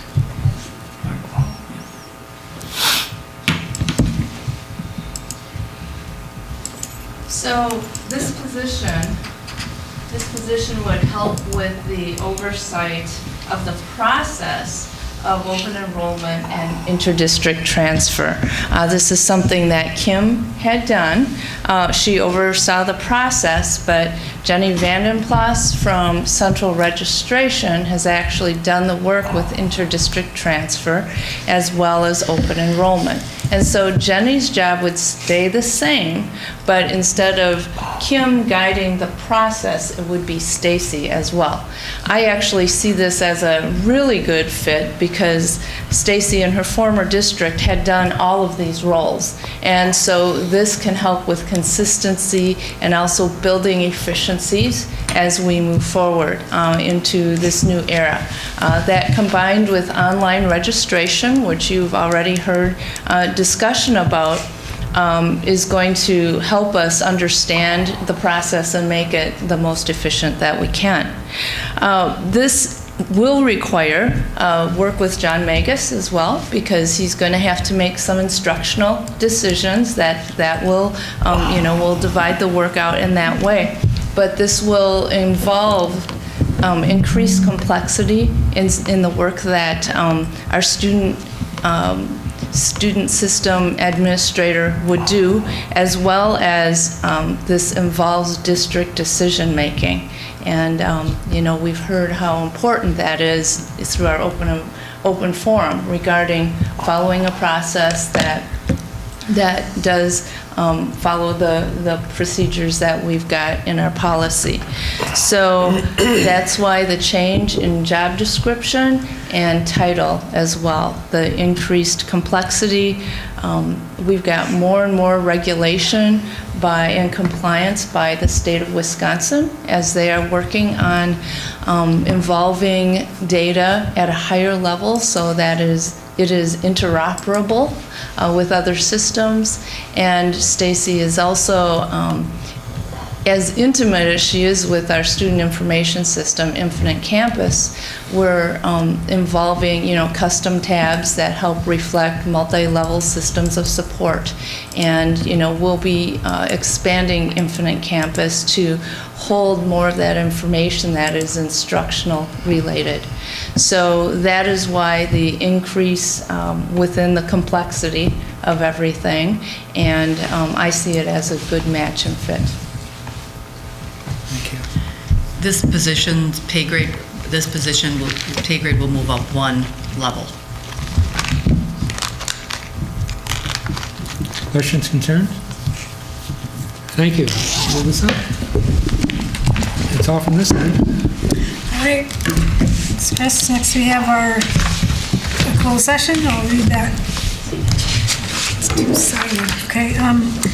Special board meeting closed session has been scheduled for Monday, June 5th, immediately following the work session meeting pursuant to Wisconsin Statute 19.851C, considering employment, promotion, compensation, or performance evaluation data of any public employee over which the governmental body has jurisdiction or exercises responsibility, and pursuant to Wisconsin Statute 19.851F, considering financial, medical, social, or personal histories or disciplinary data of specific persons, preliminary consideration of specific personnel problems, or the investigation of charges against specific persons, except where paragraph B applies, which if discussed in public would be likely to have a substantial adverse effect upon the reputation of any person referred to in such histories or data or involved in such problems or investigations, to wit, personnel matters.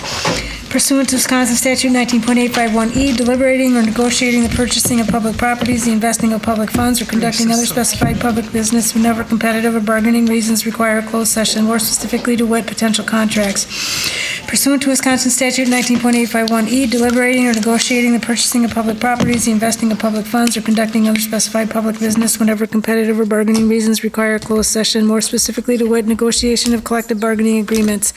And pursuant to Wisconsin Statute 19.851C, considering employment, promotion, compensation, or performance evaluation data of any public employee over which the governmental body has jurisdiction or exercises responsibility, to wit, employee compensation. And pursuant to Wisconsin Statute 19.851G, conferring with legal counsel for the governmental body who is rendering oral or written advice concerning strategy to be adopted by the body with respect to litigation which it is or is likely to become involved, to wit, potential litigation matters. The meeting will begin in open session to consider the appropriate motion for a closed session so provided by law. So moved. Second. Sandy? Aye. Aye. Aye. Carried 7-0.